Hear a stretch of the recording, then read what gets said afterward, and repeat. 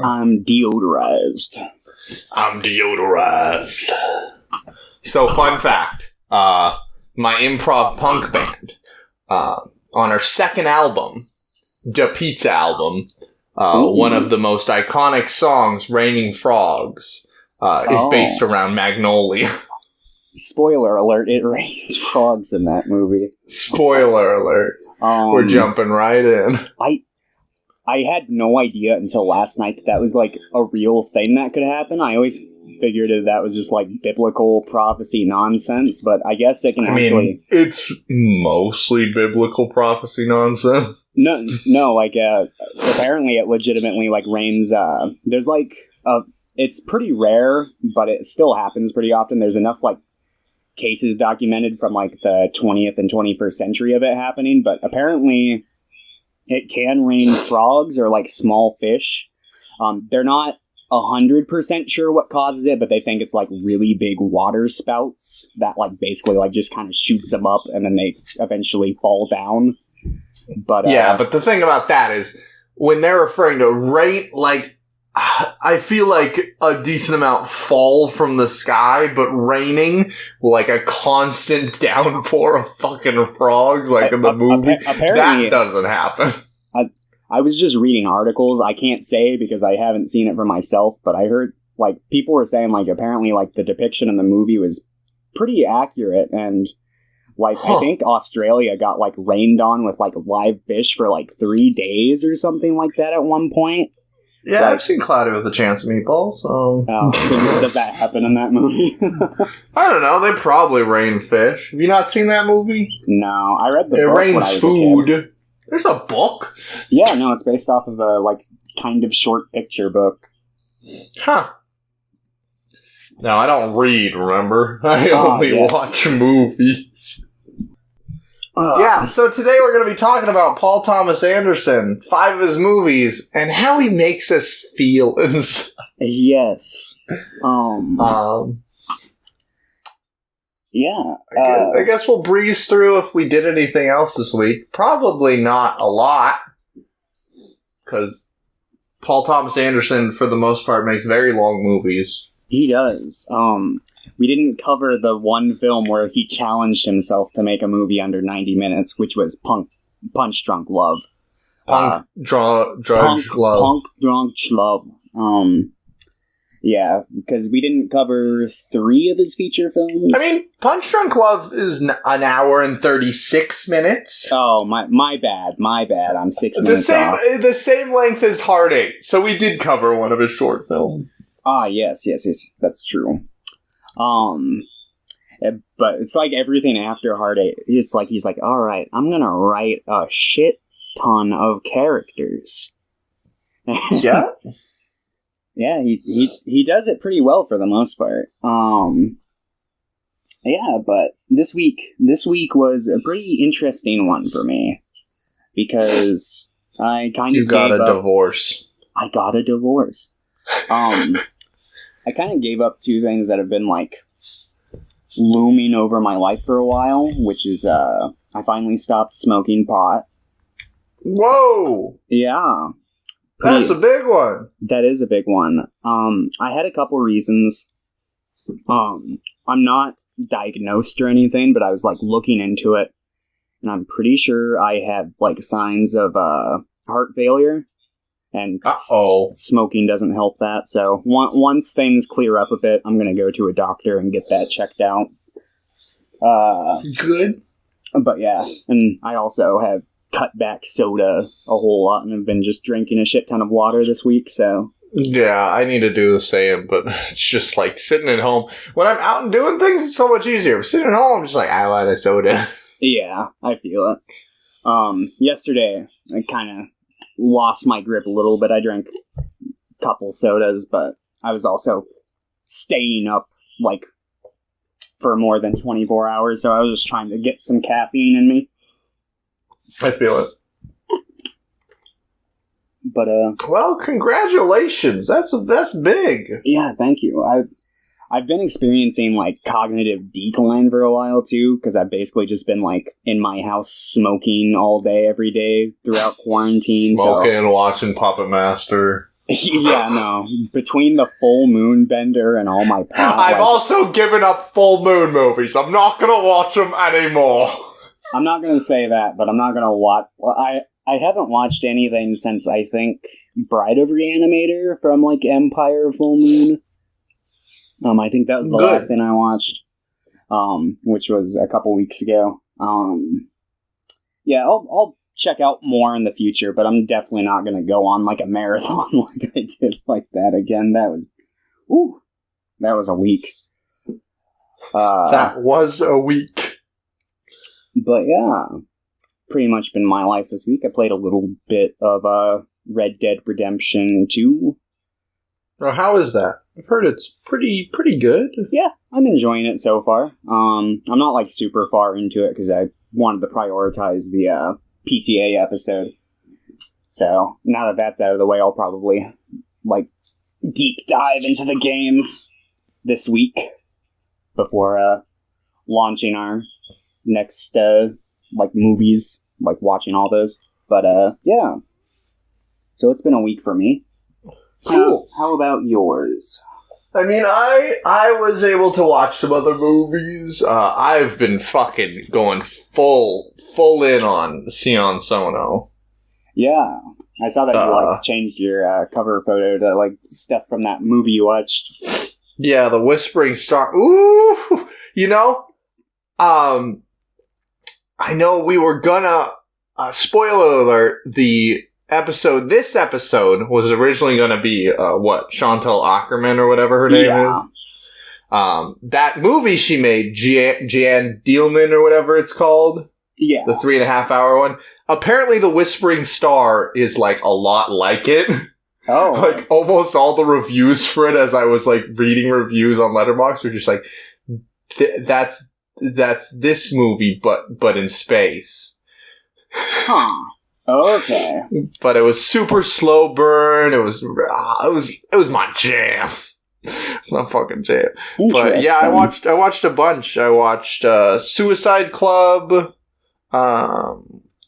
After Tag, I watched fucking Love and Peace. That was my jam.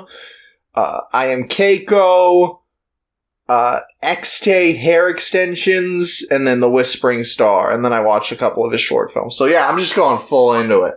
I'm like, I know you don't really like some of his movies. I think it's, and I get it. Like, I think Sion Sono is like a director that I fucking love because of certain like things that he does. That I'm like, yeah, I understand why people would not like this as well.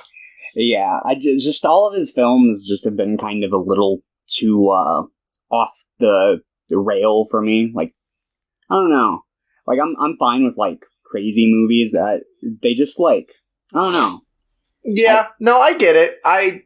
Yeah, like I said, it's like there are some directors that I'm like, I don't understand how anyone could not like this. And Sion Sono is now like one of, if not my favorite director, but I completely understand why people don't like him. I'm like, yeah, I get it. Yeah. I mean, I hope I'll enjoy one of his movies one day. I really want. I mean, I feel like you would like either I Am Keiko or The Whispering Star because they're not crazy. Like, they're completely different tonally and like execution wise as well. Okay. Yeah, I might check out The Whispering Star. It's called. Yeah, I might check out that one after I check out the Chantal Akerman movie. Yeah, I'm like, man, I kind of wish I watched that first, but that's okay. I did also start watching the Pokemon movies. Oh, nice. But I started with they did like a reboot kind of movie series in 2017 with I Choose You, which is kind of like an alternate timeline retelling of the first season. Okay. It's weird. It's bad. Yeah, I was like maybe like a year ago or so. I watched like the first like 15 or 20 episodes of the original Pokemon series, and just kind of like in the background while I did stuff because I was like, oh man, I haven't watched this since I was a kid. I'm kind of curious to see like how it holds up. And I thought it was pretty funny at times. I do not like Pokemon, usually. I think that some of the anime is alright, but for the most part, I'm not a fan. I also don't like the games or anything. Yeah, I totally get that. I've played the games, but I've never beat one, because I always get like 70% of the way through before I just get bored and put it down. Yeah, I feel it. I've beaten a couple, but like, I get it. It's not. I don't think they're super engaging unless you're really into that format. Like, it's just like, I would much rather play a different type of RPG. Like, I'd much rather play like Golden Sun or Final Fantasy or something like that. Oh, I totally get that. I also watched. So I watched the first two in that series of alternate timeline ones. I'm probably gonna watch starting today. I'm probably gonna watch like starting from the beginning now, but they just weren't on like Netflix, so I had to like get them. Okay. And then I watched some fucking Rooster Teeth movies. Ooh. I watched Laser Team 1 and 2, and those were like the worst thing I've ever seen. I don't like Rooster Teeth. I think they're pretty bad, but I'm going to be honest. It was somehow worse than I thought. Yeah? In all my years on the internet, I don't think I've ever seen one thing produced by Rooster Teeth. I've known of them for a long time. Like, you haven't watched like Red versus Blue? No, I wasn't really into Halo as a kid, so I didn't have much crossover. Oh, do they like the? I thought they own Death Battle. Do they? They bought a bunch of Screw Attack stuff. Oh, okay. I watched Death Battle when it was owned by Screw Attack originally. I don't think I've watched any of the Rooster Teeth produced episodes, because I think like the last one I watched was Goku versus Superman 2. Yo, I feel like that's one of the last ones I watched as well. Yeah, because I was like, alright, I kind of get it. Which is funny, because at that time I didn't like Goku or Superman. Uh-huh. I was like, what am I doing? Yeah, I was totally on.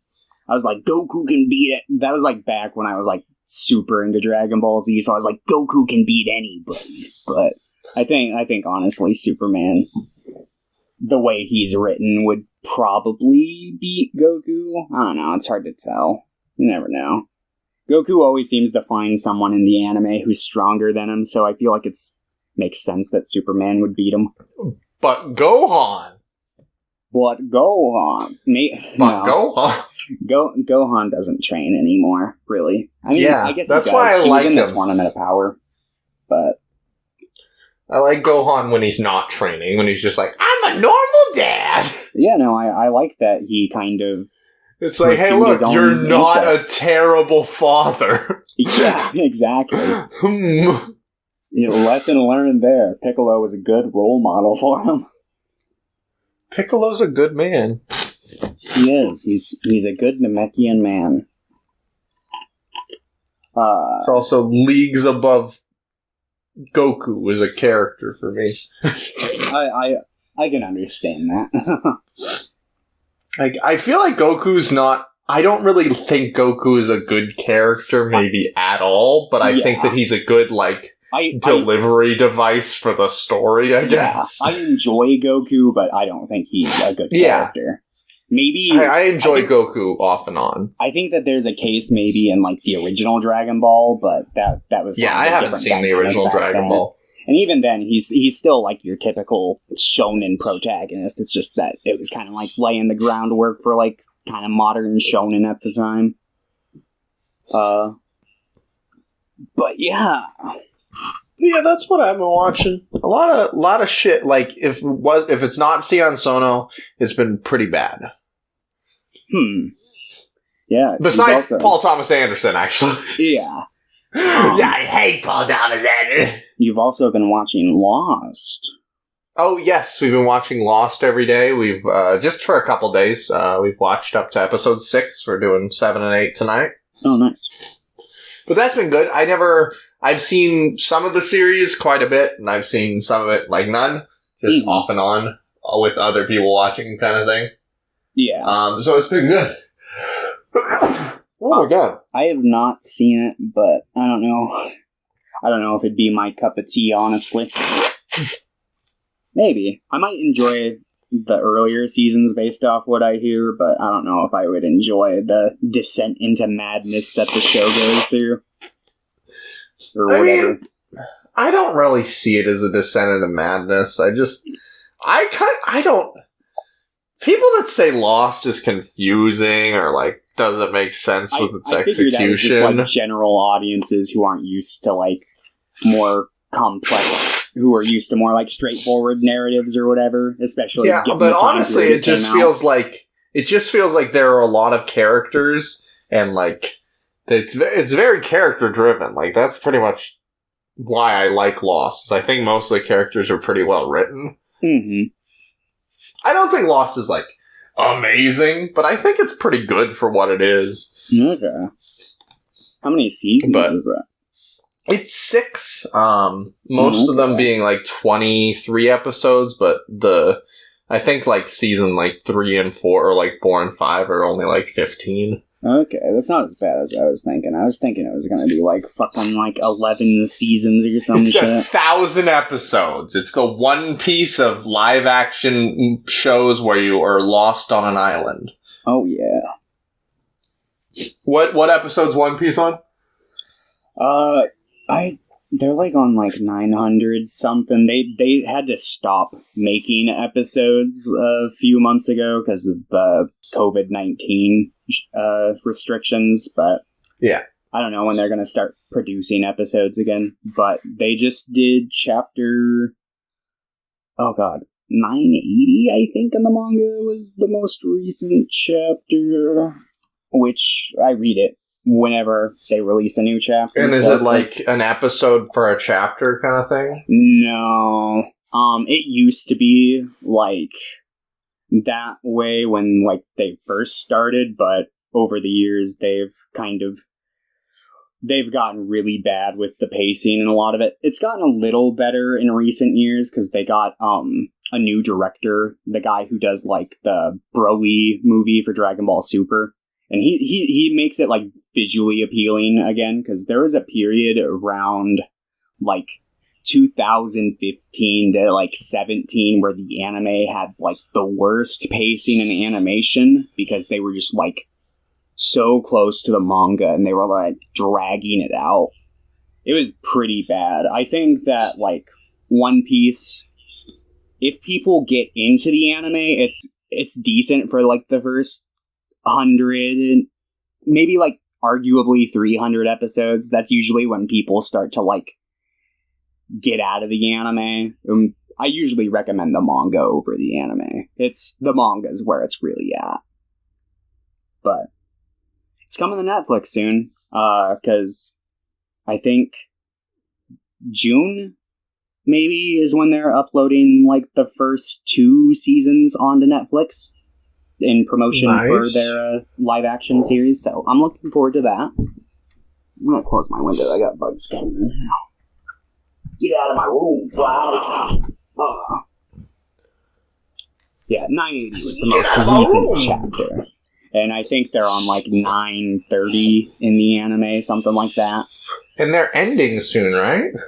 It's in the ending stages, so, it'll probably be, like, another 5 years, but that's really not long in weekly manga time. I thought we were going to go, they're going to end at episode 1000, because that'd be pretty cool.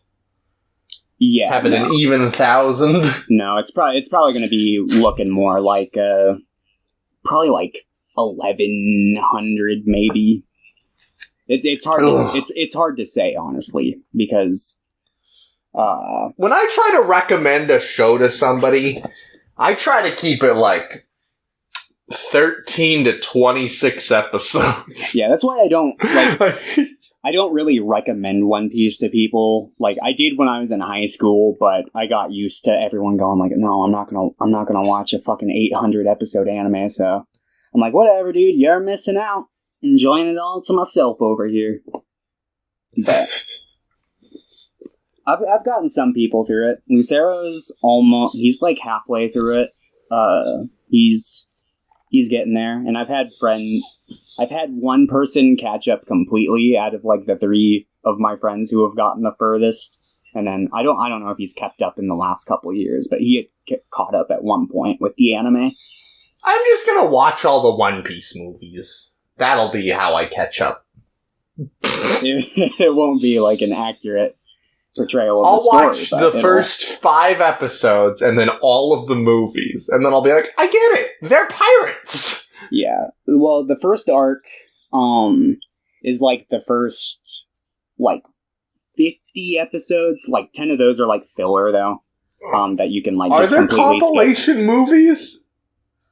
Because I feel like One Piece is the one thing I'd be okay with having compilation movies for. They have, like, specials that they'll release that'll, like, kind of do, like, a pretty shitty job at being like, yeah, this is how it went. But, yeah, no, there's no compilation movies. I agree. I think One Piece, honestly, because it's owned by Toei, and Toei is, like, the worst anime studio ever. Fight me if you disagree. I don't fucking care. Because they basically just like. I think that Illumination is a worse anime studio. Fair. I think I really wish a proper studio like Bones or something would have gotten the rights to One Piece, because they could change it from like the 900 episodes it is. Because if they like followed the typical shonen anime formula where it's like you adapt like 2 chapters an episode, like One Piece could be like 450 something episodes at this point as opposed to the 900, and it'd be much better pace. And yeah, I don't know, but that'll never happen because Toei is the fucking devil, and when they own something, I'm pretty sure they have like a fucking forever contract because they still have Dragon Ball despite all the fucking abuse they've caused of that franchise over the years. But yeah. Yeah. Anyway, I'm ranting about One Piece and your favorite show, Toei, when I should be talking about Paul Thomas Anderson, because this is going to be a long episode. But first, we got some questions. All right. Number 1. Do you ever get any other emails in this account? This is, I guess, a question for me. Could you read any spam email, perhaps? Oh, that fly's gonna. We don't have anything in the spam. Actually, all our messages are from like automated stuff from like YouTube creators. Oh. And occasionally I get emails from, like, random people that meant to send it to, like, my actual email address that I just delete, and they go, hey, can you send this to my email address so I can reply to you? Huh. They send it to the, like, people personally trying to get in contact with you? It's people that I know. It's usually people that I know that just accidentally sent it to the wrong email. Ah, okay. Huh. Weird. Alright, number 2. Do you think the edgy dark hero has become played out in modern storytelling? Yeah, I'd say, like, I roll my eyes at it more often than not. I think that if it's well executed, it's well executed. I can't think of any, like, recent examples of that come to mind, but I'm trying to think. Like a super edgy dark hero. That would be more of like an anime thing than it would be like a movie thing, I feel. I feel like it is more of a trope in anime these days, but like edgy dark heroes do have, like Batman is an edgy hero. Yeah. In execution. Maybe not in personality that much, but he's like, I'm gonna wear a bat costume. Ooh. Yeah. There are a lot of superheroes that are kind of like that. Even like the DC universe's like Superman's pretty edgy at times. Oh, he's like, I'm Jesus. Speaking of Superman, that reminded me. I saw that I guess they're getting Henry Cavill back potentially, which I was very upset by because I was looking forward to Michael B. Jordan being Superman. What, are they just getting him back for reshoots of Justice League, or? I don't know. I didn't read. I just saw like an article title that was saying like Henry Cavill's potentially coming back as Superman. I also saw one going, Ben Affleck's potentially coming back as Batman. And I'm like, I don't believe any of these articles, because most of the ones that I read were like, an anonymous source. I'm like, shut the fuck up. Nah. Yeah. I guess we'll see when the time comes, but I kind of hope it's Michael B. Jordan. I think Henry Cavill could fit the part if it was like, if the done writing better. wasn't so poor. I think he does look a lot like Superman, but I don't know. I was kind of like really looking forward to. There's a statue of Henry Cavill in Jersey. Is there? Oh yeah, Jersey. Not New Jersey. Not New Jersey. Oh. Yeah, Jersey, the like country, okay. Jersey Island. Huh. Interesting. Because I've seen, like, obviously not the one from the movie, but I've seen, like, the Superman statue. Is it I of don't think Superman? Jersey is a country, I think. Yeah, it's of his Superman. Okay. Just wanted to make sure that I was on the same page and talking about the same thing. What is Jersey? Let me look that up. Jersey. I guess... Jersey is part of Britain? Oh, yeah. Yeah, it's a group of islands. Okay. Sips from the Yogscast. He's from there. Oh, really? That's why I learned about this fun fact, because he lives there. He's like, yeah, Henry Cavill statue. Interesting. I'm like, wow. I do think Henry Cavill's a pretty good actor, and I do think he would have been a good fit for Superman. And I like Man of Steel enough. I don't think it's great. I also haven't seen it since it was in theaters. I might think differently. But man, they really just fucked him over. Yeah. Agreed. God, I've been on the Letterboxd Discord. And or the Discord for the subreddit for r/Letterboxd. Okay. But man, every time somebody posts about the Justice League director's cut, I'm just like, yeah, it's probably going to be a 1 out of 10, just like the original. Got him. They're like, how's the original a 1 out of 10? I'm like, can you name one good thing in Justice? Yeah. Because I can't. Like, that movie, I haven't seen it, admittedly, but it seems like a narrative mess. It seems like it was plagued with just a bunch of production problems.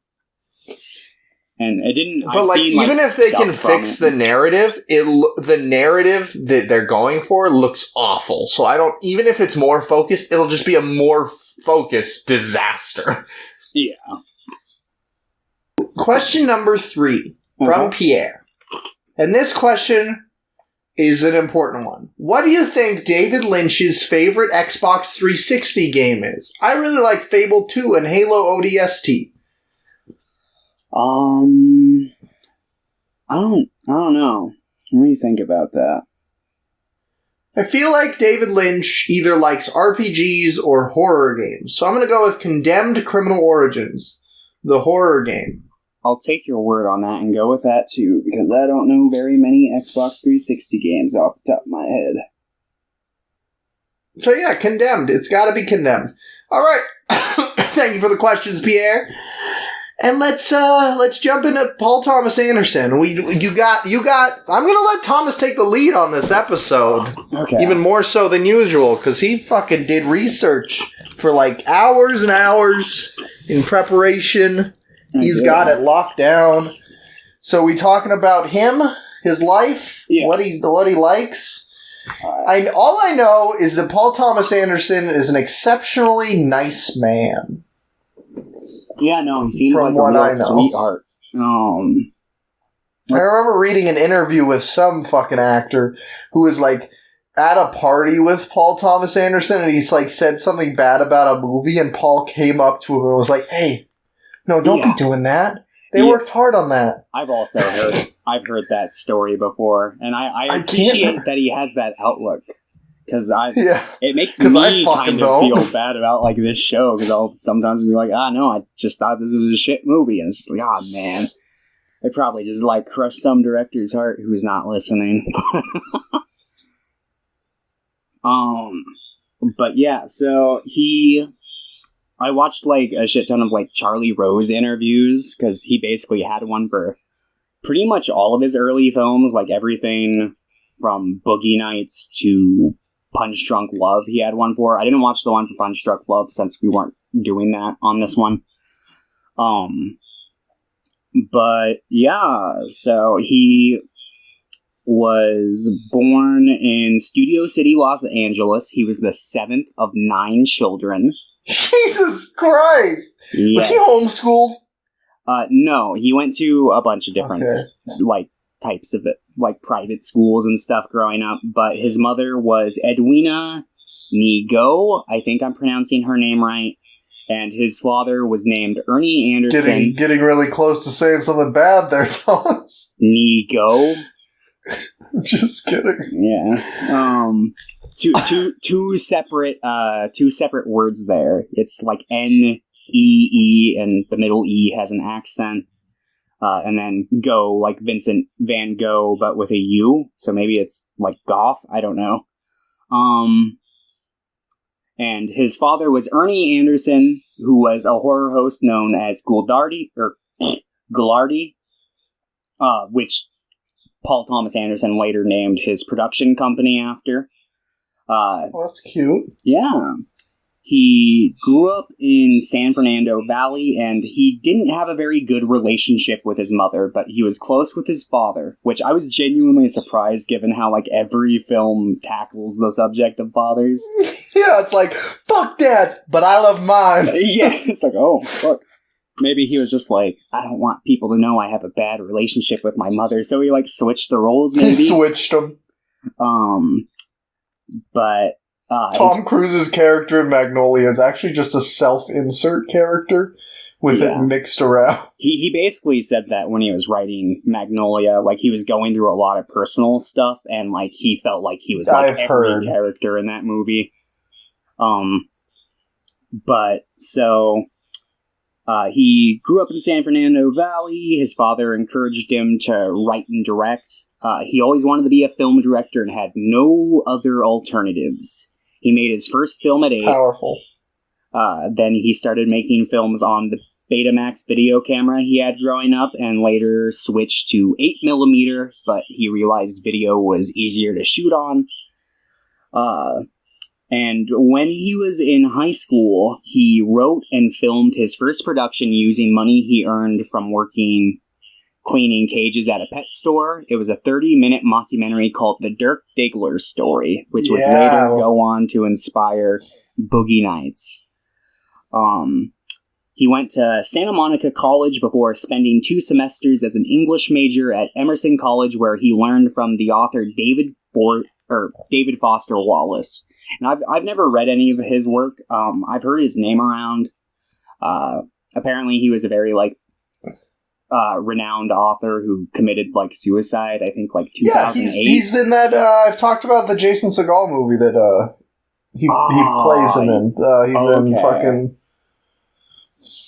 I can't... I've read parts of Infinite Jest. I've read, like, fucking essays on it as well. I want to read Infinite Jest. It's just kind of a bulky book. Yeah. I was definitely intrigued and wanted to read some of his work after reading about this movie.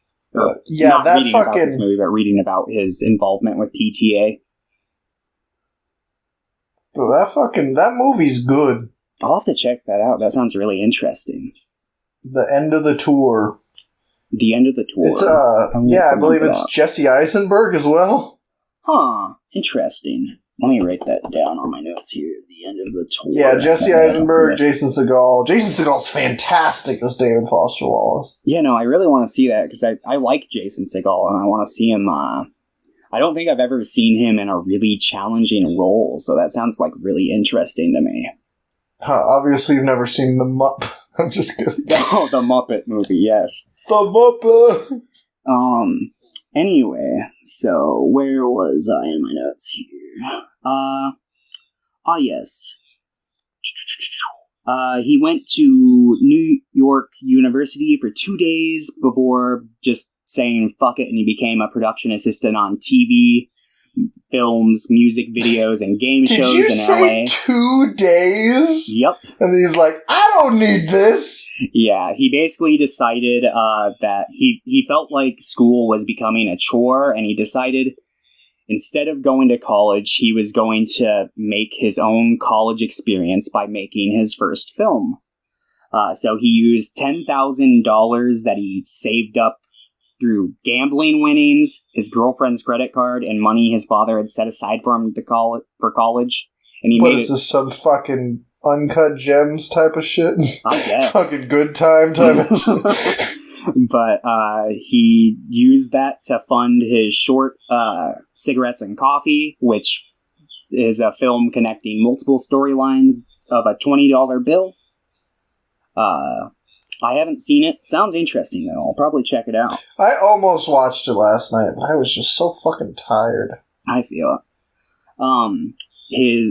I wonder if David Lynch really likes the movie Cigarettes and Coffee. I wonder if Jim Jarmusch does, because he made, like, Coffee and Cigarettes, like, 10 years later. Yeah. Which I've heard is a great fucking movie. Yeah. As far as I know, the plots aren't very similar at all, but I don't know. Maybe. Let's see. Where was I in my notes here? The really small text I got. Yes. He submitted the short film to Sundance in 1993. He was invited to join the 1994 feature film program that Sundance had, which was an institute that helped, like, independent filmmakers. And it is here that Scottish director Michael Caton-Jones, I think is his name. Michael B. Jordan, yeah. Yep, Michael B. Jordan. No, Michael Caton-Jones became his mentor because he's like, oh man, this kid has, like, potential, but he doesn't have, like, the hands-on experience. So he basically just kind of, like, taught him the fundamentals and the, like, technical part of making movies. And yeah, so while there, he had a deal with Reicher Entertainment to direct his first full-length feature, Sydney, which is the original title he had for it. Hard Eight. Yep, yeah. Which they wanted to retitle Hard Eight. And they also re-edited the film after he completed it. But luckily, he had his own work print that he took to Cannes in 1996. And he managed to get it, like, the version he wanted released under the agreement that he retitle it, and he had to raise the rest of the money himself to finish shooting it. But luckily, Philip Baker Hall, Gwyneth Paltrow, and John C. Reilly all contributed to the funding. So, and that was the version that was later released. The one good thing Gwyneth Paltrow got him. Yeah. I mean, I like some, like, I think she's good in Royal Tenenbaums and stuff like that, but... I just mean... as a person, yeah, I get it. Yeah. Yeah, so let's see. Anderson had been writing Boogie Nights and had completed the script in 95. The script was noticed by New Line Cinema's president, Michael DeLuca, I think I'm pronouncing that name right, who felt, quote, totally gaga reading it. And when the film came out, it revived Burt Reynolds' career, and Paul Thomas Anderson and Burt Reynolds did not get along. Yeah, probably because Burt Reynolds was an asshole. He is an asshole. And I find it really funny because, like, the last movie Burt Reynolds, like, released came from, like, A24. And it's like a movie with him and Chevy Chase, who is also a huge fucking notorious asshole. Who is, like, just super fucking mean. Fun fact, I know, like, somebody through the grapevine, like, a friend of a friend told me this story, but, he knew a lady once who met Chevy Chase in a liquor store, and she just, like, went up to him and was like, she was, like, nice, she's just like, oh, hi, Chevy, I'm a big fan, like, she wasn't asking for an autograph or a picture or anything, she just wanted to, like, acknowledge that his work. He was just like, fuck off, lady. And it's just like, Chevy Chase, everybody. Chevy Chase. Yeah, it's, not great. Yeah. But yeah, so boosted his career, and then he refused to be in Magnolia. I think Paul Thomas Anderson was totally willing to work with him again. I think it was mostly one-sided.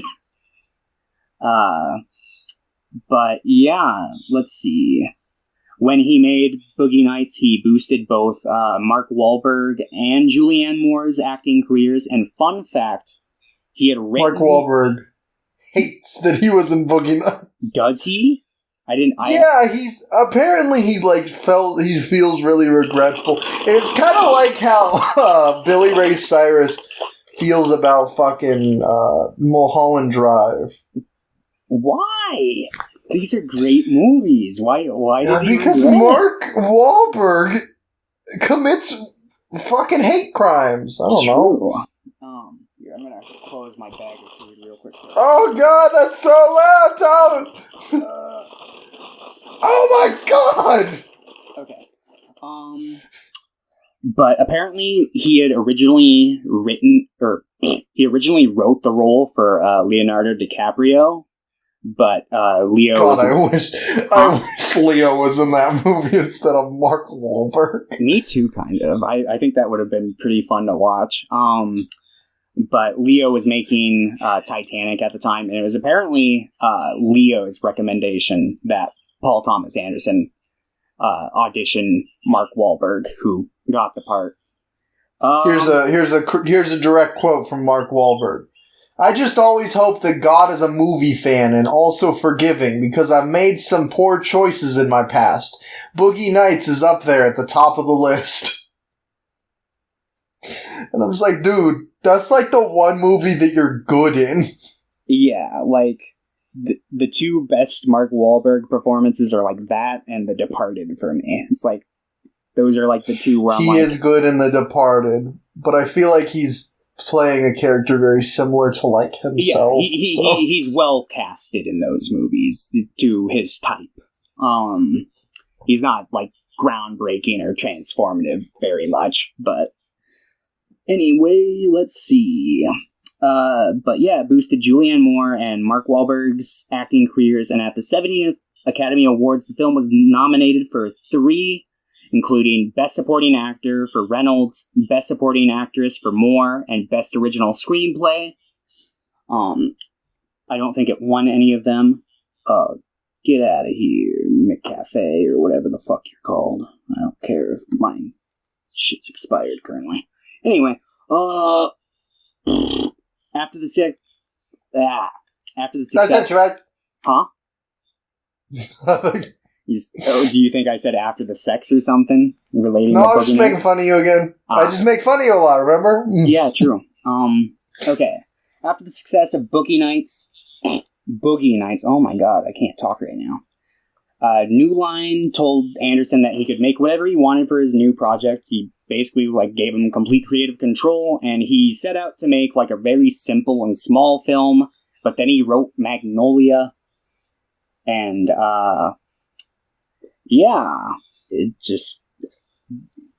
was a fucking great movie. Tom Cruise had contacted him after seeing Boogie Nights and wanted to work with him, and he wrote the role of Mackie for him. Because he's like, Tom Cruise seems like a psychopath. Let's, no. Yeah, I guess. I don't know. But apparently in 1999, while making this movie, Anderson, Tom Cruise introduced Anderson on the set of Eyes Wide Shut to Kubrick, and Anderson asked, he's like, oh man, why do you always work with so few people? And then Kubrick was just like, why? How many people do you need? And Anderson basically said he got the impression that he felt like such a Hollywood asshole. So yeah, that kind of confirms that Kubrick's a meanie. He was. He's a good filmmaker, but he seemed like a mean guy in general. Yeah. That's why I just tend to like nicer guys. I'm just gonna go watch movies by nice people. Sorry. Yeah, that's what's so nice about Paul Thomas Anderson. He makes great movies, and he's a nice guy, but not a nice guy. He's just He's like a genuine nice guy. Yeah. But yeah, at the 72nd Academy Awards, the film was nominated for 3 awards, including Best Supporting Actor for Tom Cruise, Best Original Song, Save Me by Amy Mann, and Best Original Screenplay. Anderson stated after the film's release that it felt like Magnolia, for better or worse, was the best movie he'd ever make. And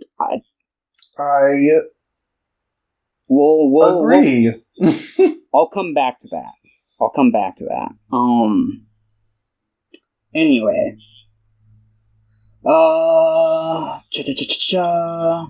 At the 2002 Cannes Film Festival, he won Best Director and was nominated for the Palme d'Or. And then in 2007, he went and he loosely adapted Upton Sinclair's novel Oil into There Will Be Blood, which had a budget of $25 million and earned $76.1 million worldwide. Wait, did you just say that There Will Be Blood only had a budget of $25 million? Yep. What the fuck? Yeah. They lit an oil rig on.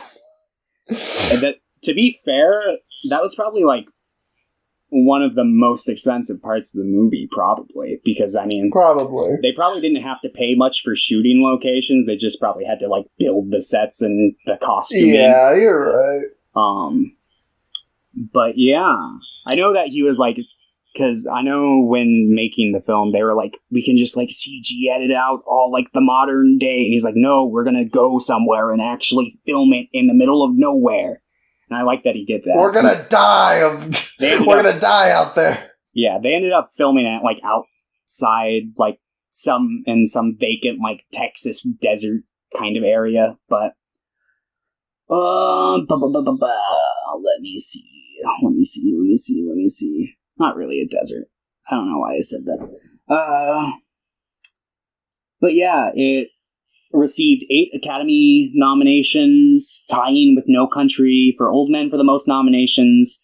Anderson was nominated for Best Picture, Best Director, Best Adapted Screenplay, and lost all 3 to the Coen brothers for No Country for Old Men. Like, I get it. Like, I think I probably would say that I like There Will Be Blood more, but, like, I get it. No Country for Old Men I also think is, like, incredible, so... Yeah. Let's see... Daniel Day-Lewis won Best Actor, and Dano received the BAFTA nomination for the Best Supporting Actor, and Anderson was nominated Best Director from the Directors Guild of America. So that's something. That's a pretty big accomplishment, I'd say. Even if he didn't win it, the fact that he was nominated for, like, the Best Director by the Directors Guild of America is pretty cool. There Will Be Blood was regarded by some critics as the greatest film of the decade. Some say it's one of the best films of the modern era.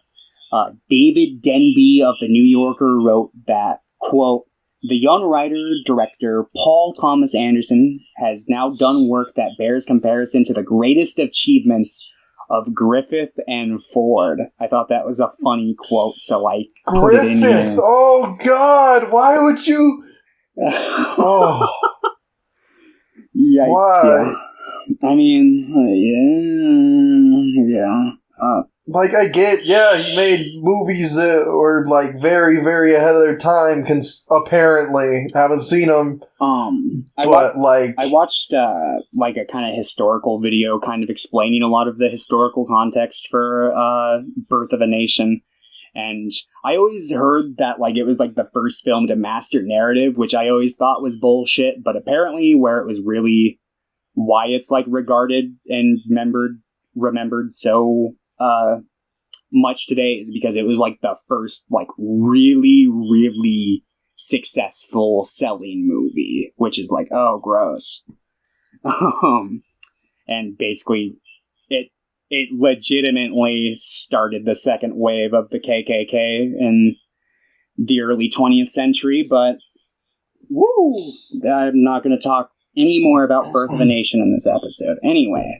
Yeah, until I pick it for the podcast. I might one day, but not Not anytime soon. I admittedly haven't seen it, and I do want to watch it one day out of curiosity, but I'm not today. Not today. In December 2009, Anderson began working on a new project about a charismatic intellectual who starts a new religion in the 1950s. An associate of Anderson stated that the idea for the film had been in Anderson's head for about 12 years. The Master was released on September 14th, 2012 in North America to critical acclaim, and it would be the final film in Paul Thomas Anderson's body of work that would feature Philip Seymour Hoffman, who he had worked with 5 times. Yeah, we watched literally every single, coincidentally, minus Punch Drunk Love. We didn't watch Punch Drunk Love. But we almost watched all of the Philip Seymour Hoffman, Paul Thomas Anderson movies. Let's see. Yada yada yada. Where is it? Where was I? Yeah, it was released to critical acclaim. The film received 3 nominations for the 85th Academy Awards, including, oh god, I can never pronounce his name. I always feel like an asshole when I say it. Joaquin Phoenix, and the Best Leading Actor, Philip Seymour Hoffman, for Best Supporting Actor, and Amy Adams for Best Supporting Actress. Yeah, that's all the notes I have on him, because he's still alive, he's still making movies. He's still doing, he made Phantom Thread like 2 years ago, or 3 years ago. Basically, after The Master, a couple years later, he did Inherent Vice, which I think was like his lowest received film. I've heard it's not great from a couple people, but I saw it in theaters when it came out, and I remember really enjoying it. It was very, like, Big Lebowski-esque. It felt like he was trying to kind of, like, make a Big Lebowski-esque movie, but I couldn't say, honestly, because, I was, like, fucking 15 when I watched it, so my perception of film has changed a lot. So I don't know if I'd like it today necessarily. I definitely plan on rewatching it. I think I'm going to watch the rest of his movies like this week, since I haven't seen Phantom Thread yet. Have you seen Junon or whatever? Junon? No, I haven't seen any of his shorts or anything either. That's like the little documentary he made with Johnny Greenwood. Yeah, no, I haven't seen it. Cool. But yeah. That was basically all the notes I have. He's got a project currently in the works. About a high school, right? I don't know. I haven't in the 70s? I haven't read anything Somebody about was it. talking about it in the Letterboxd Discord. Okay. I just see on IMDb it says, like, upcoming PTA project 2021 estimated. So it's like, oh, okay. Cool. Neat. Oh. Did you watch Couch? No, I didn't. Man, motherfucker, it's 2 minutes long. It's the worst. I'm sorry. I'll check it out later. Okay. Okay, so let's jump into it, I guess. Starting with his earliest Here, can I make a request? Sure. Can we take an intermission so I can eat my chicken fries? Sure. We'll be back. Let's pause it. Yeah. Okay, let me see. What would be an accurate word to describe what I thought of that short? Perhaps, masterpiece? Oh. Yeah. Anyone who sees the short might get that joke, because that's the kind of humor it had. Ha ha ha! What a weird little short film. All right, let's just jump into it. Hard Eight. John C. Reilly. Man, one thing I'm sad about in later fucking Paul Thomas Anderson films, John C. Reilly stops being in them. Yeah, no, I kind of had that thought when I was watching Magnolia. I'm like, why did John C. Reilly stop acting with him? Because he was in fucking Hard Eight, Boogie Nights, and Magnolia. I wonder if it was just like a mutual kind of like, yo, we just made like 3 films together. I feel like I've kind of like exhausted like the kind of characters I could write for you, or I don't know, but I hope they work together again in the future. I feel like that would be really nice, especially since, like... I think John C. Reilly is an incredible dramatic actor that he's slept on so much. Yeah, I love John C. Reilly. I think he does a really good job at being a pretty versatile actor. I love... Do you remember... Did you ever watch that, like, Comedian at the Oscars song that, like, Will Ferrell and Jack Black did that one year? Yeah. I love that line where he comes out and he's like, come on, guys, I was in both Boogie and Talladega Nights. And it's just like, you go, John C. Reilly. You tell them. You tell them. But, yeah, so, Hard Eight stars, John C. Reilly, Gwyneth Paltrow, Sam L. Jackson, and, Philip Baker Hall. Philip Baker Hall. Who was also in quite a few. Yeah, he was in the first 3 as well, and I think that was the last one he was in. And he's still alive. I thought he would have died, but I looked and he's still kicking. So it's like, oh, damn. He's like 90. Yeah, no, he's really old. But, yeah, so it's the feature directorial debut for Paul Thomas Anderson, and a basic synopsis, because I decided I'm going to give basic synopses before we launch into the full plot. Basically, it's about an old man who teaches a down-on-his-luck guy how to gamble, and shit happens. Okay, let's go. So, if you fuck with me, I will fuck you up. I know 3 types of karate. That line killed me. He's like, Taekwondo. He says it. He just keeps saying it. General karate, you know? Yeah, he's like, Taekwondo. I forgot what the middle one was. And he's like, and then just plain old karate. And it's just like, oh my god. Yeah, so... I'm not gay. I know 3 types of karate. I'm serious, man. I'll fuck you up. But, yeah, so John, who is John C. Reilly, appropriately named, sits outside of a diner where he is approached by Sydney, an older man who offers him a cigarette and a coffee. They talk about how John just returned from Vegas. He lies at first saying he broke even, but it's clear that's not true.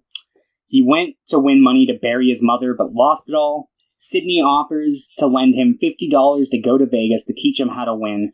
John then insists he's not gay and will fuck him up with his 3 types of karate. I know 3 types of karate. John's clearly not bright based off of A, his actions, B, his dialogue. And I love, because because he's like, all right, I'll go with you, but under 3 conditions. And he's like, A, I sit in the back seat. 2, you don't fucking touch me. And C, I forgot what C was, but it's like A2C, and it's like, oh, you fucking dumbass. But they begin driving, and it's not long before John starts to feel comfortable enough to come and sit in the front seat and ask for a cigarette. John reveals he's got a fear of matches because one time he had a matchbook in his pocket that, like, lit on fire while he was standing in line for the movies. And they do this, like, quick little cutaway, and it's so anticlimactic. I love it. Cause he's yeah, it's like, yeah, so it was crazy what happened. It's like 2 seconds long. Yeah. He's like, I got 3rd-degree burns, man. This close to my balls. And it's just like, oh my god. But, yeah, so Sydney basically explains, he's like, look, I'm taking you to Vegas. I'm going to lend you $50. I'm going to teach you how to win. But even with all this stuff I'm teaching you, you're not going to be able to get, like, the $6,000 you need for your mother's funeral. And he's like, okay, well, I guess if you want to teach me, like, just how to get money to get a room and get some food and just kind of get by, I'll do that, I guess, because he really doesn't have any other options. John is a man who is scraping along rock bottom. Oh no! I guess I had my notes selected, like, up further, and when I hit the scroll key, it just fucking jumped way up. So they arrive at the casino, and John's told to go shave in the bathroom. And when he does shave and comes back, Sydney basically is like, alright, go find the floor man. You're going to tell him that you're an impulsive gambler who spends a lot of money and is looking to spend a lot of money, but you want to keep track of how much money you're spending. So you're going to ask for a rate card. So then he takes his $150, because Sydney basically is like, all right, it's actually going to be $150 that you need, that I'll lend you. So he takes the $150, he exchanges it for $1 tokens, and he spends $20 really slowly, and then he goes to, like, a different teller, and he, like, exchanges it back for, like, a solid bill. And then he goes over... re-exchanges it with the rate card. Yep, so it makes it look like he's spending a lot more money than he really is. So he ends up, like, turning a profit of, like, $2,000 by the end of the night. But Sydney's like, yeah, you know you can't keep this up for long. He's like, yeah, I know. But Sydney offers to help him out. He's got connections in LA who could help him with his mother's funeral. And Sydney explains that he's not being selfish, and he hopes that John would do the same for him. John says he would, thanks him, then they go on the floor and gamble. Then a 2-year time skip. 2 years later. I was like, wait, what? Yep. So, Reno, Nevada, 2 years later, we see Sydney sitting in the lounge area of a casino, where Clementine, who is played by Gwyneth Paltrow, comes up. She calls him Captain. But we find out that John is still, like, traveling around with him, and it's kind of like a puppy kind of relationship. Like, he really looks up to Sydney, like, a lot. Like, they dress the same, they order the same drinks. We see later that they fucking drive the same car. So he's really taken a liking to Sydney. But basically, we can kind of tell that Clementine has a crush on John, just by the way she talks about him and by the way she looks at him. But John comes over, and he brings over his friend Jimmy, who is played by Samuel L. Jackson. And, I gotta scroll. Jimmy I gotta scroll my page down. Is not a nice guy. A nice guy. He's very, is there, like, a word that misogynistic? Yeah, misogynistic. That's a good term that I could use for this. Yeah, he's a huge misogynist. He fucking, like, is just like, man, this place is crawling with pussy. And Sydney takes offense to this. He's like, whoa, man, she's within earshot. Chill out. Don't say that. And Jimmy is basically like, look, man. Women like this. Yeah, the women like this, and I know for a fact that half the women here are, like, prostituting themselves out to these men after work anyway. Like, it's an official, like, kind of part of the job that's, like, kept on the quiet part, you know? And basically Sydney's like, well, I don't care. I don't want my table associated with that kind of behavior. But Jimmy basically explains, he's like, yeah, I work for this place called the Sand Dunes. It's another, like, casino. He works a security job. Sydney asks if it's a parking lot security job, which Jimmy takes great offense to. He's like, no, man, I'm an inside security. But Jimmy basically says that he saw Sydney, like, what, a few years ago? I don't remember if they give, like, a solid amount of time, but he's like, he basically saw Sydney gamble a shit ton of money on a hard 8 at the craps table, which is like a dice game. And he's like, well, did I win? And he's like, no, but it was a respectable move, you know? So it was ballsy, and I liked it. Yeah. So, oh god, my scrolling on this is pretty weird. Let's see. Sydney quickly focuses on a game of Keno he's playing, and Jimmy's like, what, is this what the legend does now? And Sydney's like, it's a good time passer. And then they talked about how they watched a man win, like, $38,000 from Keno, and how he'd probably been there for, like, 12 hours. And then Jimmy talks about how he watched a dude, like, die of a heart attack right at the craps table. And, like, everybody around was just like, oh shit, call an ambulance and place my bet on this. Like, not really concerned with the guy, still focused on the gambling. Call an ambulance. But yeah, so oh god, I should have done a better job at like spacing out my notes. I kind of did it in like big paragraph blocks. But yeah, so basically Jimmy and Sydney clearly don't like each other very much. You could cut the tension with like a knife because it's just so thick. So John is like, "Hey Jimmy, let's go gamble. We'll get our drinks delivered to us like somewhere else." And they get out of there. Outside, we see Jimmy. He goes out and starts smoking a cigarette where he sees Clementine leaving somebody's house. She comes up and she talks to him, and she's basically like, I'm just visiting a friend, but we're not allowed to visit in the hotel rooms. And earlier, he was asking Clementine about, like, basically if she has to, like, flirt with these men, and if it's, like, part of the job description. And it's basically, like, the quiet part of the job. They don't say you have to, but it's very implied. That if you're not doing everything you can to make the customers happy, you're going to get fired. Yep. And he's basically like, wow, what a fucked up catch-22 they've got you in, because basically you're not allowed to be in the hotel rooms, but you still gotta go and please these guys or else you lose your job. That's kind of fucked up. So Sydney, being the kind soul he is, takes her out to a diner and decides he's gonna try to give this woman a better life.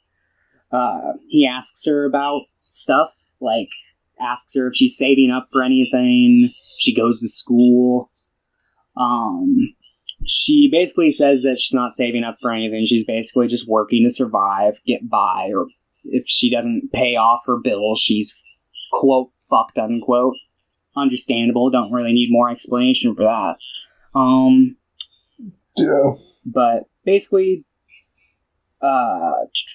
she kind of starts asking about John, and he kind of tells her how they met. And then we learn that Sid's divorced. He had a boy and a girl around Clementine's age, but he doesn't know where they are. But yeah. Then they basically, like, he's like, come on, come to my place for the night. It'll be okay. And then I really like this scene transition, because it's just like somebody, like another group in the back of the diner is like having an argument, and like the guy back there is like, you know what, fuck this, and he just like says it really loud and abruptly leaves, and then it's like the scene change. I thought that was kind of like funny. It felt like a really meta scene transition. Yeah, I feel it. I don't remember that one off the top of my head, but it seems like something I would have chuckled at. But they go to Sydney's like hotel room, and he takes her into John's room. He says like he'll be right back. He's gonna go get some like a robe and some basketball shorts or something. And while he's gone, she starts kind of like nervously like pulling on her tights and adjusting her breasts. And when he returns, she kind of point blank asks the question. She's like, do you want to have sex with me? And he's like, He's like, why would you think that? Yeah. Do you think I think I want to? Yeah. And she's like, I don't know. And he's like, well, you should kind of have an idea before you go and you ask a question like that. And he's like, no, like I just being nice. Like, I don't want to have sex with you. I just want to give you like a good place to sleep tonight. And she like gets really sad. She's like, I'm sorry. And she's like, no, I get it. I understand why you would think that, but no, I'm good. Yeah. So he's basically like, just get a good night's rest. John won't be back till late tonight, and you won't disturb him. And she's like, wait, this is John's room? And he's like, yeah, but don't worry, it'll be fine. Not tonight. It's not his room tonight. Not his room tonight. So Sydney wakes up in the morning, and we find that Clementine and John have obviously like found each other. Like they're conversating and having a good morning.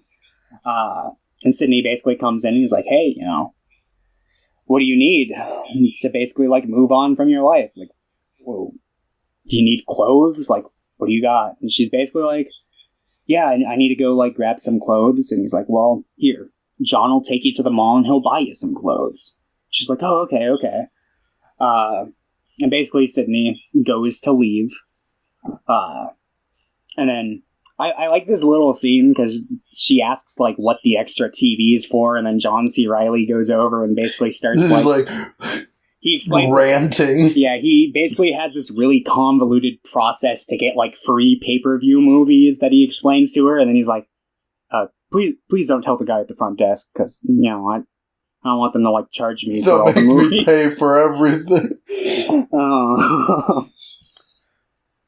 But let's see. Yada yada. Oh, god damn it, I keep doing it. I'm gonna just scroll like this from now on. Yada yada. Sydney goes to a diner, and then we transition to him at a craps table where he meets Philip Seymour Hoffman, who is being super aggressive towards him for no reason. He's like, come on, old man, place your bet. I'm gonna give you till I light this cigarette. And he's just like being an asshole. Come on, old man. Oh, I like you, old man. You're going crazy. Yeah, so he bets $2,000 on a hard 8, but it's an easy 8, so it's like, he loses. And then basically, like, Sid's sleeping that night, and he wakes up from, like, an emergency phone call. He drives to a motel where John and Clem are staying, and John refuses to open the door at first, because he's like, remember, you promised to help me. Yeah, you promised, Sid. Yeah, because he's like, Sid's like, what's going on? John, tell me. And he's like, it's super fucked up, Sid. It's super fucked up. Like, you gotta promise to help me. You gotta promise to help me. Oh, man, this is so fucked up. He's like, John, just open the fucking door. So John opens the door, and there is a man handcuffed to the bed, and there's like blood all over like the pillow where he's laying, and he's like, alright, what the fuck happened? And basically, he's like, what the fuck is this? Who the fuck is that guy? Yeah, so we find out that Clementine was prostituting herself out to this guy, but she didn't ask for the money up front, so he slept with her and then refused to pay her, so and also hit her. Yeah, he also hit her, so she called John, who came and helped her out with the situation, quote unquote help.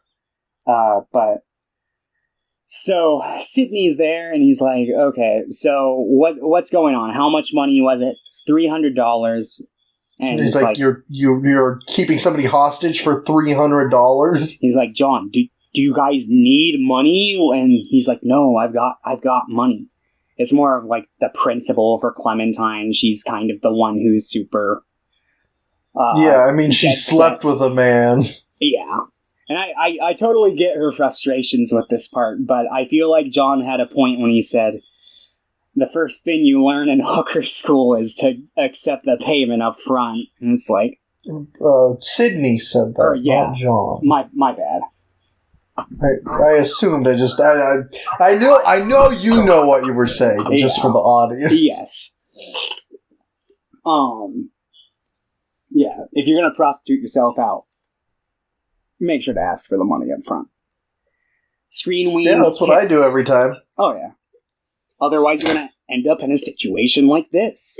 Yeah, I'm gonna have to call up Philip Baker Hall or whatever. Yeah. Whatever his name is. Oh, I don't, it's Philip something. I need to memorize his name. I need to, like, devote it to my heart. I believe it is Philip Baker Hall. He's great in this movie. He was honestly, I mean, he wasn't in Boogie Nights very much, but he was pretty great in all 3 movies. Like, I think. Yeah. But I'm interested to see more of his work. I was looking at his body of work, and he really wasn't in much before Paul Thomas Anderson, it seems, so I don't know. But anyway. Yeah, he was like a fry cook, maybe? I don't know. Like, he had some credits. Like, I'm not saying he was a complete nobody, but. So, anyway, Sydney basically is like, okay, does anyone know he's here? And they reveal that they had called his wife and demanded the ransom. He's like, all right, what did you say you were going to do if you didn't get the money, John? And John admits, he's like, I said I would kill him! He's like, God. Okay, Sid! He's like, God damn it, John. This is not a good situation. What the fuck? And then he really starts laying in the Clementine. He goes over and he starts questioning her.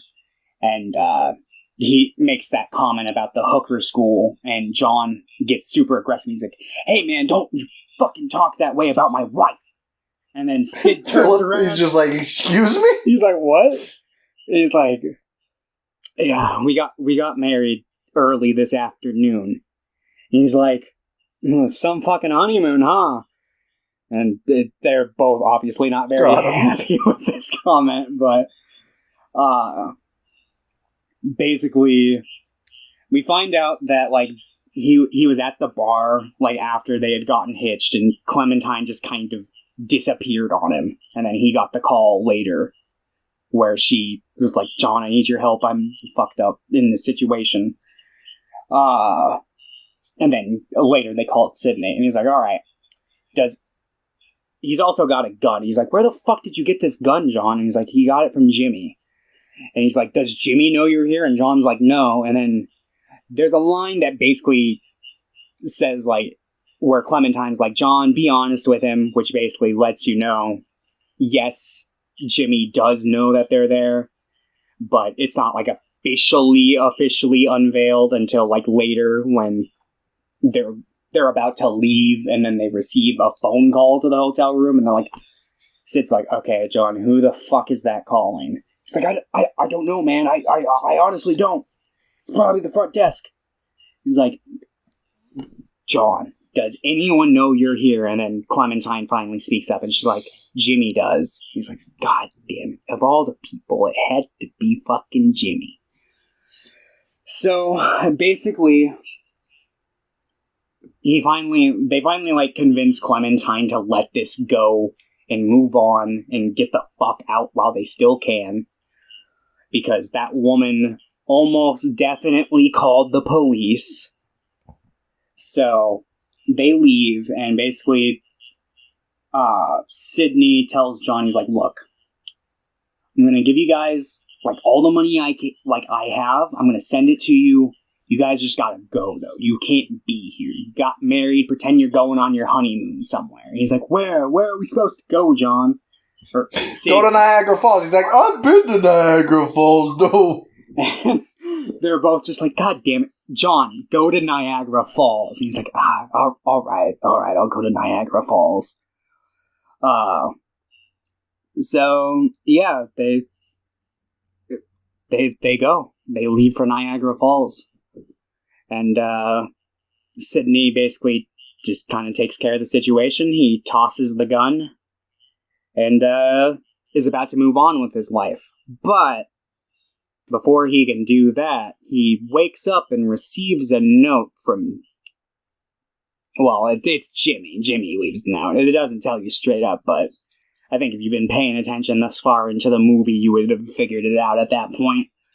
And then, basically, he meets Jimmy in the parking lot later that night in his car. And I like this scene. He, like, gets in and he starts smoking instantly, and Jimmy's like, "Yo, dude, don't smoke in my car." And he just kind of ignores him. He's like, "Yo, dude, I'm fucking serious. Don't smoke in my car." He's like, "Put out your cigarette." He's like, "Well, I'm not gonna put out my cigarette." And he's like, "All right, well, if you're gonna be an ass about it, can I at least have a cigarette?" So he gives him a cigarette. And he's basically like, "Look, I know some shit." And, what city was it? Let me scroll down to that part of my notes here, since I was just kind of free-balling it there for a while.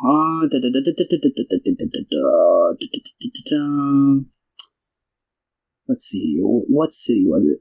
Is it...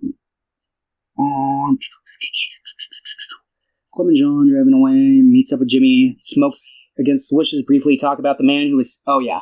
So they talk, they basically, like, figure out the situation is blown over. Like, the guy who was being held for ransom was seen at the casino, like, acting like nothing had ever happened.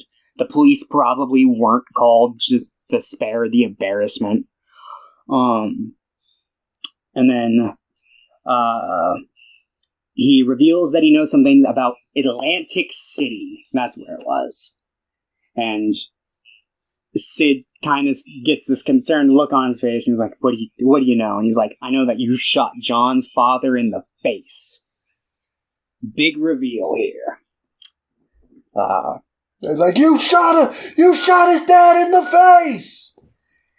Yep, and he's like, alright, what the fuck do you want? And he's like, I want $10,000, not Jimmy. He's like, I want $10,000, Sydney. He's like, well, I don't have $10,000. He's like, well, yes you do, motherfucker, and you're gonna give it to me right now. He's like, I really don't have $10,000. And he And he pulls out a gun. Yeah, so at some point... threatens him with a gun. Yeah, at some point he had, like, transitioned, like, after he admitted to knowing about his father, Sydney had, like, walked out of his car and just, like, gotten into his car, but then, like, Samuel L. Jackson comes over and, like, busts out his window and points a gun in his face. He's like, you're gonna give me the fucking $10,000. Like, I don't fucking have it, man. I don't have it. He's like, yes, you do. I know you do. And he's like, I don't. I honestly don't. The most I have is $6,000 and it's in the bank. And he's like, all right, motherfucker, then we're gonna wait till the morning when the bank's open or else I'm gonna call John. So he gets in, they go to Sydney's place, and basically we learn that, like, Jimmy was super, super butthurt about that parking lot comment earlier in the film. Like, he's still tilted about it. And he's like, look, me and John are friends. I don't want to ruin his life, so if you just give me the $6,000, I won't tell him. But yeah, so, Sydney basically is like, okay, look, I have the $6,000 here. Let's just go cash it out. He's like, okay, well, let's go do it. I figured you did. So they go down, they cash it out, they do the exchange in, like, the kitchen, and then Jimmy walks away. But, of course, that won't be the end of it. So, John calls Sid, and basically, like, catches him up on his status to Niagara Falls, and, basically, Sid's like, look, John, I'll be here for a little while. And then he basically is like, look, I love you like a son. And John thanks him and says he loves him too. Thank you. And it's a really heartwarming scene, you know. I have really conflicted feelings. I really, really want to dislike Sydney because I think what he did was shitty, but he is such a fucking nice guy. Like, he really, like, obviously, like, he can't really atone for what he did, but, I mean, it's like he took away his family, and he's like, well, the only way I'm going to redeem myself is if I basically, like, give this man his another new family. dad. Not just, like, becomes his new dad, but he gives him, like, he sets him up with, like, Clementine and puts him on, like, a path to, like, basically, like, meet in the middle and kind of, like, hopefully balance each other out in the future instead of ending up in more situations like the motel room. Yeah. But yeah, so he's like, all right, well, I'll call you tomorrow, you know? And he's like, yeah, okay. So after he hangs up, Sydney begins packing his bags, and then he goes and he stakes out Jimmy's place until Jimmy leaves. We watched Jimmy, he bets the hard 8 and wins. He gets it. He's like, hell yeah, I got it. And when he comes back, Sydney fucking shoots him in his apartment. And he had brought, like, a lady back, and Sydney lets her go. He's just like, get the fuck out of here. And she runs away. And, yeah. Sydney takes the money and goes back to the diner that he was at in the very beginning of the film, and he sits alone and, like, smokes his cigarette and drinks his coffee alone, and then he looks down at, like, his like, cuff, and there's a bit of blood. Yep, and he tucks it into his jacket, and that's the end of the movie. His blood shall remain hidden. The blood shall remain hidden. Yeah, I really like this movie. I think it's probably his simplest movie, but I think it's really effective. I I think it's pretty fantastic for like a feature like film debut. I agree. Like, I really, really fucking like this movie, and it lays the groundwork for like a lot of the common themes that Paul Thomas Anderson uses in his movies with like surrogate sad families. dad. Huh? Sad dad stuff. Sad dad vibes. Do you say that's kind of just sad dad vibes? Sad dad vibes, yeah, I feel it. Yeah, that's just kind of the groundwork for like every fucking Paul Thomas Anderson film. Yeah, it's in every single one. It's funny because he said that I was like watching the interview for There Will Be Blood. And he said like when he started writing that, he's like, I'm not gonna include a sad dad story, and then it happened. That's all it is. He's like, oh god damn it happened again. He's like, maybe my dad and me didn't have a great one. Maybe. Do you think like when he's writing his stories, he's like, maybe I gotta reevaluate what I thought of my dad? Maybe. I don't know. Like, maybe the Wikipedia page lied to me because he didn't bring up his dad in any of the interviews I was watching. So. But no, I really, really like this movie. I know when we were messaging a couple days ago when I was watching it, I do think that I like the film before the halfway point where that tone shift is. Yeah. Where like the kidnapping or the hostage happens, stuff like that. I think that the second half is also still great, but I love the beginning part. It's just like the jovial tone, but there is something kind of sinister. You can feel it kind of coming. Yeah.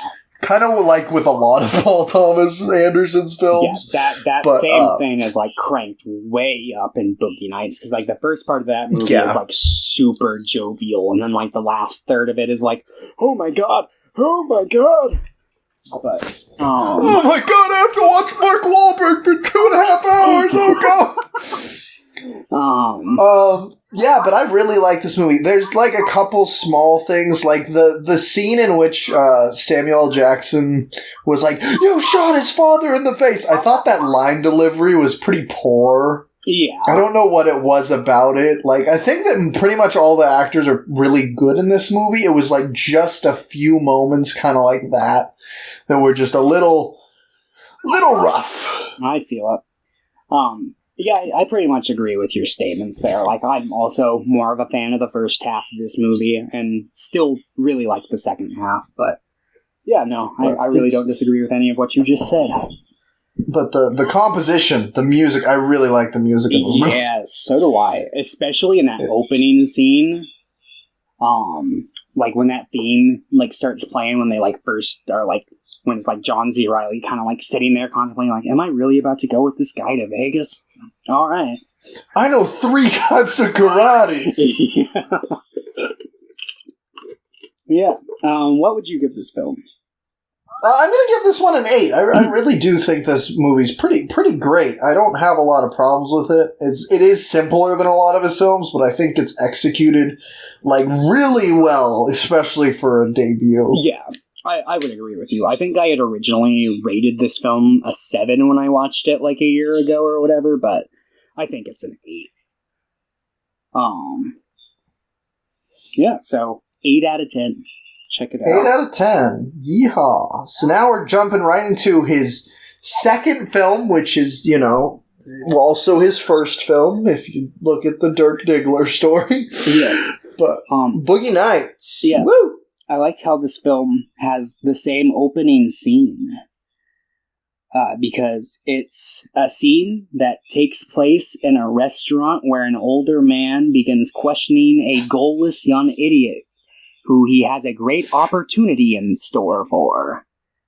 I do think that John C. Reilly's character in Hard 8 is quite a bit smarter than Mark Wahlberg's character in this. Yeah, no, they really play up, like, these characters are meant to be, like, really big idiots in this movie, whereas it felt a little... Like, John C. Reilly's character was an idiot in the last movie, but it felt kind of like a normal run-of-the-mill guy, I could see a white guy saying he knows 3 types of crime. He could, like, see the things he was doing were wrong and stuff. Like, that scene in which he was like, I fucked up, I know, I can see that. Like, I'm not an idiot, I can see that I fucked up. Yeah.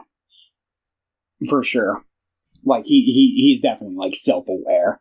Where, I mean, they're self-aware in this movie, but... is kind of, occasionally, but most of the time it's just like, I don't know, then they go and record a fucking album that are like, yeah. I know people who are, like, as dumb as the characters in this movie, though, so it doesn't... What are you trying to say here? I don't know, London, what am I trying to say? What are you trying to say here, buddy? Like, I can think of people I know in my life who, like, the main characters in this film kind of remind me of a little bit. But, yeah. I run a podcast with somebody that kind of reminds me of Mark Wahlberg. You've got the Dutch. Da, da. Da, da. Can you bring up the vocals? Yeah, I feel like the bass I think the bass is overpowering them. Yeah. Okay. So the plot of Boogie Nights begins in San Fernando Valley, 1977. This begins a trend in Paul Thomas Anderson's work where he kind of loosely adapts periods of history through, like, fictitious characters. Because you could say, like, this film kind of captures the overall point of, like, the transitional point for pornography in the 80s when it was switching from film to, like, shot on video and how that, like, affected the porn industry. And then, like, obviously, like, There Will Be Blood is, like, early oil men frontier in California. And, like, The Master's, like, Scientology, kind of, basically. But, kind of starts that trend in his films. But basically, there's a club that's owned by this guy named Maurice. I forget the name of the club in the beginning. I know that they eventually name it the, like, Rodriguez brothers by the end of the film, but, with a Q. But basically... With a Q? It's like, oh no, that was supposed to be a G! But yeah, so Jack and Amber show up at Maurice's club, and we meet most of our main cast here throughout the dance floor. I'm not going to name them off right now. I'll get to them when they become more relevant to the story. There are a lot of characters in this movie. Yeah, I personally feel like there might be a little too many characters in this movie. I agree. There's a lot of characters that, like, aren't, like, even, like, there are characters... there shouldn't be there. Yeah, there are characters I enjoy, but, like, I'm like, what did they, like, add to the film beyond just some, like, enjoyable scenes? Like, I felt like Don Cheadle's character wasn't really necessary. I thought... I don't know. I actually like Don Cheadle's character quite a bit because of, like, mostly, like, the bank scene and stuff, and yeah, the end of his... Yeah, I like his kind of, like, come around. I feel like they probably could have, like... Yeah, I don't know. I guess I see what you're saying there. Maybe I take back that statement about his... There's a lot of different aspects that they're trying to explore on, like, the stigma of pornography can, like, do to somebody's image. Yeah. And I think they need at least a couple characters to do that, because they can't explore all of those with just, like, one. Mm-hmm. But there are a lot of, like, characters that, like, maybe just get a little too much screen time. Yeah, for sure. Oh, hold on. I'm about to burp. I can feel it. Maybe not. I can feel it coming in the end night. Lord. Okay. So, basically, while Jack's sitting at a table with Amber, he spots the dishwasher who's out there, like, collecting the dish buckets, you know, like you do. Or tubs, whatever you want to call them. And he basically, like, kind of follows him into the back, and he's like, hey, man, like, nice to meet you. You know who I am? And basically, like, tells him who he is. He's like, what? It's Jack, what? Horner, that's what it is. Jack Horner. He's like, oh, yeah, no, I've seen your movies, man. And he basically, before he reveals he's Jack Warner, like, it just kind of seems like he might be hitting on him, and Mark's like, all right, 5 or 10. And Jack's like, wait, what? He's like, all right, if you want to watch me jerk off, it's going to be $10, but if you just want to, like, look at it, it's going to be 5. He's like, does this happen often? And he's like, yeah. He's like, how old are you? And he's like, 17. Yeah, Mark Wahlberg. And he's like, oh. Yeah, that was a big yikes moment. Yeah, I feel like him and Roller Girl were like the two characters who seemed like they were both in high school while this is going on. It's like, I mean, at this point, I'm pretty sure he'd already dropped out, but yeah. But, yeah, he wasn't in high school, but like high school age. Yeah, so, and I don't know, like, I feel like it might have been like he was trying to make a statement. I don't know if that was like a common thing back in the 70s. I hope not, but I wouldn't put past like the porn 17-year-olds to be in porn. Yeah, there's probably it's probably not too uncommon now, unfortunately. Yeah, exactly. So it's just like this is why I only watch porn of like 90-year-olds just to be safe. Yep. Can I just say I appreciate how much the porn industry has like shifted now. I feel like it's much more in the hands of the individual through like, I don't know, the porn industry is still, I mean, there's still extremely fucked. No, I completely agree. I'm not talking about like the actual porn industry. Are you referring to like it being able to be like online porn, like people who like OnlyFans accounts amateur? Yeah, exactly. Yeah, no, I agree. OnlyFans is the way to go because it's especially because women are like fucking just used and abused by the porn industry like every fucking day. Yeah, I love like going through and finding like accounts where they're like, yo, I will straight up ban you if you are just, like, creepy and gross to me. And it's like, hell yeah. Yeah. More power to ya. Thomas goes on OnlyFans every day just to empower women. I've never been on OnlyFans. I was just using that as an example. But, let's see. It's pretty epic. Screen Weens will now start streaming exclusively on OnlyFans. Yeah, they've given us a $10,000 contract. We will still be uploading clips to YouTube, but primarily full episodes will be uploaded onto OnlyFans. You can listen to the full 4-hour podcast on Paul Thomas Anderson on OnlyFans. Oh, man. But, that's kind of a good idea. Oh, man. Not really. Yeah, no, not really. I don't ever want to put this behind maybe a paywall. If we did like a naked podcast. Yeah, maybe one day. Let's see. But basically, he's like, hey man, you want a job?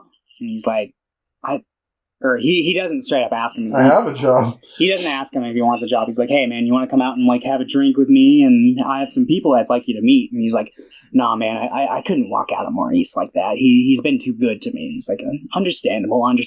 All right, I feel you. And he leaves. And then later that night, Jack and Amber return home.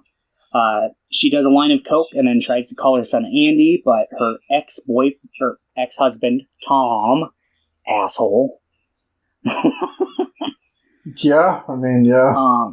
He is an asshole, but I feel like he's partially justified given like some of the things that happen in the earlier points in the film, but well, that's a whole bag of rabbits I don't want to open right now. Let's see. Bag of rabbits. A bag of rabbits. Let's see. So, but he won't let her talk to her son, so yeah. Let's see. Then Eddie returns home. He kind of like pumps himself up in the mirror, envisioning like his new life as a potential porn star. Then when he comes out for breakfast the next morning, we see like his father's like very meek and quiet, and his mother is like the worst person ever. She's basically like, yeah.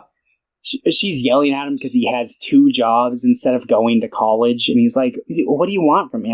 But he also dropped out of high school, so I'm like, he doesn't have a GED, I don't think. So yeah, I'm like, he's not gonna get far in college if he couldn't get through high school. Like, TBH. I mean, actually, I don't know. I don't know if that's true. I think that they're super different environments. Oh yeah. Theoretically, he could. Theoretically, he could, and I don't want that to be misconstrued as like a blanket statement for like anyone who can't complete high school. I was just specifically talking about Thomas his character. hates people that doesn't. He like if you haven't completed high school, Thomas thinks you should die. No, that's a direct quote, actually. But yeah, so basically, she just gives him a lot of shit, and he's like, "Oh well, fuck this, I'm leaving." And he kind of puts his breakfast down and leaves, and says goodbye to his dad. Not his mom. This is the film where the mother really shows through, like, his mom issues. This is, like, the only film with an aggressive mother that I've seen of his. I forgot, have you seen Phantom Thread? No, I haven't. Maybe there's a mom in that that's mean. I can't remember if the mother's aggressive in Punch Drunk Love or not. Yeah, I need to rewatch that. Yeah, it's been a minute since I've seen it. But, let's see. So he leaves, and then we meet Buck, who is Don Cheadle's character, who is trying to sell stereos, hi-fi, cutting-edge technology. He's making progress on a customer, but he completely loses them when he starts playing, like, a country song. He's like, "You feel that bass?" And I'm like, "Dude, what are you doing?" And his boss comes over and starts yelling at him and giving him shit. And I feel bad for his character. I get it. Like, because you can tell he's super into this, but nobody else is. And it's just like, he just wants to share his enthusiasm. And also, it's like, there's a lot of fucking racism going on towards him. He's like, I thought you people don't even like this type of music. I'm like, what the fuck? Yeah, he calls him like a poor excuse for a brother or something like that. Just like, why would you say that to someone? Yeah. We see Eddie, he's like screwing around with like a woman, and she basically, I hate this scene, by the way. I hate this scene. I think it's poorly written, because she's like, "Oh, your cock is so beautiful, and you're so good with it." And it's just like, oh my god, this is the most fucking like contrived. If it had been like one of the porn scenes, it would have been fine because it felt like it was out of like a badly written like porn. A real, like not a like a porn script, but a real person. This is like, oh my god, come on! It's like the only scene that I have like a major issue with, where I'm like, oh come on, that was a little fucking corny right there. I mean, you could argue that it's supposed to be like being like, hey.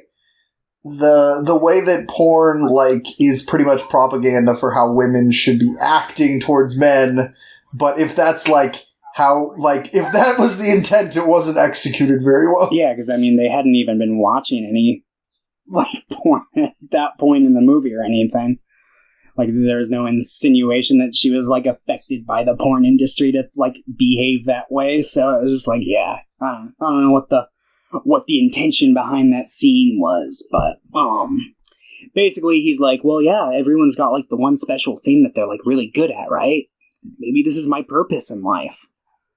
So he basically is like, you know what? Yeah, this is my purpose in life. And he tells her, he's like, I'm gonna be a star. You wait and see.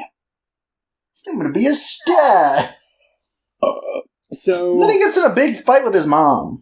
Not quite yet. So he goes back. And then he almost gets in a big fight with his mom, but not quite yet. Not quite yet. So Jack is back at Maurice's later that night and sends back Roller Girl, who is a character that we see who works at Maurice's place. Heather Graham! Yep, Heather Graham. Yo, I was like in love with Heather Graham growing up. That's fair. She's very pretty. If I had seen this movie, I would have been like, Wazogo! But, it's probably something kids say, Wazogo! Wazogo! But, yeah, a fun fact, I don't, Paul Thomas Anderson said that when he was, like, writing the character, he just kind of put Roller Girl as, like, a placeholder name, and he's like, oh, I'll figure out her name later. And I I don't know if he legitimately, like, just wrote a random name when they, like, name her, like, almost towards the end of the movie. But she's basically Roller Girl throughout the whole movie. Forgot they give her... What's the name they give her? Brandy. Yeah, I totally forgot about that. Yeah. Oh, yeah, now I remember. Mm-hmm. It's in the limo. But anyway, so Jack sends Roller Girl to, like, suck off Eddie in the back. And then later after that shift, while he's, like, walking, the car passes by with Jack, Amber, and Roller Girl in it. And they're like, get in. And they go to Jack's place. And they basically, like, kind of interview him. Like, they check him out. Like, they're like, yeah, do you want to be part of this business? Let's see what you got. And he ends up sleeping with Roller Girl, like, right there on the couch in front of Jack. And before that happens, there's, like, the whole... I feel like this line's pretty important to Amber's character, which is, she, like, goes to bed, and he's like, she's wonderful, you know? She's, like, a mother to anyone who needs love. And then he's also like, she's fucking crazy, though. Yeah. And I mean, like, yeah, fair. Yep. So let's see. So yeah, he sleeps with Roller Girl on the couch, and then he goes home that night, and his mother's, like, waiting for him. Or I guess it's kind of like early morning at this point, but she basically, like, goes and just is screaming out. She's like, "What the fuck are you doing out this late? You sleeping around with those whores?" And she's just, like, screaming. She's like, "You're a fucking idiot. You're not gonna do anything in this life." He's like, "You know what?" He's like, I can do good things. This is peak Wahlberg. This is like the peak performance. This scene, yes. I really, really like this scene. He's like losing it. He's like supposed to be dumb, and he like plays it really well. But he's like, I can do it. I have good things. I'm gonna show you. I can do it.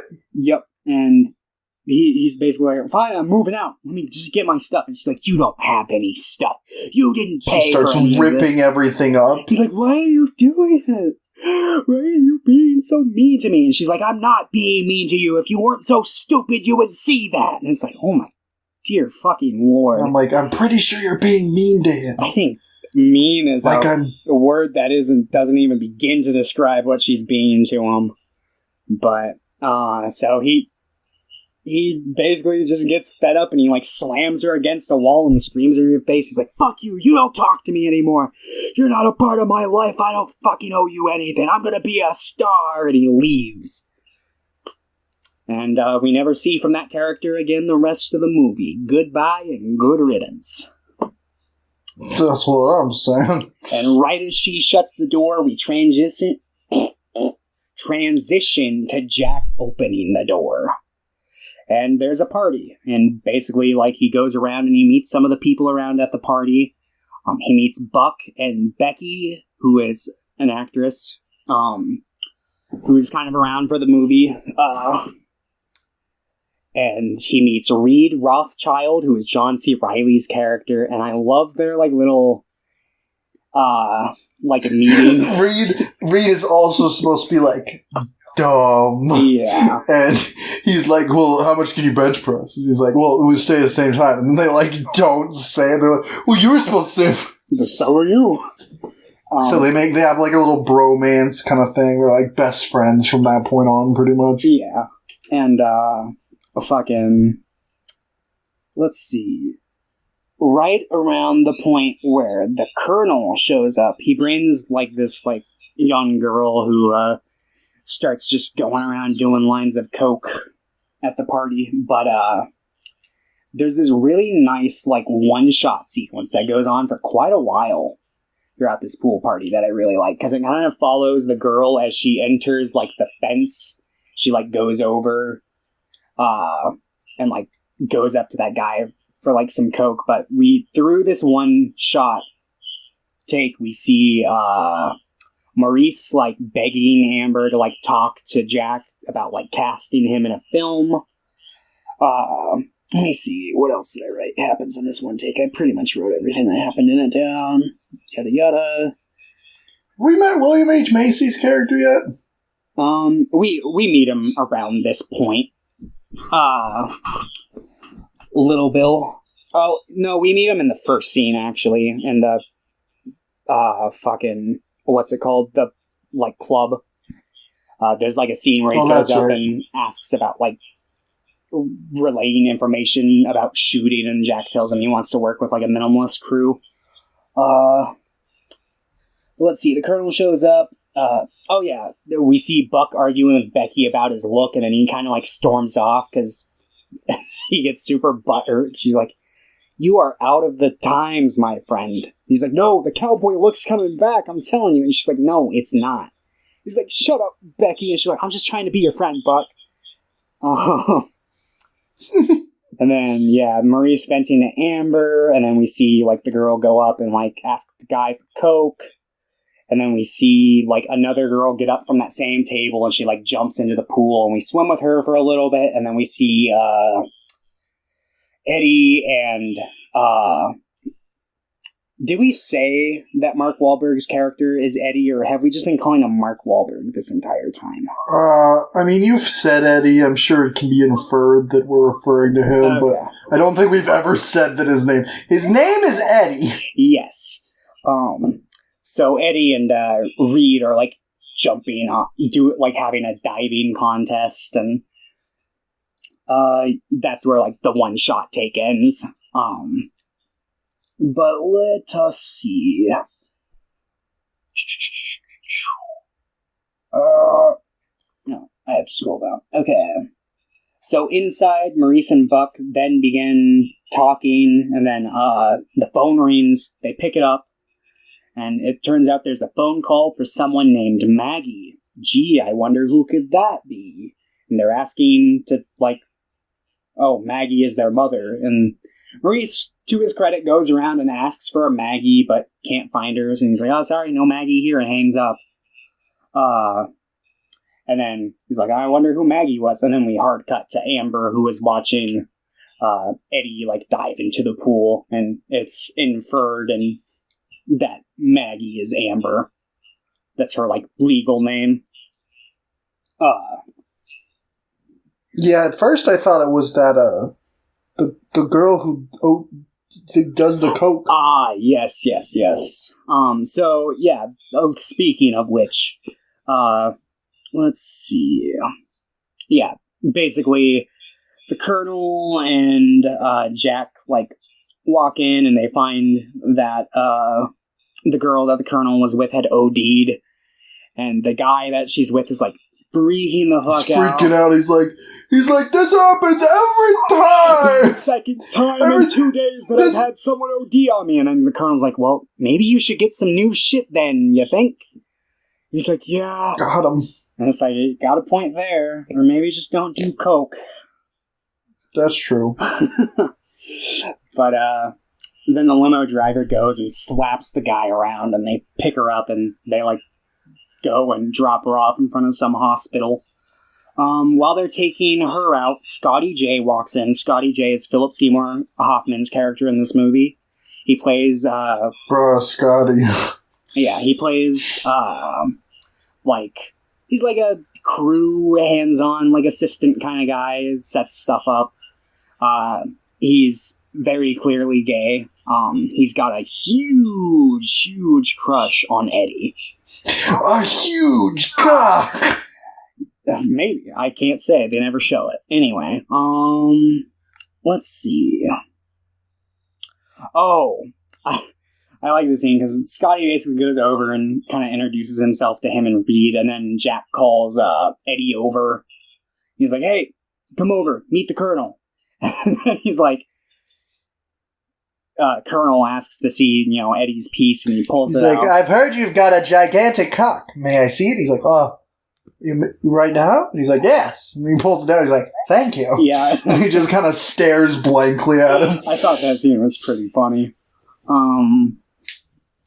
Yeah, and basically, the Colonel is like, you're gonna be big, but you need a new name. Eddie's not good. You need a porn name. Think about it." So, we cut to later that night. Him and Reed are in the hot tub, and then Jack joins them.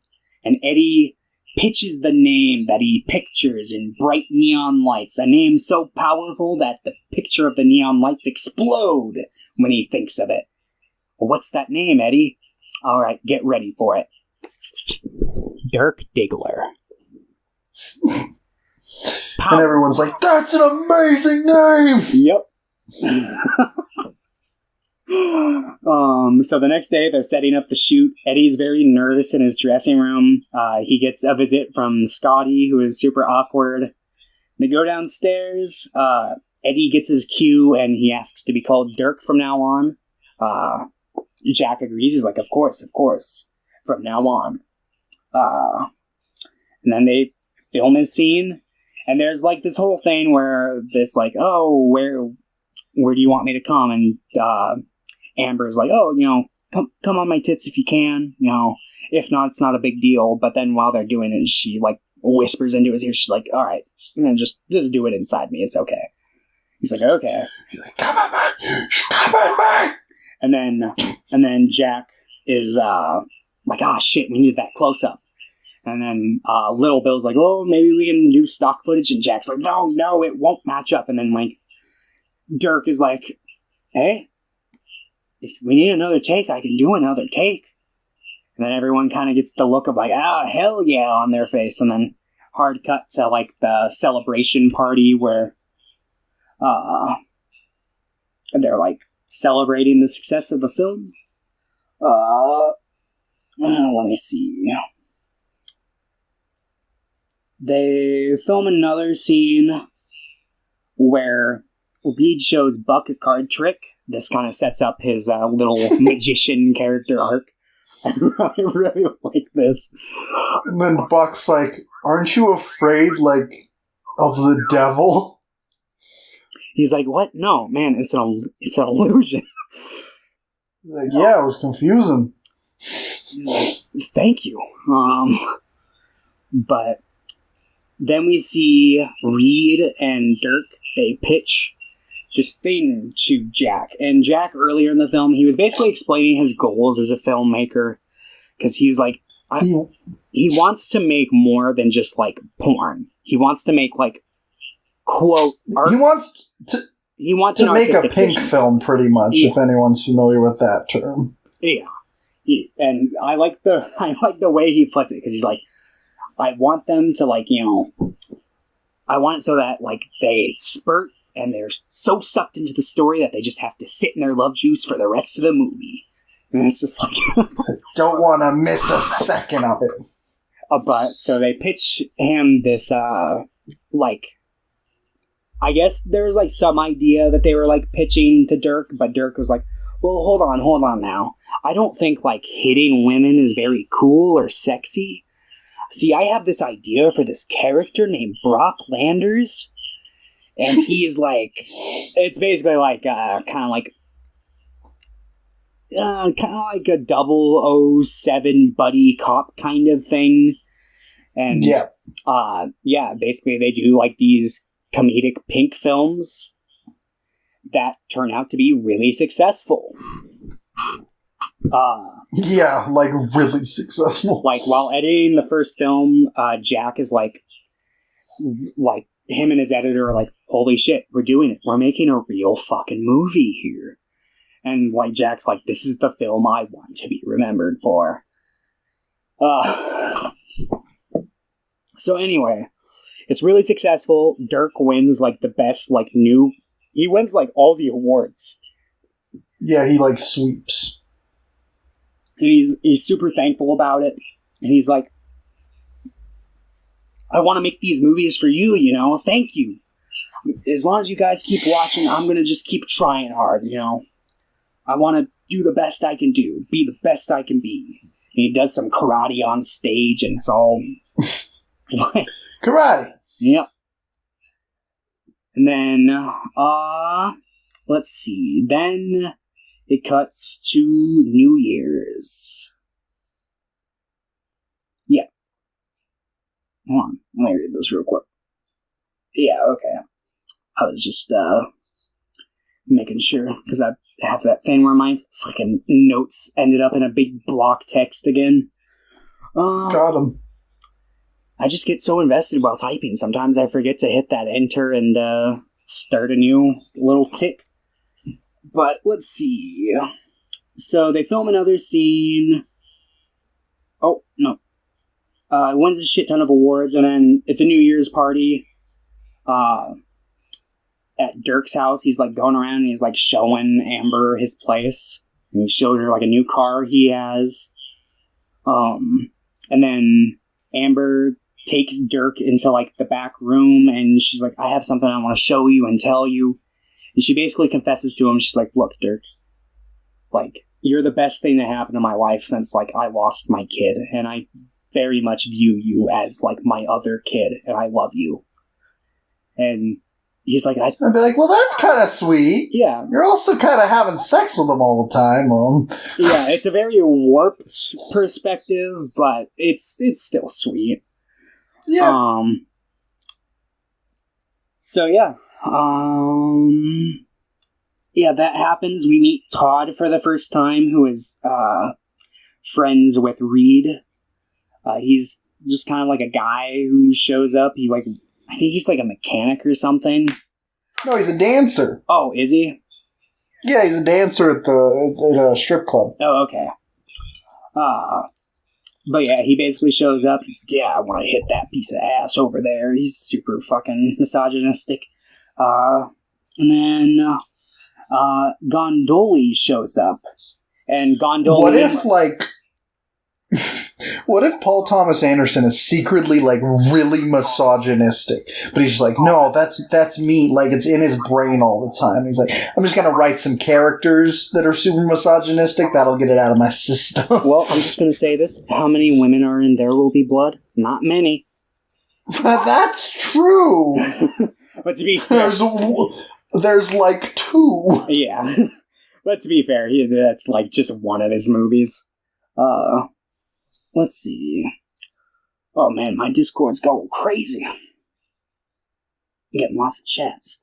Anyway, Getting lots of chats. Bucky tries a new look. He's got like a wig on. But he takes it off and he meets, this girl. I never caught her name throughout the movie. But basically this is the girl that he's with for the rest of the movie. I'm gonna look up her character's name that way. I just don't call her like Buck's wife the whole movie. Hey, Buck's wife, how are you? Boogie. Let me look this up. Melora? Oh no, played. Okay, her name is Jessie St. Vincent in the movie. So Jessie. Okay. So hey, Jessie. Buck meets Jessie. Jessie. They like talk about how they like sunsets, but they both agree that sunrises are better, which I disagree. I'm kind of the polar opposite. I prefer... This is why they're meant to be together, and you are not meant to be with Don Cheadle. That's true. I'm sorry. Don, I'm sorry, maybe in Don. another life. Not this one.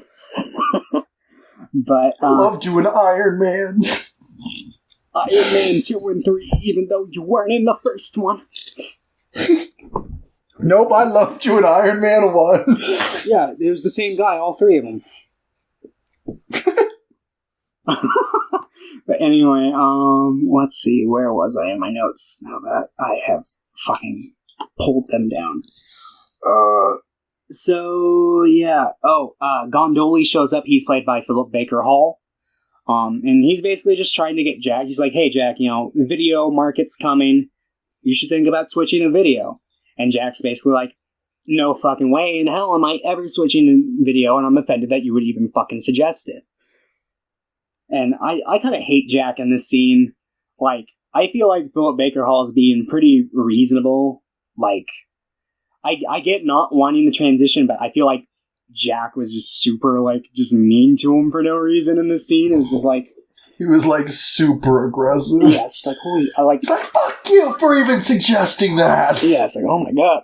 You piece of fucking shit. And then... one of my favorite quotes in the whole movie, because, like, he's, like, explaining himself. He's like, look, I wrote it down. He's like, I like simple pleasures, like butter in my ass and lollipops in my mouth. That's just me. That's just something I enjoy. And this was like, that was so funny to hear coming out of Philip Baker Hall's mouth, especially after watching like Hard 8. I like to imagine they're the same character. Yeah, me too. Anyway, no, I didn't have that thought with this character, but I was like, I wonder, like, I could vaguely see this being Sidney and his character in Magnolia. Not really. Like, obviously, it doesn't perfectly line up, but there are some similarities there with, like, the troubling relationship between him and his kid, but we'll get to that later. Holy shit. Anyway, so... Yeah, let's see. Oh, Jack... Yeah, Jack turns him down. Scotty then takes Dirk out to see his new car, which is like painted the same color as like the car Dirk just got. And then he kisses him like spontaneously. And I think that the character Dirk actually handles this situation pretty well for how just like out of nowhere it came. Because the first time I like saw this movie, I was totally expecting him to like punch him in the face or something, given the time period and given the fact that it's Mark Wahlberg. And I don't know if he's made homophobic comments, but I could totally see something like that coming out of his mouth. But no, he was pretty like, yo, man, what was that? And he's like, I'm sorry, man, I just thought you liked me. He's like, I do like you, but come on, man, not like that, you know. Oh, man. And Scotty's pretty upset. He sits and he cries in his car. Philip Seymour Hoffman was such a good actor. He was. I was so sad watching all these movies because, like, Philip Seymour Hoffman, I've known he's been dead for, like, a long time. Like, I remember hearing about it when it happened. But he's one of those actors that it's like when I watch his movies, it still doesn't hit me. Like, I don't process. Like, it's like, yeah, this guy is, like, dead and buried in the ground, like, 10 years ago. Not really. That's kind of how I feel about Anton Yelchin. Yeah. Because he's so young in all his movies. And then I'm watching him like, yeah, that guy's dead. Yeah, same with him. It's just like, oh man, I feel like just there's still so much that could have been done. Yeah. That's sad. Yeah. But at least he had a good almost final performance. Stuff came out after The Master, but I feel like for all intents and purposes, that was like his big final role. And I feel like it was appropriate. Anyway, so there's been this ongoing gag throughout the movie that we've skipped over, where Little Bill repeatedly walks in on his wife just sleeping with other men, and he'll be like, what the fuck's going on here? And she's like, don't worry about it, Bill. Get lost. And during the New Year's party is the scene where he finally is just like, he walks in a room because he's like looking around for his wife. The countdown's about to happen. And then he hears some sex going on, and he walks into the back room, opens the door, closes it, leaves, goes out to his car, pulls out a gun, loads it, goes back to the room, shoots her and her lover, and then he like goes out to the party, smiles, and then blows his brains out. Goodbye, Little Bill. I don't know if we mentioned this earlier. Little Bill was played by William H. Macy, by the way. Great actor. I love William H. Macy. Yeah, I love William H. Macy. That's what every time I see William H. Macy, though, I think of Anton Yelchin because he directed that movie with him in it. Oh, that I talked about like 2 weeks ago. What was that movie called again? Rudderless. Rudderless. Okay, I didn't realize William H. Macy directed. I'll have to check that out. Yeah, he's directed, I think, 4 movies, and apparently 3 of them are like garbage. I could see but that. Rudderless I thought was fantastic, and I think it's because he wrote it. I looked at his writing credits, and apparently most of his writing's pretty good. And the 3 movies that are really bad that he directed, he didn't write. Okay. Well, William H. Macy, I hope that you start writing your own stuff and getting some better reception on your films. Because you are a good actor, and I feel like that you deserve to make that transition if you want. Anyway, this begins the fall section of the film. Basically up here, up until this point, was just like rising. So as the Brock Landers franchise continues, it kind of strays away from the ideals that it started with. If you remember earlier, I mentioned, like, Dirk had brought up, he's like, it's not cool or sexy to hit women, but now all the Brock Landers films are basically him, like, basically, like, slapping women for information, and, like, there's, like, one scene that they show, like, a clip of, where it's, like, he's basically about to rape someone for information. It's like, yikes! Yeah. And it's like, what do you... And, like, this is the type of shit that I understand people's concern in porn. I'm like, yeah, I get it, but... Yeah.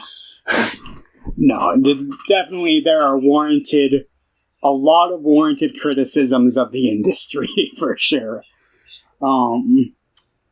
Let's see. Yeah, so that's going on. We see that Dirk has become very headstrong and confident in himself. There's like a documentary that Amber is like directing, and in it, she's like questioning like Dirk and Jack in an interview, and Dirk like is like, yeah, Jack lets me block my own scenes, and Jack's like, what? No, I don't.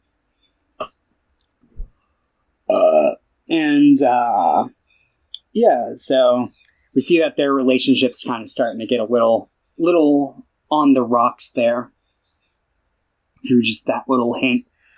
But, let's see, shortly after she shows Dirk, Jack gets a call from the Colonel, who is in jail. And we see him visit the Colonel in jail. And he got arrested because a 15-year-old OD'd at his house. And then he's like, well, did you do anything? He's like, no, I didn't do anything. She just OD'd there, man. Like, I didn't touch her at all. And he's like, oh, okay. He's like, well, then they can't hold you here for long. He's like, well, they found something. He's like, what did they find? And he's like, just like, I'm sorry. And I just love their little bodies. They're so cute. They're so adorable. And you're just like watching this going, ah! Yep. It's just like, oh no. Please no, God no. And he's like, we're still friends, right, Jack? And Jack's like, fuck you, and just like hangs up and leaves. Power to Jack there. Good for him.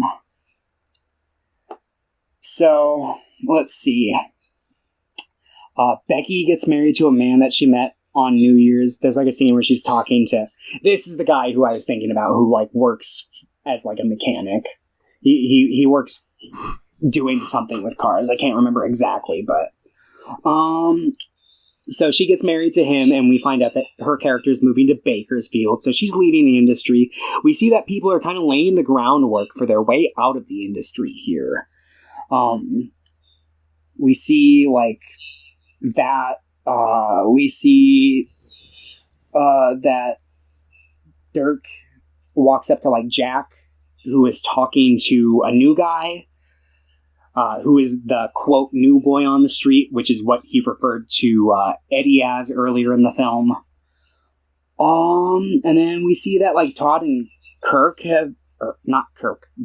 my bad, had a Star Trek lapse there for a second. We see that Todd and Dirk have become friends. Dirk is, like, just super rude to everybody. He's rude to Roller Girl, which I was like, fuck you, asshole, because there's, like, a scene where she just, like, literally walks in and she's like, hey. He's like, what? And nothing, I was just saying hello. And he's like, oh, well, fuck off. That's just like, dude, be nice to Brandy, or Roller Girl, whatever she wants to go by. She's been nothing but nice to you this whole movie. And he's doing coke with Todd. I forgot if I mentioned this earlier. In that scene where Amber was like, I love you like a son, she also introduces him to coke. Which, yikes. Yeah. Not something that you typically give your sons. Or your children. Just talk to my grandma about that one. Okay. Got him! Epic. Let's see. And we see that he can't like, he's in the bathroom and he can't get hard anymore. Like, he's having trouble getting it up. But he basically kind of, like, starts freaking out and, like, aggressively, like, choking it. And he gets it kind of chubby. And he goes out and he demands that they shoot his scene now. But Jack's like, no, not right now. Give us, like, 20 minutes. And he throws this huge temper tantrum. He's like, no, I'm the star here, and we're going to shoot now. And Jack's like, whoa, you're not in charge here. He's like, what? You think you're my boss? What, you think you're my boss? And he's like, yeah, I literally am, but... And he's like, well, you're not. I'm the boss of me. He's like, oh, do you feel that way? Get the fuck out then. And he kicks him out. He's like, I've been getting sick of your attitude. Get the fuck out. And so he throws a big scene. He burns all of his bridges. He, like, says fuck you to Amber and tells her that she's not his mother.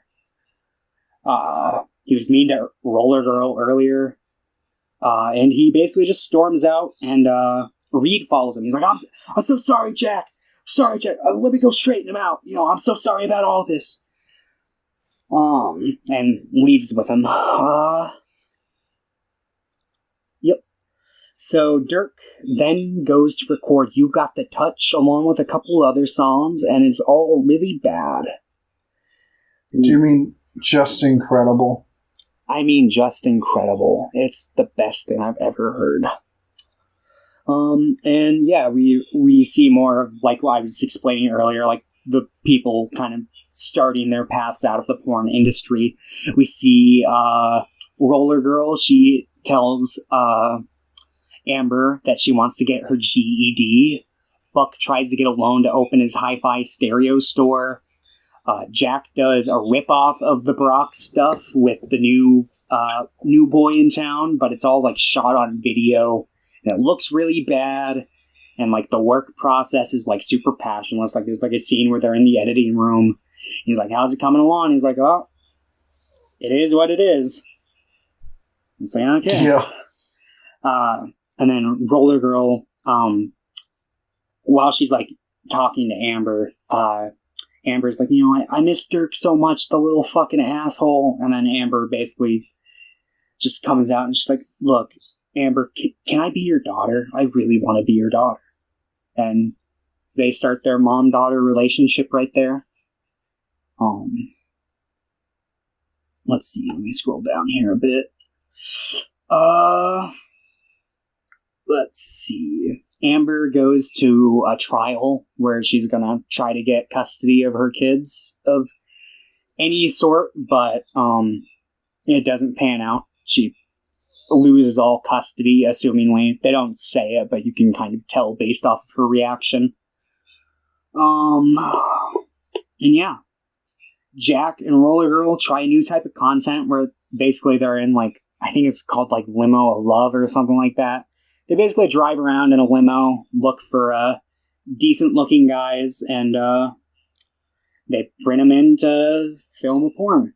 And a scene that we didn't mention earlier, there's a scene where, like, Roller Girl's in high school very, very early on in the film, and there's, like, this dude who's, like, kind of, like, harassing her. He's, like, she looks over at him, and he's, like, doing the, like, mimicking sucking a cock and shit, and he's, like, you like to fuck, you fucking whore, or whatever. He's, like, mouthing words at her, and she storms out, and that's, like, the last time she went to school, assumingly.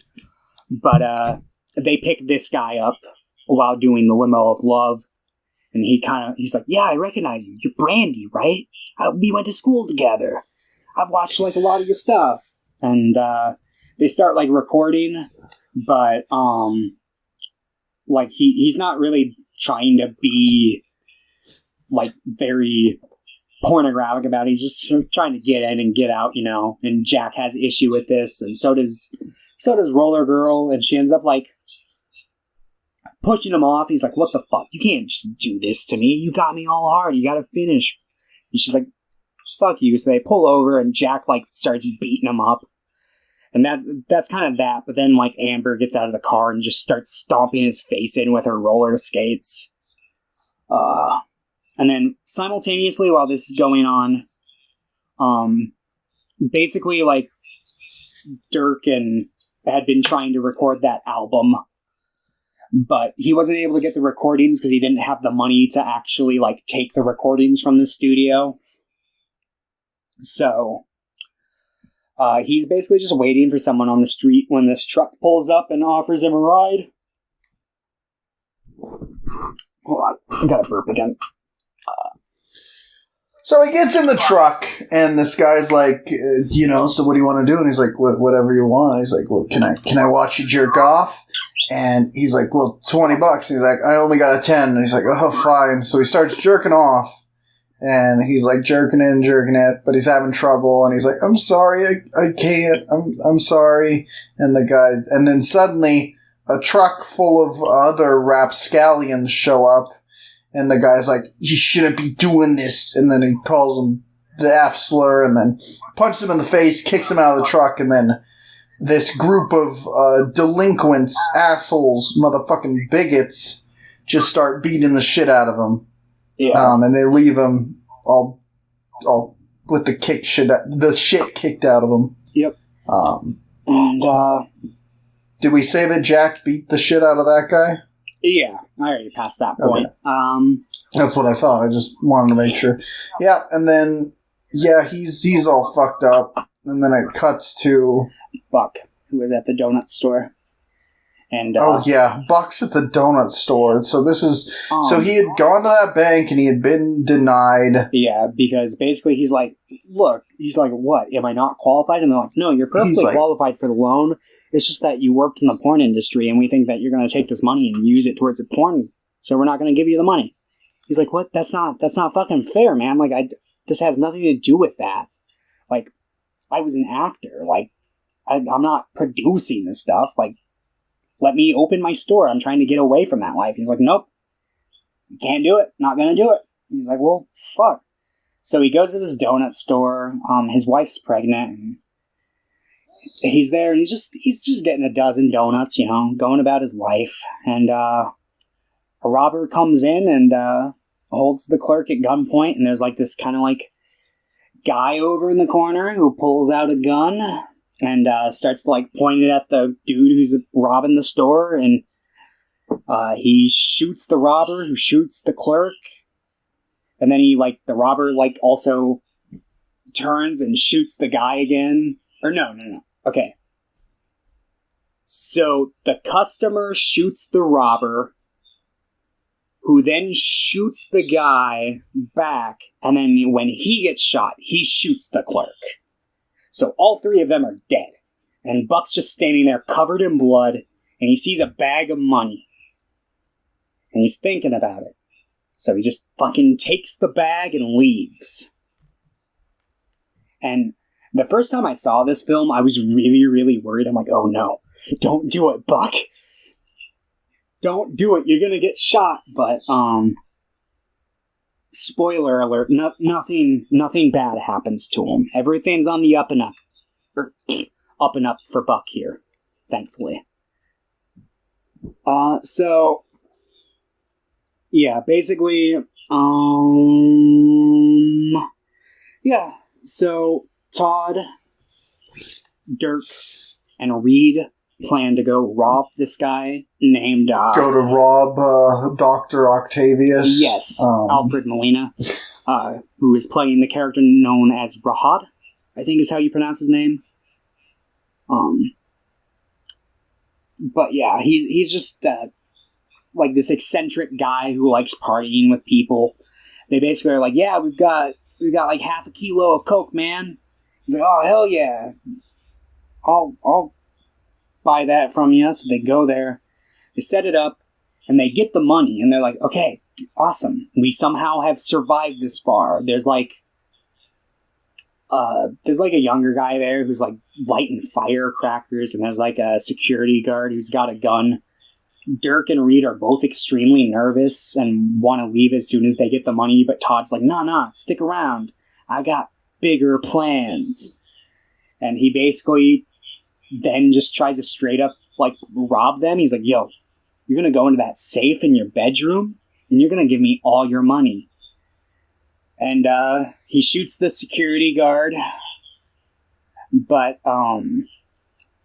Rahad then goes and pulls out a shotgun, kills Todd, and chases out Dirk and Reed, who managed to get away. But yeah, Dirk and Reed are pretty much at rock bottom. Dirk then goes back to Jack, and he apologizes, and Jack accepts his apology and accepts him back into the family. Brandy gets her GED. Buck opens his store and gets a new look and works with a familiar crew while making his commercials. Oh, man. Yeah. My headphone jack just like crawled down my arm. And I thought it was a spider. I was just so freaking terrified. Anyway. Colonel gets beat up in prison. And, yeah, that was a good scene. Yep. Reed becomes a pornographic magician. And the dream come true. Yep, Buck and Jesse have their son.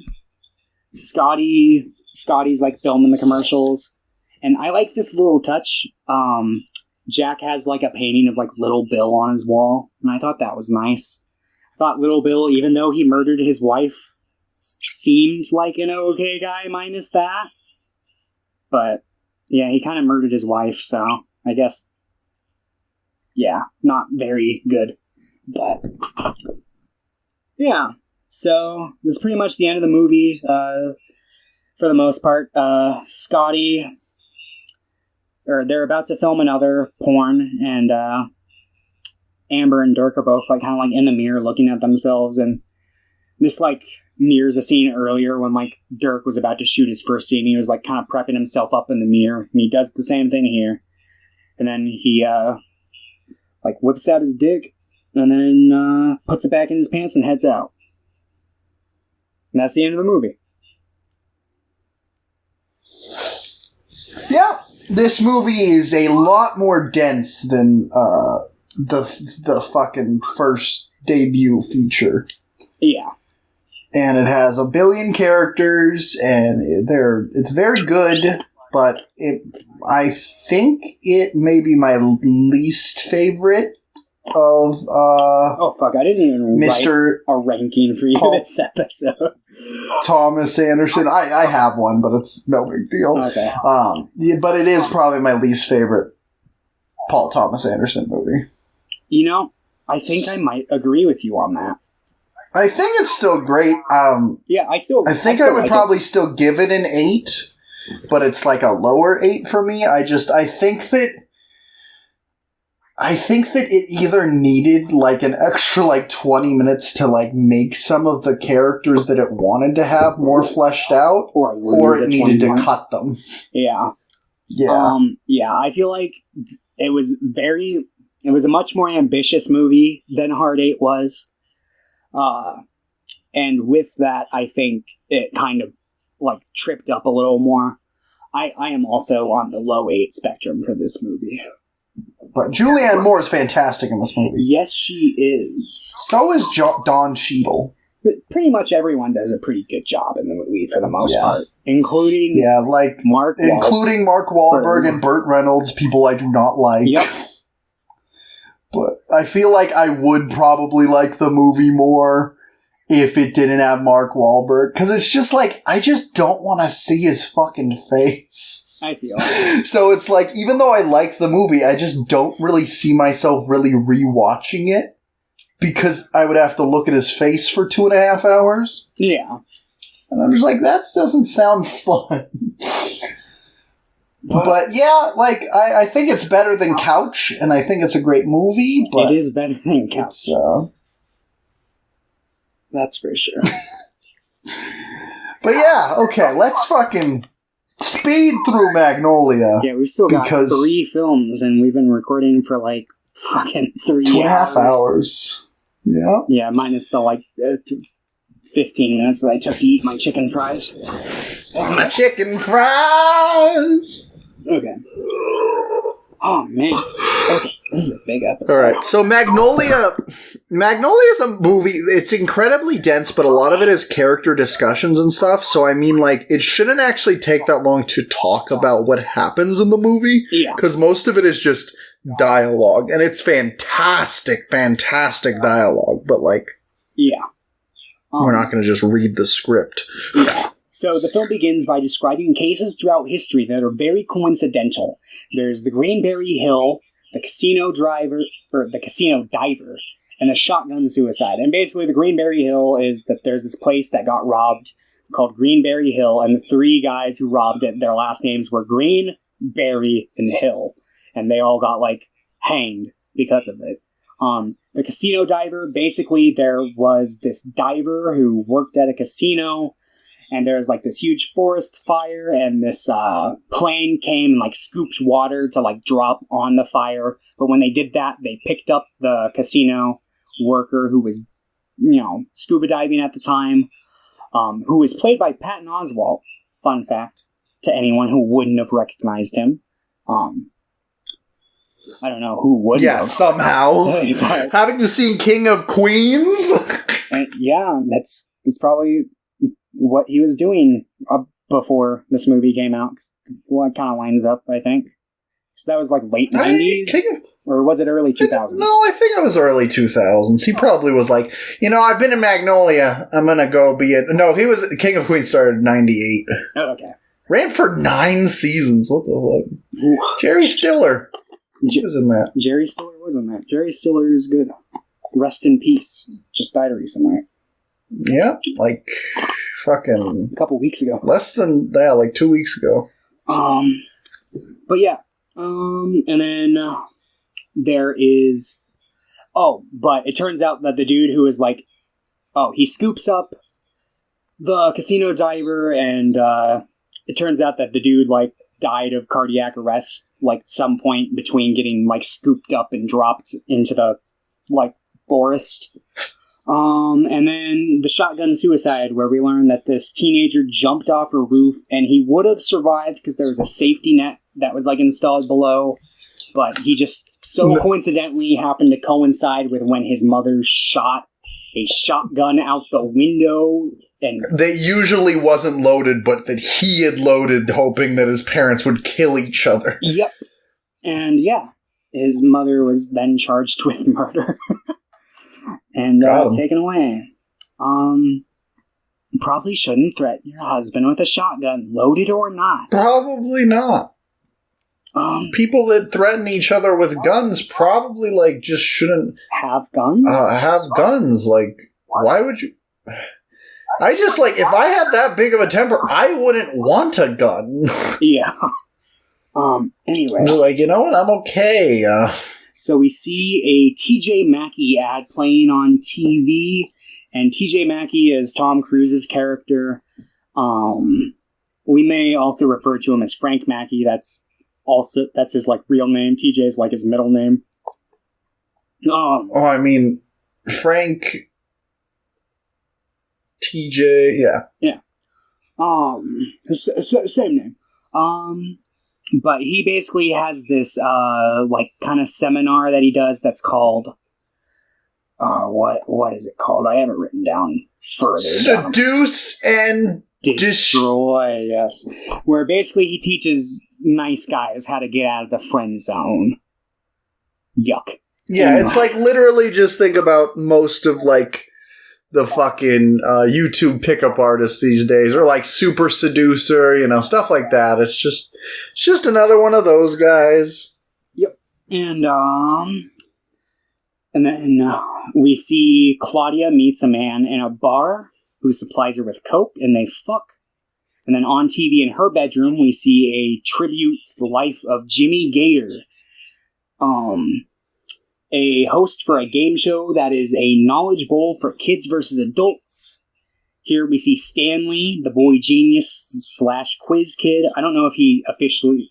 this isn't, like, actually... I don't think he's, like, technically quiz kid, but it's insinuated that he's, like, the modern-day equivalent to William H. Macy's character, who was the quiz kid. In, like, the 60s, he won, like, this, competition when he was a kid and grew up.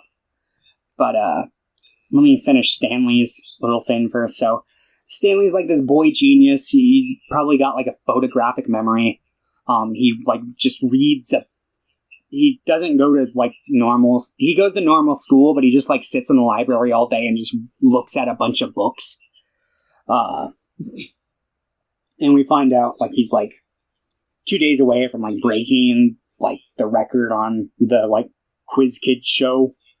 Let me see here. Where am I here? Then we see Donnie Smith, who is played by William H. Macy. The former quiz kid, he's prepping to get braces. After leaving the dentist's office, he drives through a convenience store window. Then we meet Phil, who is Philip Seymour Hoffman. He's a nurse who arrives to take care of Earl. Man, Phil! Oh my god. Yeah. Oh, Phil. This, I'm just going to straight up say this. This might be my favorite Philip Seymour Hoffman role that I've seen. I was expecting to. I was expecting to like him in The Master more, like his role, but Jesus Christ, his role in this is so good. Yeah, he just does such a good job at playing just this really sympathetic guy who really wants to help this family out. And I like that. I like characters who are like selfless. Like nice. That. Nice, yeah. He's just a really nice guy. And there's a point where I thought the first time I saw this, I thought he was going to be like a pervert. Because like, there's like that scene later where he's like ordering all the porno magazines. But no, that's like a selfless act. And it's just like, oh man. But, yeah, I'm jerking off for you. No, I'm just kidding. So, yeah, he's taking care of Earl, who is, an old dying man. His wife, Linda, who is played by, I'm blanking on her name. Brain fart. Help me out. Julianne Moore. Okay, played by Julianne Moore again. She leaves on a mission to go get him more pills. Then we meet Jim, who is a single cop who watches a dating show where he had called in and left an ad like the night before. And then we follow Jim for a little while. He's responding to a call he got about a disturbance. He enters a lady's home after dealing with her. He finds a dead body in her closet. The scene's played for like a lot of laughs at first, like, because she's just kind of like quirky and just like, I don't know what's going on. And he like handcuffs her to a chair and he like goes and finds the body. He's like, hey, what's this? She's like, that ain't mine. And it's just like, ha ha ha. But then we see Linda, who is talking to the doctor, who informs her about like hospice and how they'll take care of Earl's body when he passes. And then she notes that his meds aren't very effective lately, and he basically is like, yeah, I'm just going to be straight up with you. He's dying. Like, this shit's not going to work very well anymore. So I'm going to give you this. This is a prescription for a really strong dose of morphine. It'll help with the pain, but the second you give him this, there is no turning back. Like, he'll be dying from there. Like, he won't be himself. He'll be too far gone at that point. So he gives her the prescription for that. And then Phil gets told about Earl's son. Like, he tells him about Frank Mackey and asks him to find him. He's like, Frank Mackey's your son? What the fuck? So he tries calling around, but can't seem to, like, get a hold of him. So, yeah, I'll jump back to that because a different part of my notes is maybe we should... Because it's... I was going to say, maybe we should just follow the...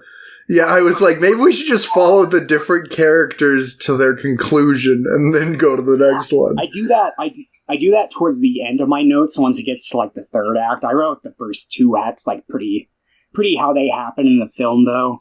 Okay. So, yeah. But we can do that. I'm fine with that. So, basically, Phil then calls, like, a delivery service and has some, like, cigarettes, bread, and porno magazines delivered. Yeah, Hustler, Playboy, and Penthouse. Yeah. And she's like, do you still want the bread? Like, she's like, the person on the phone was like, are you just a fucking... She's pretty much implying that he's just a pervert. He's like, oh, no, I still want the bread and the cigarettes. Come on. I can do both. Anyway. I need to jerk off with the bread. What do you think the bread's for? What do you think I'm gonna, like... I need to play soggy bread. Come on. What do you want? So... The magazines get delivered, and he finds, like, a number for, like, a... Frank's, like, ordering service, whatever, like, so he calls and he's like, basically like, he pleads with the guy. He's like, look, this is gonna sound really crazy. Please don't hang up on me. Just hear me out. I have a man here who is dying. He is Frank Mackey's father, and I'm trying to get in contact with him. I've tried everything. This is my last resort. Come on, man. Like, you gotta help me. And he's like, this is the scene. I know this sounds like a scene in a movie where the guy calls and he's like, I need you to help me out. But that, I think that scene is in movies because it's real and it's really happening right now. And I need your help, man. This scene's so good. Yeah, it really is. It's super meta, but it's super good. So the guy's like, okay, let me call around, put you on hold, and I'll see what I can do. Okay, I feel like this is a good leading off point for this storyline. So let's hop over to Donnie Smith. So Donnie Smith basically gets fired from his job. He works for fucking Dr. Octavius. Yeah, he works for him again. Who is? I think his name's Solomon in this his movie. Name is Solomon. I think he's playing an Armenian man in this movie. I'm not exactly sure. They don't specifically state, but he's an English actor. So I don't know what they were going for with that. Not a huge fan, but he's not in the movie a whole lot, and I like the actor typically, so I'll let this one slide. I mean, yeah, but. This is a warning, Paul Thomas Anderson. Don't do that again. It's not a threat. It's just, I'll be very upset if you do. Maybe he's just Spanish, because, like, Alfred Molina's Spanish. Is he? I thought he was English. I mean, he's English, but his dad, like, he's descended from, like, he's not from Spain, but his, like, dad's from Madrid. Okay. His mom's Italian. I didn't realize he had any heritage. Okay. Oh shit, it is so fucking hot in my room right now. It's because we're talking about Magnolia, the hottest film. Yeah. Okay. Yeah, so he gets fired, and he had planned on getting braces, and they're like, "Oh, what for? Your teeth are straight, man." He's like, "No, they're not straight. I need braces." No, how are you going to pay for the braces? You're going to ask me for the money? Yeah, no, you're fired. Get out of here. Because it turns out he's just a super poor salesman, and he's borrowed like a lot of money in the past and taken forever to pay it back in the past. So he's just letting him go. He's just like, get the fuck out of here. And then we see Donnie Smith, he goes to a bar after that where he is like crushing on the bartender with braces named Brad. And he talks to another. That's the guy from Fright Night, right? No, it's not. It looks like him. Yeah, no. The guy from Fright Night is Roddy McDowall. This is Henry Gibson. Why does he look like the exact same? I don't think they've got like similar hair color, and they both kind of got big ears. But you've seen The Burbs now, right? That's it. I'm thinking of The Burbs. Yeah, he's in The Burbs. Which is very similar to Fright Night and Execution. Yeah, both about, like, kind of killer neighbors. Yeah. I have a killer neighbor. His name's Joe. Whoa! It's technically your roommate, isn't it? Yeah, I mean, he's in the neighboring room. Fair. So... Okay, keep talking. I'll be right back. Use the restroom. Henry Gibson. His character, his name is Thurston, and he's basically also got a crush on Brad. He keeps giving him money. And Donnie goes over and starts, like, kind of being antagonistic towards him. He's like, I see you throwing a lot of money around. Do you know about, like, love? And just, he's super drunk and just making an ass of himself. But he basically, like, tells everyone there, he's like, I'm the quiz kid, I'm Donnie Smith. And they're like, holy shit, you are. And he's like, what happened to you? And he's basically explains how, like, the child star life kind of ruined him. His parents stole all of his money, and he didn't like the way he was treated by society. And he grew up, and he just feels like he pales in comparison to the expectations that not only he had for himself when he was a kid, but that everybody else probably had for him because he was like a genius kid. But he gets super drunk and he confesses his love to Brad, who is obviously very uncomfortable. And he goes and he throws up in the bathroom. That's a good ending. That's a good like placeholder point for his story for now. Let's see. Let's jump to Linda. So Linda. Okay. So after Linda gets like the hospice stuff organized, she goes and she speaks to her therapist and she gets a prescription for some of her own medication. And then she goes to the pharmacy where she tries to basically like get the prescriptions, but the pharmacist is like super judgmental and suspicious of her. Kind of goes in the back and starts making phone calls, and he's just like being kind of like passive aggressive with her the whole time. And then finally, when they check everything out and make sure that she's all clear and that she's not like some crazy drug addict, they like go and they drop the stuff off for her, and they're like, so this is a lot of stuff. What do you plan on doing with it? And she basically kind of rightfully explodes on the guy. She's like, what the She's fuck like, is you wrong? motherfucker. She's like, what He's the like, what? fuck is wrong with you? This is none of your business. How dare you fucking judge me? You're like, if you needed to make your suspicious phone calls, do that. Like, I understand that, but you don't have to sit here and berate me the entire fucking time, you fucking assholes. Oh, I ran out of breath there. Anyway, so she takes her medication and storms out, and then she goes and she talks to her attorney, and she wants to talk about changing Earl's will. And he's basically like, whoa, what? You can't change Earl's will. Why do you want to change his will? She basically admits that basically for the first part, or for the majority of their relationship, she was using him for his money. She was a gold digger. But that she, through the process of kind of being there for him, through dying, she's fallen in love with him, and now she feels super guilty, and she feels like she can't accept the money. And then her lawyer basically tells her, it was like, well, you kind of have to accept the money. I mean, you can always deny it when the time comes, but if you deny it, it's just going to go straight to Frank. And she's like, no, that can't happen. Frank can't have the money. And I'm kind of curious. This makes me wonder about, like, what she knows about Frank. Because, it's not like they've had a bad relationship. It's just that he had, like, an absent relationship from Frank's life. It seems like he hadn't talked to Frank at all at any point in the last. So, like, what did he say to, like, her, like, about his relationship with his son? I almost wonder if it wasn't, like, anything that he said, but it's maybe, like, a way that she feels he's his family now. And just... It's probably closer to that. Her character in this actually is pretty similar to her character in Boogie Nights. Yeah, a little bit. So... Yeah, so basically she confesses all this, and her lawyer's like, you need to calm down. And also, you need to lay off the drugs. And she's like, all right, shut the fuck up. And she leaves. She goes home. She tries to off herself by, like, just, closing the garage door and letting the car run. But she looks over at the medication, and I think she has a thought where she's like, it'd be super selfish of me not to, like, give this pain-relieving medication to Earl. So she goes and puts it inside.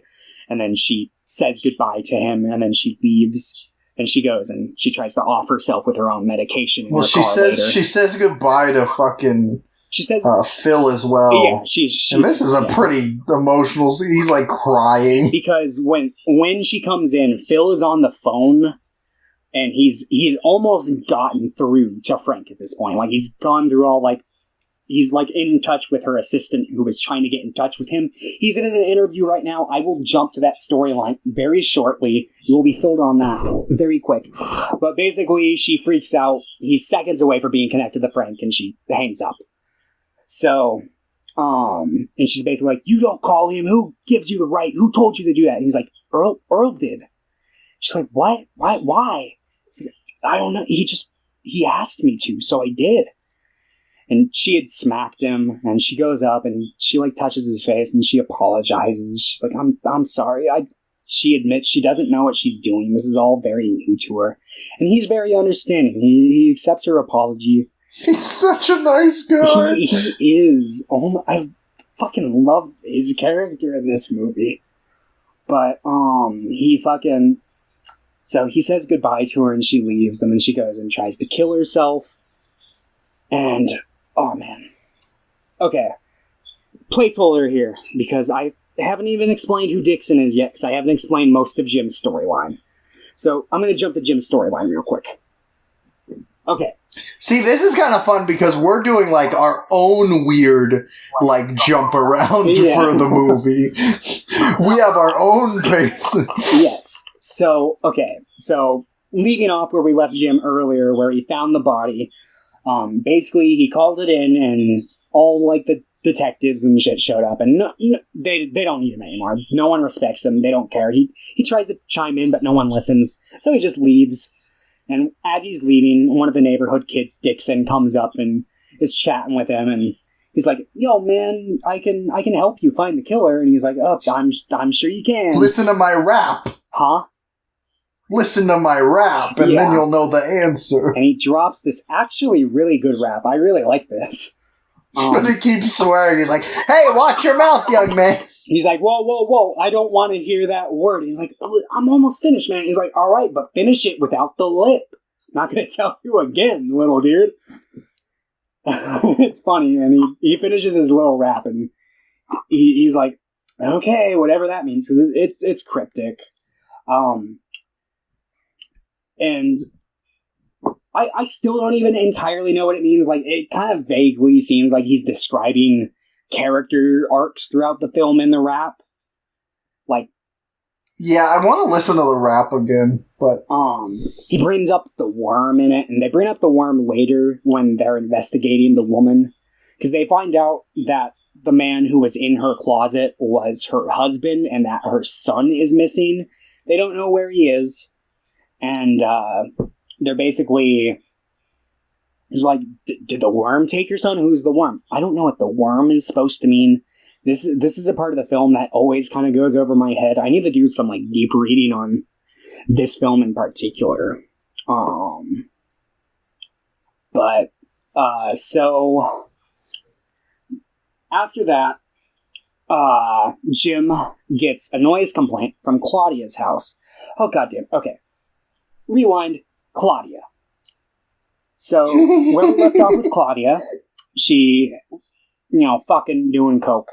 Early that morning, the next morning after she did that, she gets a knock at her door, but she's asleep, so the dude who, stayed the night over there answers it in his underwear. And it's Jimmy Gator, the dude we saw on TV, and we find out that he's Claudia's father. And he asks if he can come in. And he does, and he wakes Claudia up and just wants to talk to her, but she really starts freaking out, badly. She is, over the top, "Get the fuck out of my house right fucking now, or I swear to God." She's, tossing shit at him. He's like, "Look, I just want to tell you, I have cancer." She's like, "Get the fuck out. I don't care. Get the fuck out."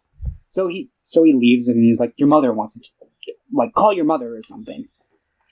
And she's obviously very distraught by this, starts doing more coke, playing music really loud. Back to Jim's storyline. Okay.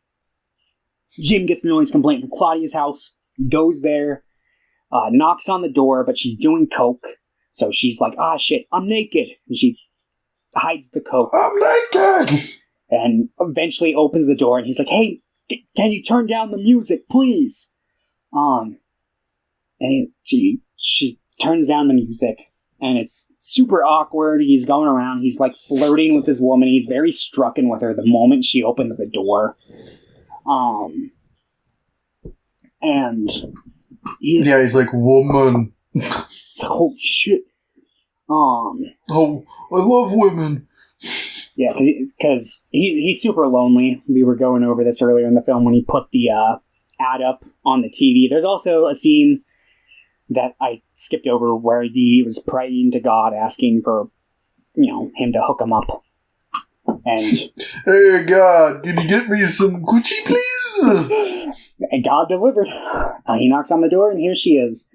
And he's like, can I look around? And he starts conversating with her. He asks for some coffee, She makes it. It's super bad, but he pretends to like it anyway. And they sit and they talk for a little while. She does this thing where she's like, "Here, you want to see this?" And she starts like clicking her jaw. And he's like, "That's neat." But then he receives like a radio call, and he's got to go. So he leaves, and he's like, "Well, maybe if you play your music again too loud, or that troublesome boyfriend comes back." And she's like, "For the last time, I don't have a boyfriend," because he kept like, "Do you have a boyfriend? Because I got a phone call about the noise disturbance with the music, and also there was yelling this morning." And she explained that there was someone there that she didn't want to see, and she yelled at them, and they left. And he's like, "Was it a boyfriend?" She's like, "No, it wasn't a boyfriend." She tells him this like 30 times. And then he's like, "All right, well, if you ever play your music again too loud, maybe I can come back and see your pretty face." And it's super awkward. And it's just like, yikes. But he leaves. Yeah, they're both like the most awkward characters in the world. Yeah. And then he's kind of just standing out in the hall. And then he like circles back around, knocks on the door. And he's like, "Okay, I want to ask you on a date." And she's like, "I thought you were flirting with me." And he's like, I just think you're super swell and I want to go on a date with you. And she's like, "Yeah, okay. What time?" They agree on 10 o'clock once he gets off work. So Jim then goes and he's like just driving. He's super pumped. He's like, "Yeah, thank you, God. I'm not going to let this opportunity slip out of my hands." But then he sees a guy who looks pretty suspicious. He is looking at the cops a lot, and then he starts like running once Jim passes him. So Jim turns around, goes after him, gets out of his car, and then shots are fired at him, and he like kind of freaks out, and he slides down a mud hill and loses his gun. And he can't find it. He's like, "Oh shit." So that happens. Okay, let's jump to Jimmy Gator and Stanley. Stanley gets picked up from school, goes to set. His dad's been, I don't know if we mentioned this earlier, his dad's like a dick to him. Pretty passive aggressive. He's like, "I don't understand why you need like 4 bags of books," but it's like, what the fuck? What do you mean, why does he need 4 bags of books? The whole movie you're bullying him to fucking win this competition. You should be thankful. You should be encouraging him to carry more, if anything. But, so he goes to school with 4 bags of books, gets picked up. He's like running a little late. And then, they get to set. Stanley goes on stage, but before he goes on, he tells his producer, he's like, "Hey, I really gotta use the bathroom." And she's like, "Not now. Do it later." So she just forces him to go on stage, and he's sitting there, and he absolutely kills it in the first round. But I jumped a little ahead. Before the first round, we see Jimmy Gator in his office, who is just getting as drunk as he possibly can before the show starts. He's clearly upset about the experience he had with Claudia this morning. He talks to his wife on the phone and tells her about it. And then he's like, "Oh, I'll see you when I get home." He goes and starts the show. And like I said, Stanley like absolutely fucking slays the first round, gets all the questions right. He's clearly like a child prodigy. Like he's super smart. Gets every question like in a split second without hesitation. And then they take the break, and his producer still won't let him use the bathroom. And he's like, "What the fuck?" So the second round starts, and he completely deadfishes it. He refuses to answer any more questions, and he ends up pissing himself during this round. And when he pisses himself, he ends up accidentally like clicking the button. And then Jack's like, "Stanley," and he's like, "I don't know the answer." And he's like, "That's not the answer." Anyway, and then... And he's like losing it during this time as well. Like, yeah, he's tripping over his words. He's like, Yeah, he's slowly starting to lose it, and then they start the 1v1 round. And that I can't remember. Yeah, okay. So I think something happens where they need to take a break with Jack. I don't think he falls down yet. I think that's later. No, he fell down. Oh, okay. So he falls down here. He falls down. Okay, I couldn't remember if that was like towards the end. I thought that was like, no. They fall down, yeah, that's right. and he's like they're gonna stop the show, and he's like, no, let me do this. I'm Jimmy Gator. And while the show is stopped, Stanley's dad comes out, and he's like, "What the fuck? Why aren't you answering any of these questions?" He's like, I don't know. And the kids next to him are like, he fucking pissed himself. He's like, "Oh, what the fuck, Stanley? Why the fuck did you do that?" And he's just being super fucking mean to this kid. God, I fucking hate this guy. Yeah, he's the worst. So Stanley is just like... So he's like, "Stanley, you just fucking kill this next round, or I'm going..." And he's like, "I'll buy you anything I want." And he doesn't like threaten him, but there's implications in the tone of his voice. So, third round begins. Jimmy Gator's fine. He returns to the stage, and they're about to start the 1v1, and fucking Stanley is like refusing. He's like, "I don't want to go on stage." And the two kids are like, "Well, we're basically just here for show. Like, you have carried us the whole way. You're going on that stage." And there's like the kind of like heavier one who's kind of an asshole. And he's like, "I'll fucking beat the shit out of you if you don't go up." And he's like, I'm not going up, guys." And then time comes, and Jimmy doesn't even ask. He's like, "All right, Stanley, come on up. I know it's you." And then Stanley's like, "What am I a fuck?" He like starts freaking it. Yeah, I love this scene. He's like, "I don't want to come up." And he's like, "Why not?" He's like, I'm not here for your entertainment. You all just want to laugh at me. I'm not some sideshow. I'm a smart person. I can see what's going on here." What? And he starts just asking Jimmy questions. He's like, I can't remember what he specifically asked him, but he's like, "I'm asking you, Jimmy. I'm asking you." Because he's just basically like, "Why are we being used for entertainment, Jimmy, huh?" He's like, I don't know. Yeah, so the fucking producer's like, "All right, this show is completely fucking on fire. Cut. Just roll the credits." So they end the show, and fucking Stanley books it because he knows his dad is coming for him. So he just runs away, and we see him break into the school library, and he just starts reading again. And Jimmy Gator goes home. And he had admitted to one of his like assistants at work that he had cancer. And he goes home to his wife, and they talk, and he's basically like, "All right, I want to clear my conscience up, not just for me, but for you, because I suspect you know, and I feel like it'll be better for both of us if I just say this." And he tells her that he cheated on her at one point, and he feels really guilty about it. And he doesn't want to die just holding that information. And then she's not happy, but she's kind of understanding. She's like, "Okay, I get it." But then she starts peeling back the layers behind the Claudia situation. She's like, why won't our daughter talk to you anymore?" He's like, "I don't know." And she's like, "No, Jimmy, I think you do know. Why won't our daughter talk to you anymore?" And he basically admits, he's like, "Look, I don't know what happened, but I think she thinks that I molested her." And obviously she's set off by this. Did you? And he goes, "I don't know." And it's implied that his character is a major alcoholic and has memory lapses, obviously.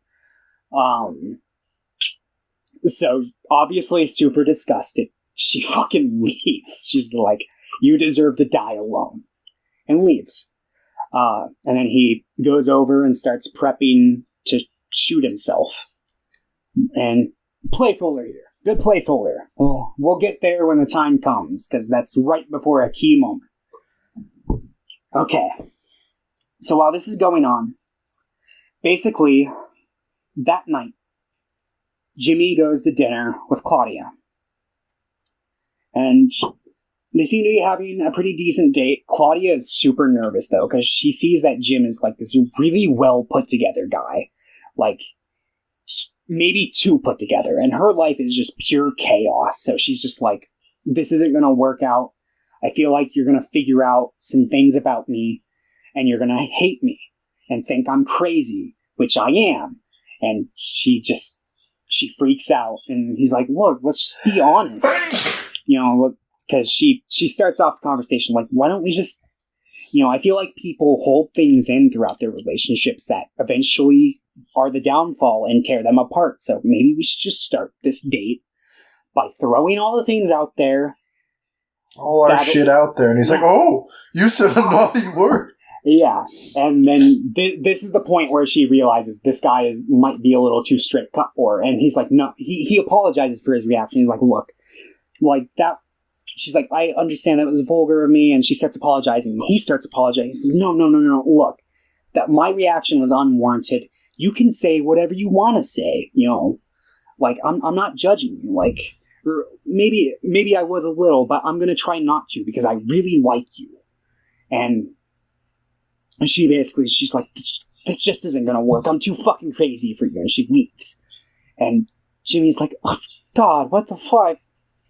I had this one. So he starts heading home super sad. Claudia goes home. Meanwhile, Claudia's mother is heading for her house. Yep. And so while Jimmy... Okay, placeholder here. Now we got to jump back to Donnie. Because, real quick, Donnie, basically, after he had gotten back from the bar after doing all the Brad stuff, he apparently had, like, made copies of the store keys. So he goes and he robs the place. And then he kind of gets a moment of clarity where he's like, what the fuck am I doing? This is a bad idea. What the fuck am I doing? But right as he had left after robbing, he had heard something snap and thought nothing of it because he was like trying to get away fast. Yeah. And he goes back and he realizes that the key was snapped in the lock and he can't open it. Mm-hmm. So he starts trying to climb up the like gutter or whatever. Whatever on the side it of is. the building. And while this is going on, Jimmy is driving home from his date, and he sees this, and he's like, "Oh, what are you doing, dummy?" And he turns around, but the second... And then cut there. Wait, cut there, because we haven't finished Tom Cruise's storyline. That's true. In fact, we haven't talked about most of his storyline. Go to Tom Cruise. Okay. The last character we need to talk about, I think. Uh-huh. Is this the last character we need to talk about? Yeah, I think so. Yeah. Yeah. Oh, wait. Hold on. Cut back to Julianne Moore first. Julianne Moore goes, she takes those pills, she leaves. We didn't say what happened after that because we had to introduce other characters. So is Dixon the kid? Yeah, Dixon's the kid. Okay. Dixon, Julianne Moore takes all those pills and is like in her car dying, like she's asleep. Dixon sees her, knocks on the car window, and then goes to the other side when she's not answering, opens the car door and is like, hey lady! And she's not waking up, so he picks up her purse, takes all her money. And then calls because, might as well. Yeah, and then calls the ambulance. She gets loaded into the ambulance, and that's when something's about to happen. But we're going to cut back to Tom Cruise first, and Phil. Okay, so... Well, before that, because we still haven't even talked about his interview with... Well, yeah, that's Tom Cruise. Oh, yeah, so Tom Cruise in general. Yeah. He's a scumbag. So, yeah, he holds the seminar, and while he's holding the seminar, this journalist shows up, and her name is Guinevere? Is that how you pronounce your name? I think that's what it is. It's Dr. Guinevere, something like that? Yeah. And she basically is interviewing him during, like, the lunch break of his little seminar thing.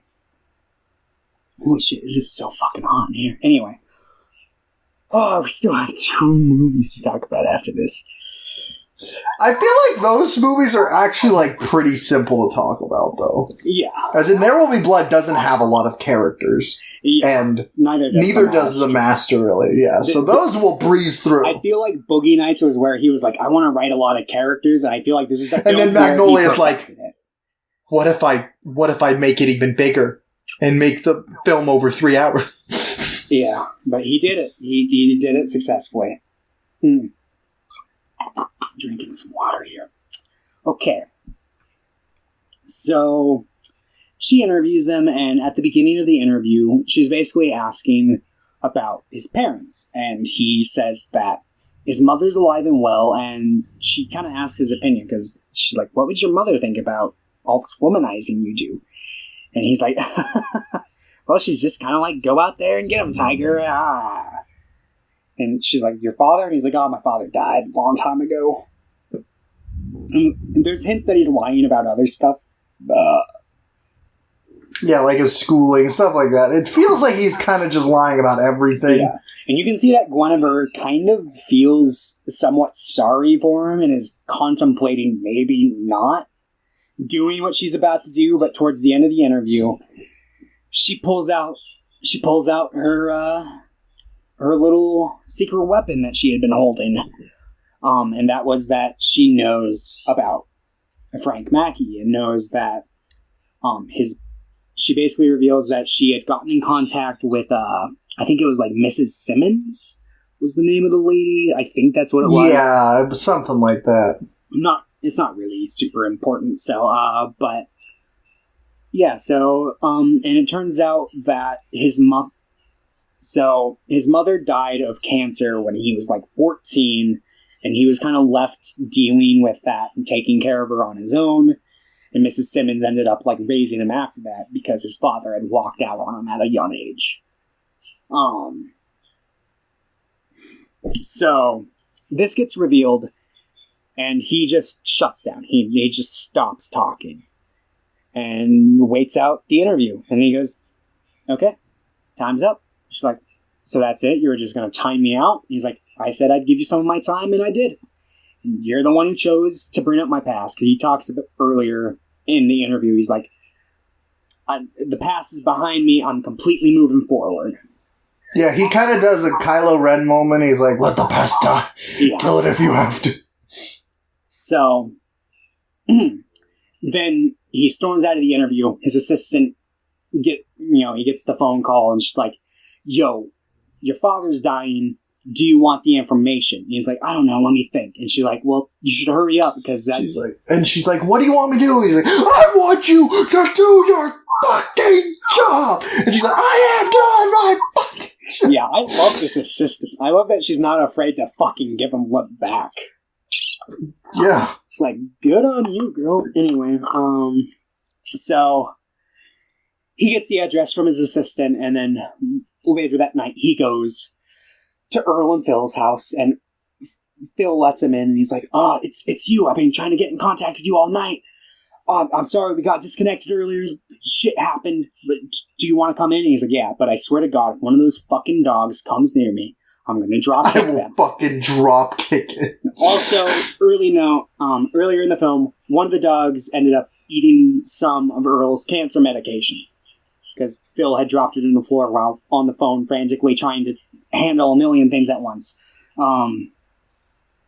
It's like his one major flaw in the movie is that he's kind of responsible for killing a dog, but it was an accident, so I'll let it slide. Anyway. So the dog's still alive at this point, though, don't worry. Spoiler alert, it does die, though. Okay. So he comes in, and Frank was basically straight up. He's like, okay, I want you to be in the room with me in case he needs anything, because I'm not here to take care of him. But I don't want you to be near me. Like, stand back, and keep the dogs away from me, because I'm serious when I say I will fucking drop kick those dogs if they come near me. He's like, okay, man, I get it. So Tom Cruise goes over, and he basically starts breaking down and starts like just fucking berating his father, who can't hear him, because right before he had shown up, Philip Seymour Hoffman had given him his final dose of morphine. I don't know if he had done it knowingly. Amber didn't explain the stuff. I figure he's a nurse, so he probably knew what it was, maybe? Yeah, he did. Okay. I feel like that's why he's so fucking sad all the time. Mm. And there is a scene where, like, the person that's supposed to have the next shift comes over to, like, take over, and he's like, no, I'm going to stick it out. Like, obviously he knows that okay. Yeah. it's the end. Yeah. So... yeah, so Frank's basically talking to him, but his dad's in like a catatonic state. He's not responsive. He's not looking at him. He's basically got his eyes closed, and he's kind of, but not really honestly responding. He's like, I know you can fucking hear me, you piece of shit. I fucking hate you. How does it feel? This is what she felt years ago when you fucking left her, you piece of shit. And he's just laying into her.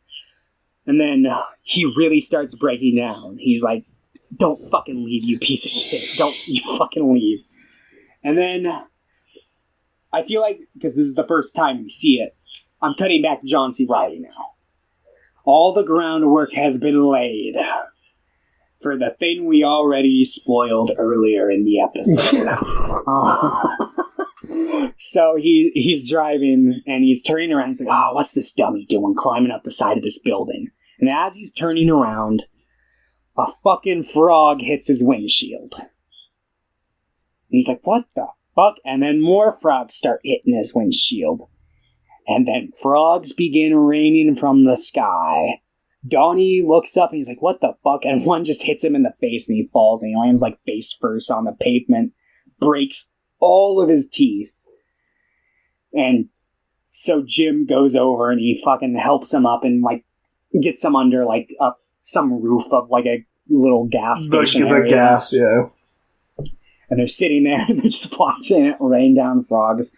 Claudia's mother shows up at her house right as the frogs start raining from the sky, and she lets her in, and they like embrace each other. And it's nice that she just kind of, because you can tell that she has like a moment of hesitation where she thinks about it. She's like, Mom, but then she just like after a second just lets her in and fully embraces her. And in this scene, it pans over to a painting on her wall where, and it's a very quick cut, but we see that there's a label at the very corner of the painting, and it says, did it actually happen though? Question mark. Good question. Open to interpretation. Anyway, meanwhile, cut back to Jimmy Gator at his house. He's got the gun at his head. He's about to pull the trigger. In fact, he does. But the second he does, a frog falls through this, bursts through the skylight and hits the gun the very last second, causing him to like shoot the wall and fall over, effectively stopping him from killing himself. And yeah, that's basically like pretty much the last we see of his character. We just see that he gets to live. And I think that's a kind of hopeful ending for him, honestly. Because, I mean, obviously he's got cancer and he's been, like, prepping for the grave this whole movie. And I don't, like, obviously I feel like his character is still gonna die, but I feel like it gives him a little bit more time to maybe potentially patch things up with his daughter, if she allows that, seeing how, I mean, it seems like they're kind of laying down, at least, like, interpretationally, like, the steps to where they could potentially, like, start talking things out and figuring out what really happened. If it did happen or not, since neither of them really seem to know if it did or not. Anyway, And then, so everyone just sees these frogs falling. And then Claudia's mom shows up at her house and is like, oh, and they're like hugging. Yeah, I brought that one up already. You already brought that up, wasn't? Yeah, that's when I talked about the painting on the wall. Oh, got him. Then, you're right. And then we see Stanley, he's like at the school, he's like, oh shit, this really can happen. I don't even think... I think he's pretty matter of the fact about it. Like, he's the only character who's not surprised, like, at all. Yeah, because he probably, like, read about all the, like, documented cases, and he's like, oh, cool. So, one of those things you just gotta see with your own eyes. Interesting. But yeah, and then the finale of this, like, I guess the ambulance that's carrying Linda's character to the hospital, it gets like pelted with frogs and it ends up like freaking out and turning over. And then we're cut back to Frank, Phil, and Earl, and the frogs are pelting the like house, obviously, and Phil's like, what the fuck, it's raining frogs outside. And then the noise is enough that it wakes Earl up for a second, and he looks his son in the eyes and sees his son one last time before just slowly passing away. And then so what now? It's what appears in black and white text on the screen. And it's the aftermath. Stanley goes home, and his dad's asleep. His dad didn't go out looking for him or anything. Just went straight home after he couldn't find him at the studio, I guess. And Stanley wakes him up, and he's like, hey, Dad, you need to be nicer to me. And his dad's like, go to bed. Go to bed. No. He's like, Dad, you need to need to be nice to me. Go to bed. Go to bed. And then he does. He does, but I feel like from this point on, he's definitely gonna stand up for himself. He's gonna buy a gun. He's like, Dad, I'll shoot you in the head. Dad, you must realize I am smarter than you, and I have seen Home Alone at this point, and I will set up booby traps all over this house, and I will kill you. But, yeah, so that happens. He confronts his dad. That's the last we see of Stanley or his father. We see Frank the next morning. Hospice is taking care of Earl's body, and they take out the dog too that died overnight. And Phil gets a call from the hospital about Linda, and he goes over and he gives the phone to Frank. He's like, hey, Frank, it's the hospital. They're calling about Linda. I don't know. Like, I figured since you were here that maybe you should take it. And he gives the phone to Frank. And, we see Frank, he's like, oh, okay. And, then we see that Frank does go to the hospital. And I really like this. I feel like it's kind of like major character growth for his character, because, like, he really has no obligation to go visit this woman that he knows nothing about, but I don't know. Like, it's just nice. And we never see them meet. We just see, like, the second he enters the hospital, it kind of, like, pans into a room where we see, like, the doctor kind of, like, checking up on her, and he's basically like, yeah, you're a little rough, but you'll pull through. You'll be okay. And that's the last we see of that. And then, yeah, we see Jimmy and Donnie. Basically, Jimmy helps Donnie to, like, return the money, I guess. Yeah, Donnie basically just spilled his heart out, confessed his whole, like, story to Jimmy. And Jimmy, being the nice guy he was, he's like, I should arrest you, but I'm going to let you off. I'm going to help you break back into your... we just survived frogs falling from the sky, so I'm feeling a little spicy today. Yeah. And, I feel like Jimmy, or not, I guess he's Jim, not Jimmy, but... Jimmy! But I feel like Jim's, like, a nice guy,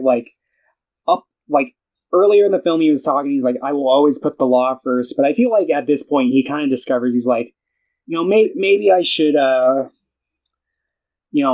if it doesn't necessarily warrant it, like, if I can tell and sense that this is, like, a good person who just needs a little help, maybe I'll just help them out.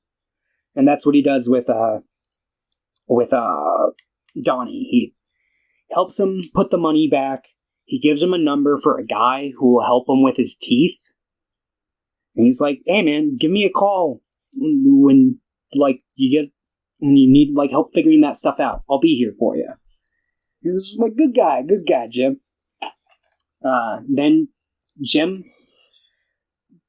goes to Claudia's house, and he just kind of walks in, and Claudia's in bed, and he's like, hey, I just wanted to come here, and last night you told me that we should just put everything on the table, and I want to tell you, last night, I lost my gun.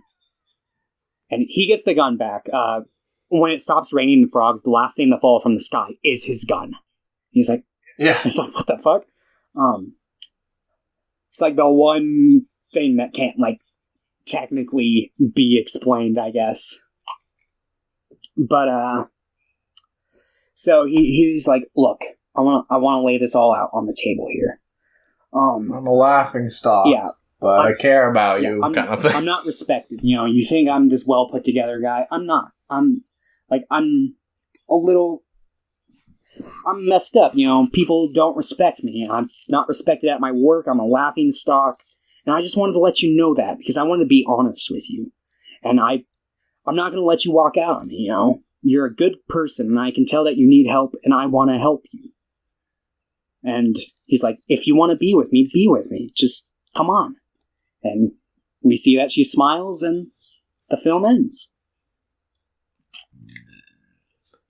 So, this is like one of the best movies ever made. Yeah. I always say, like, I will never, like, title a movie as, like, the best movie ever made. What I will always say is I think it's a contender for the best movie ever made, and that is something I would say for this movie. I fucking love Magnolia. Great film. When I first watched it, I was in high school, and I hadn't watched it since then. I remember really, really loving Magnolia, but I don't know why I gave it like a 9 then. Yeah. I think it's just because, like, I think it's because of the runtime, but I don't know. This is, like, the quickest 3 hours I've ever felt in a movie. Yeah. I think I watched it for the first time when I was, like, maybe like 10 or something. We had it on VHS when I was growing up. I probably also couldn't understand a lot of it when I was in high school. I was probably like baffled, and I like get pretty much all of it now. Yeah. There's still some like kind of cryptic things that go over my head. Like I'm still not necessarily sure what like the worm is supposed to mean or anything like that. But this movie, I'm pretty sure because I'm pretty sure Worm is that guy. Worm is, I'm pretty sure, a child trafficker. Because they show that scene with, whatever the kid's name is, and all those other kids. Yeah. And I'm pretty sure that guy that, like, you see for a moment is Worm. Okay. And, like, the film is about dad issues, like, or parents' issues in general, but also, like, there's a lot of, like, biblical thematic theming because of the raining frog stuff, and Stanley being extremely smart and being like, I know things. There's a lot of heavy allusions to him being pretty much like a prophet. Mm-hmm.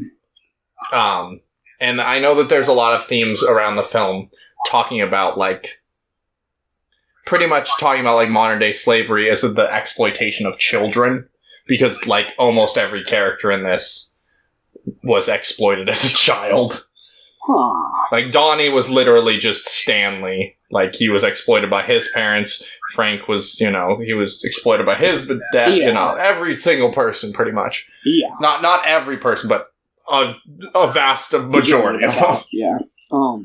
And the title, is somewhat inspired by Magnolia, which is this, like, mythological cloud realm where ships fly. It's kind of like the firmament, the heavens, and frogs rain down from the sky at the end of the movie. It's not like, it's just what Paul Thomas Anderson said in one of the interviews I was watching. He was like, oh, that's kind of interesting. But, yeah. 10. Oh, yeah. Definitely a 10. I'll also, like, I just want to say that John Bryan did the composition for this movie, and he had also done Hard 8. But the composition and the music in this movie is so good. Yeah, no, this movie's got... John Bryan, of course, like, he's a really good composer. He did, like, Eternal Sunshine and Lady Bird and, like, Synecdoche, New York, but... I still need to see Synecdoche, but I love all those other movies you said. That's like... Oh, he also did Punch Drunk Love. Oh, okay. That's like the one Philip Seymour Hoffman movie that I've like pushed off for a long time because it's like one of my favorite actors, one of my favorite like filmmakers, Charlie Kaufman. And it's like, oh man, I don't know. I haven't watched it yet. I should. I own it, but I don't know. But yeah, it's a 10. It's literally it's one of the my favorite movies we've watched on the podcast. If not not my favorite, but one of them. Yeah, I wouldn't go as far as to be like, this is my favorite movie, because I don't have like a super close personal relationship with this movie as much. But it's definitely, like, of my opinion, one of the best movies ever made. And I think I will throw it into, like, my favorites as well. You will expect this on the 50th episode on my side, at least. Oh, yeah, definitely on mine. Okay, next. There Will Be Blood. Let's fucking breeze through this one. This one's actually pretty easy. There's, like... Let's go. Okay. I have to go in 1 hour. That's all we got left. 1 hour. Okay. Okay. Movie was shot in Texas. Paul Thomas Anderson was interested in showing physicality and learning process behind oil drilling. Okay. Calm down. Okay. Calm down. Okay. I was just speed reading my notes real quick.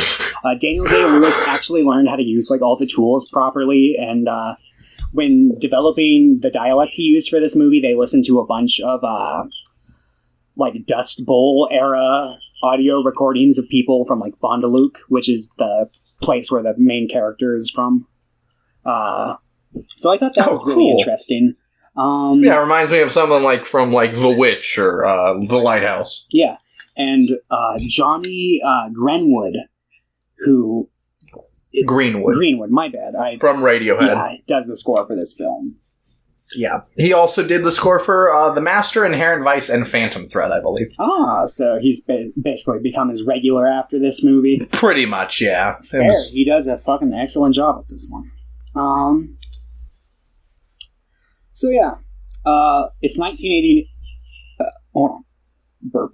Is it 08 No. at this point? No. 1898. There we go. Daniel Plainview is out by himself in the middle of nowhere mining silver.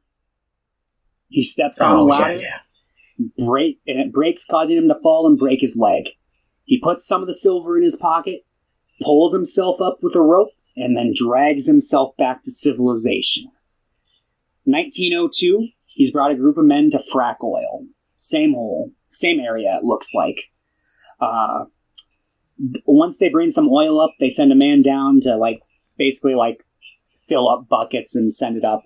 But the pulley system breaks and it kills him. And this man had a child who they show, like, there's, like, a scene where they, like, baptize him with oil. It's, like, one of the famous images from the movie. But, yeah. So...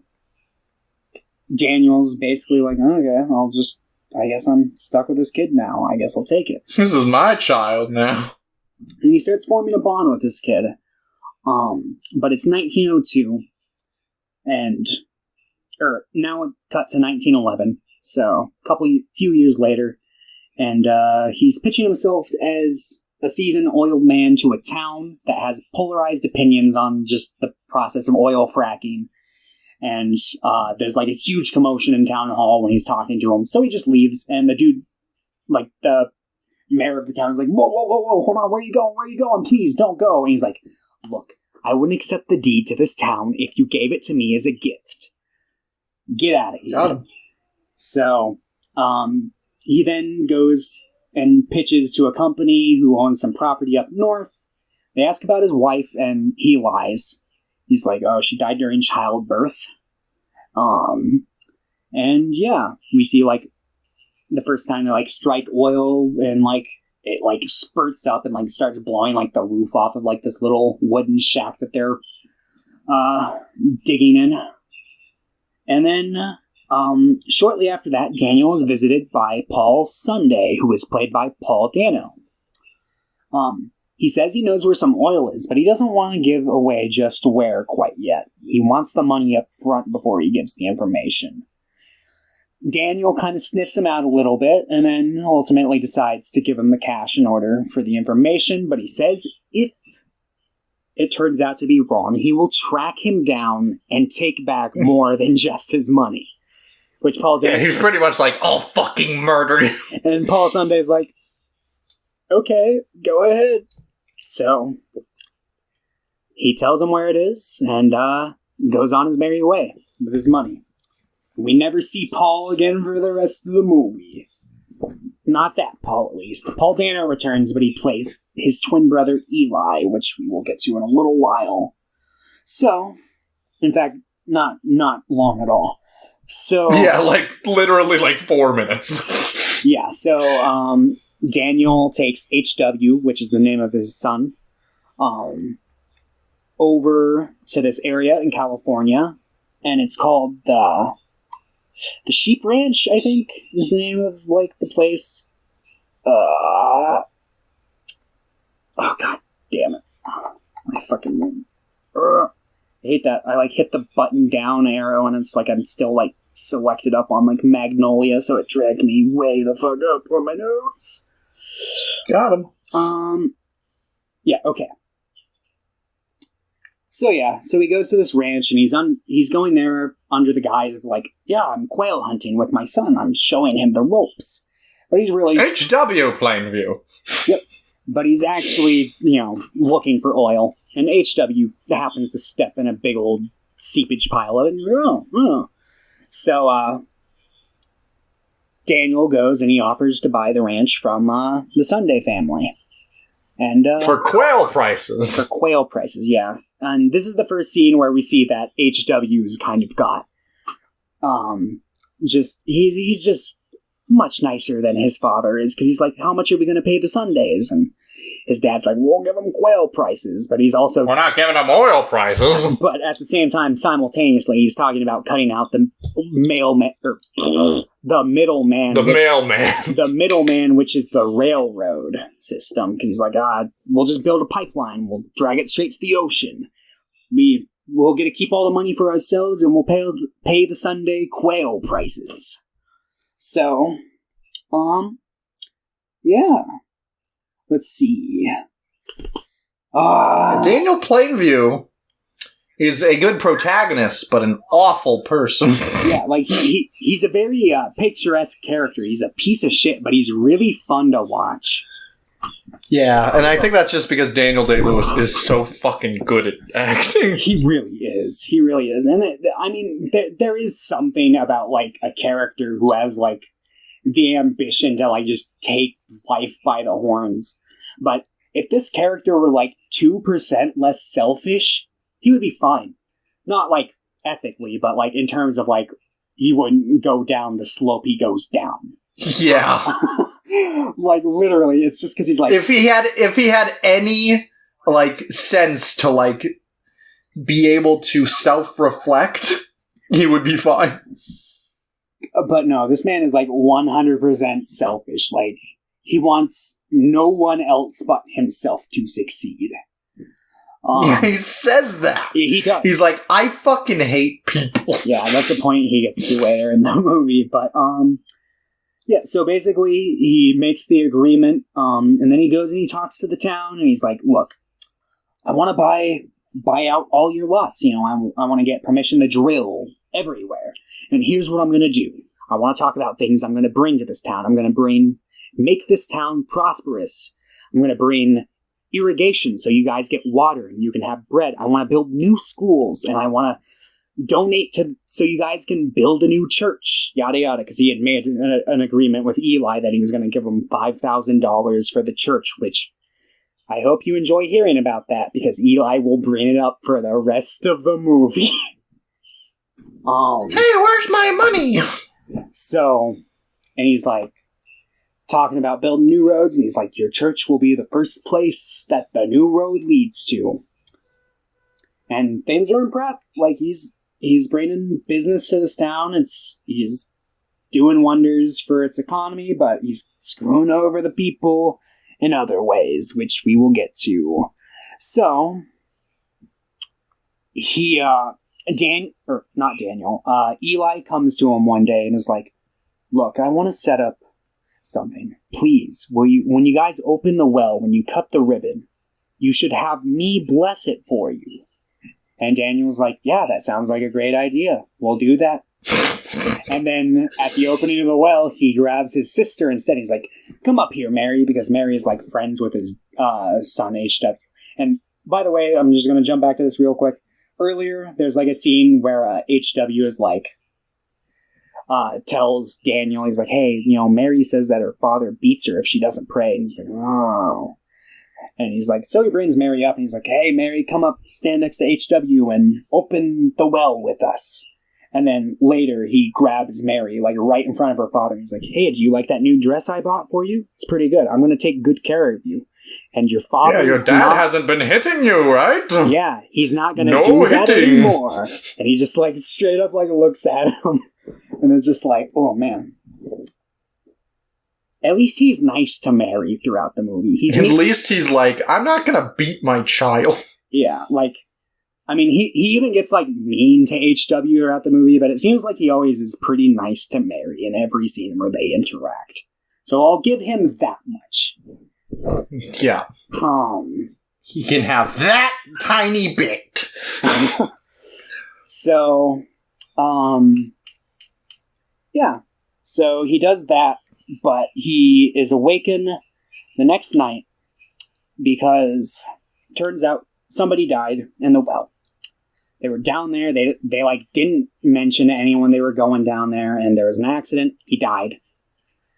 So they're going through his belongings the next day, and they find out he was a religious man. So Daniel does what I'd say is the right thing, and he goes to Eli and he asks him to say some words at his service. And Eli agrees, of course, because, I mean, the dude went to his church, so I feel like he's kind of obligated to. And he's like, yeah, we'll definitely do that. By the way, when am I going to get my $5,000? Soon enough. Soon enough, Eli. Leaves.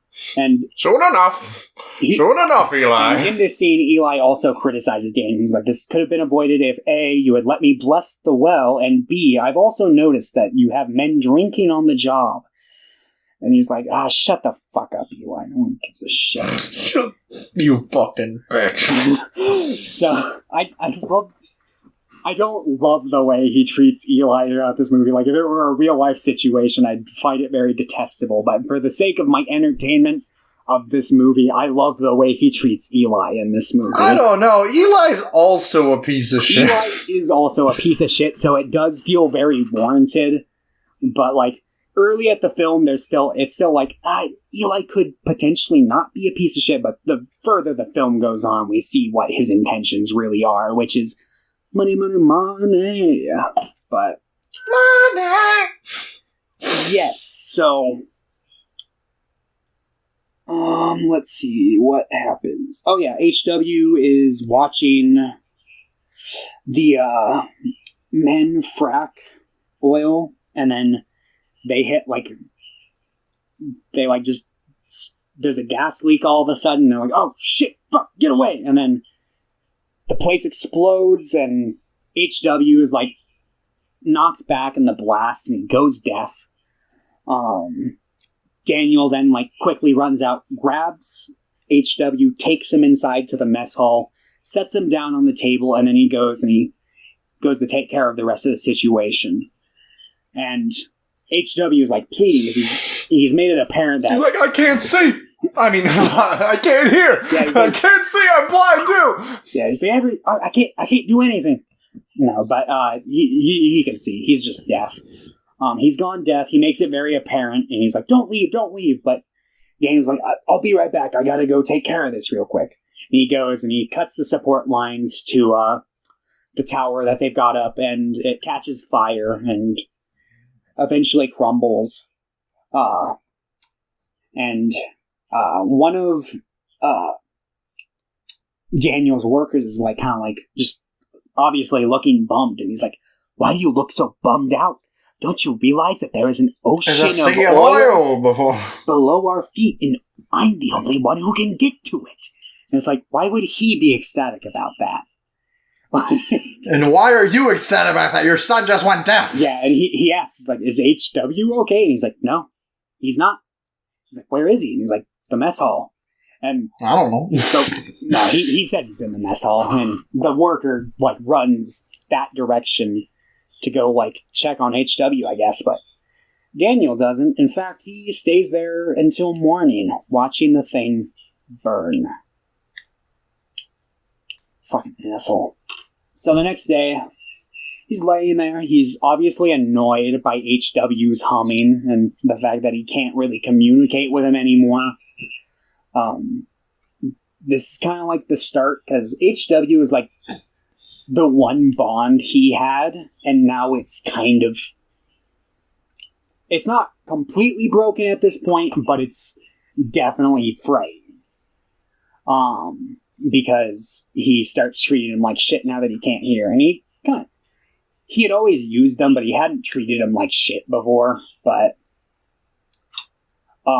now it's like he's just using him and treating him like shit. And let's see. Yeah, basically he's deaf. Doctors come and give him a physical the next day, and they can't do anything to help him. Scroll down here.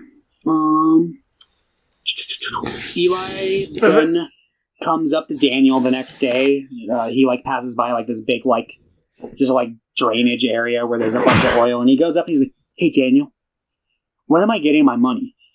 And Daniel just starts smacking the shit out of him. Just slap, drags him down into the oil and starts just slapping him. Paul Daniels like this. Yeah, he's just whining like a little baby. He's like, "I'm gonna put you in the fucking ground, you little bitch." And it's just... Oh, God. This scene's so funny. I love it. Yeah. So, later that night, Eli then attacks his father and admits that he suspects that his brother is behind bringing Daniel to this town. And that his father's an idiot for selling it, even though Eli totally was part of the agreement as well, but I guess he doesn't want to accept any responsibility because he's a piece of shit. Later, when Daniel is going home, he finds a man waiting for him on his porch named Henry, who claims to be his brother from another mother. He's like, "Hey, it's me, Henry." He reveals his father is Ernest and says he's come because he's read about Daniel and wanted to deliver the news that he received in a letter from Daniel's sister Annabelle that their father had died 3 months prior. Daniel asks for identification in the letter. Henry reaches into the bag and pulls out paper. Daniel looks at it. We don't see what's on the paper. I guess he must have somehow forged his ID, or maybe the letter was enough. I don't know. It must have been pretty convincing, because I feel like Daniel's pretty skeptical for the most part. So he's like, all right, well, fuck. And while this is going on, HW is rummaging through his bag inside and finds a diary. What is this? Daniel asks Henry later that night he's like, "Do you have anger? What about envy?" He's like, what do you mean? He's like, "I hate people. I admit that you have brought a second wind to my life, but I fucking hate people. I see the worst in them. And one day I hope to make enough money to where I can completely stay away from them." And yeah, so he basically is just getting really personal with this guy. Kind of peeling back layers that he doesn't peel back with most people.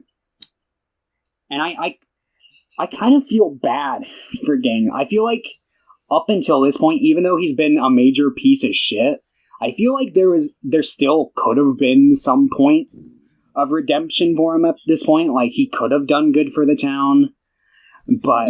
Daniel is an interesting character in that he's kind of a piece of shit, but he becomes more sympathetic and a better person because of his son.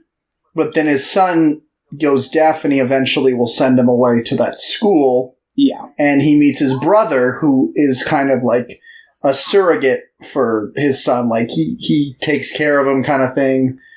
And then then this happens. Yeah. So but without them, he becomes completely unhinged. Yes. So we'll explain deeper in the Henry situation because this is a plot that sticks around for a minute. But basically, later that night, after he kind of gets personal with Henry, HW tries to light Henry on fire in his sleep. But Henry wakes up Daniel, and Daniel chases down HW, and then the next day sends him to boarding school without looking back. And then he's basically just chilling with Henry for a little while. There are some men who try to buy the oil from Daniel, but he declines. And there's a line that wasn't meant to be a jab at him. It's just like, he's like, what do you expect me to do if you give me this money? He's like, I don't know. Maybe you can, like, spend time with your son or something. And he's like, are you telling me how to raise my family? And he's like, what? No, of course not. I don't know. Like, what would I know? Like, that's for you to decide. And he's like, I will not sell my oil to you. Blah, blah, blah. I will build a pipeline and it will be the best. And, earlier in the movie, there's one man who owns the Bandy Tract. Or Tract. I don't know. He owns a lot, and he refuses to sell to Daniel at first, and he's like, I want to talk to Daniel, but Daniel's like, he'll come around eventually, and just kind of forgets about him. And then at this point in the film, when he's wanting to build his pipeline, he realizes, oh shit, I need that piece of property, or else this pipeline's just unrealistic. Because he'd have to, like, build around, like, 50 miles of mountain, and he's like, I just need to build straight through this area. So he goes to this property with Henry, and he talks to the grandson who is there, but it turns out that Mr. Bandy himself is out of town on business and won't be back for a little while.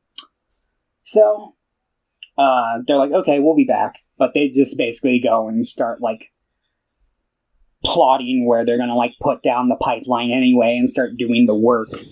And then later that night, Daniel finally kind of puts the contextual clues together that Henry is lying and not really his brother.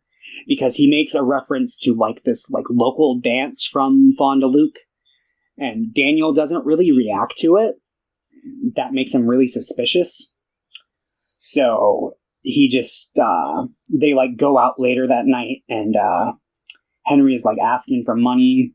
I think they're probably with some prostitutes. I don't know why he would ask for money, and there's, like, a bunch of, like, laughing ladies around, and he seems intoxicated, so I'm assuming it's, like, a brothel of some sort. I don't know, if were brothels around, like, the early 20th century California? Yeah. Okay. I wasn't sure. I just didn't want to, like, be assuming that it was a brothel and then just historically no brothels existed. I mean, it might not be a brothel, but they were around. Yeah. So I'm sure. So later that night, Daniel just wakes Henry up with a gun pointed at his face, and he's like, all right, what the fuck? Who are you? He's like, what? What do you mean? I'm your brother, man. And he's like, all right, what was the name of the farm next to, like, X house in Fond du Lac? And he's like, okay, just let me go, man. I promise. Let me go. I'll never talk to you again. I'll just leave. I'm so sorry. And he's like, who the fuck are you? And he's like, I'm nobody, I swear. And he's like, do I have a brother? He's like, you do. And he basically reveals that he was traveling with his brother, but his brother ended up dying of tuberculosis. And he had told him about him, so he stole his diary and used the information in that to kind of pass himself along, and had come to find Daniel. And then Daniel's just like, and shoots him in the head. And he does it poorly, too. Like, he does it, and it's not like he does it at an effective spot. Like, the dude, like, quivers in pain for a few seconds before, fading into nothingness. So he buries him, And he wakes up the next morning with Mr. Bandy sitting in front of him with a big shotgun. He's like, "Hello, Mr. Plainview. I've been wanting to talk to you for quite a while now. I told you to come talk to me earlier, but you didn't." And he's like, well, you see, my son HW was very sick. And he's like, "Nope, this is before your boy got sick." He's like, "Look, I know you want to build your pipeline here, but I'm not going to allow that to happen unless you condone for your sins." And he's like, "What do you mean? What sins? What are you talking about?" He pulls out the gun, insinuating he knows about Henry. He's like, "Just come to my church and find salvation, and I'll let you build your pipeline." So he does. He goes to the church, and Eli takes advantage of the situation. He's like, "Hey, Daniel, why don't you come to the front so everyone can hear you?" And he starts slapping around, and he makes him like shout that he abandoned his son and admits that he's like a piece of shit really loudly multiple times. And he's like, and finally at the end of it, he's like, "Do you accept God into your heart?" And I love the way he says this line. He's like, "Yes, I do." It's just like really funny. Okay. Start moving a little bit faster here.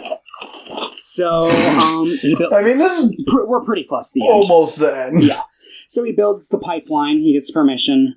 And yeah, he brings his son comes back. He brings HW back after that. Because I think he does feel bad about it, but yeah, and he especially now that his brother, if Henry was actually his brother and had stayed with him, he probably wouldn't have felt as bad because he had son. Because this is the same thing. He's exploiting his child as a crutch because he feels bad. But HW's not going to have any of it. Like, he's very upset with him, and when Daniel's trying to show him affection, he basically just pushes him off and starts hitting him, and he's like, all right, I get it. But, so they go to, like, get dinner somewhere, and the same guy who tried to buy the place from him earlier shows up, and he's like, "This is my son, HW." And he's just a big piece of shit to the guy. He's just making a scene. And then, yeah, that happens, and then we see HW. He's learning sign language, and his teacher's also teaching it to Mary. And then the two quickly grow up and get married. Yeah, it cuts to 27, I think?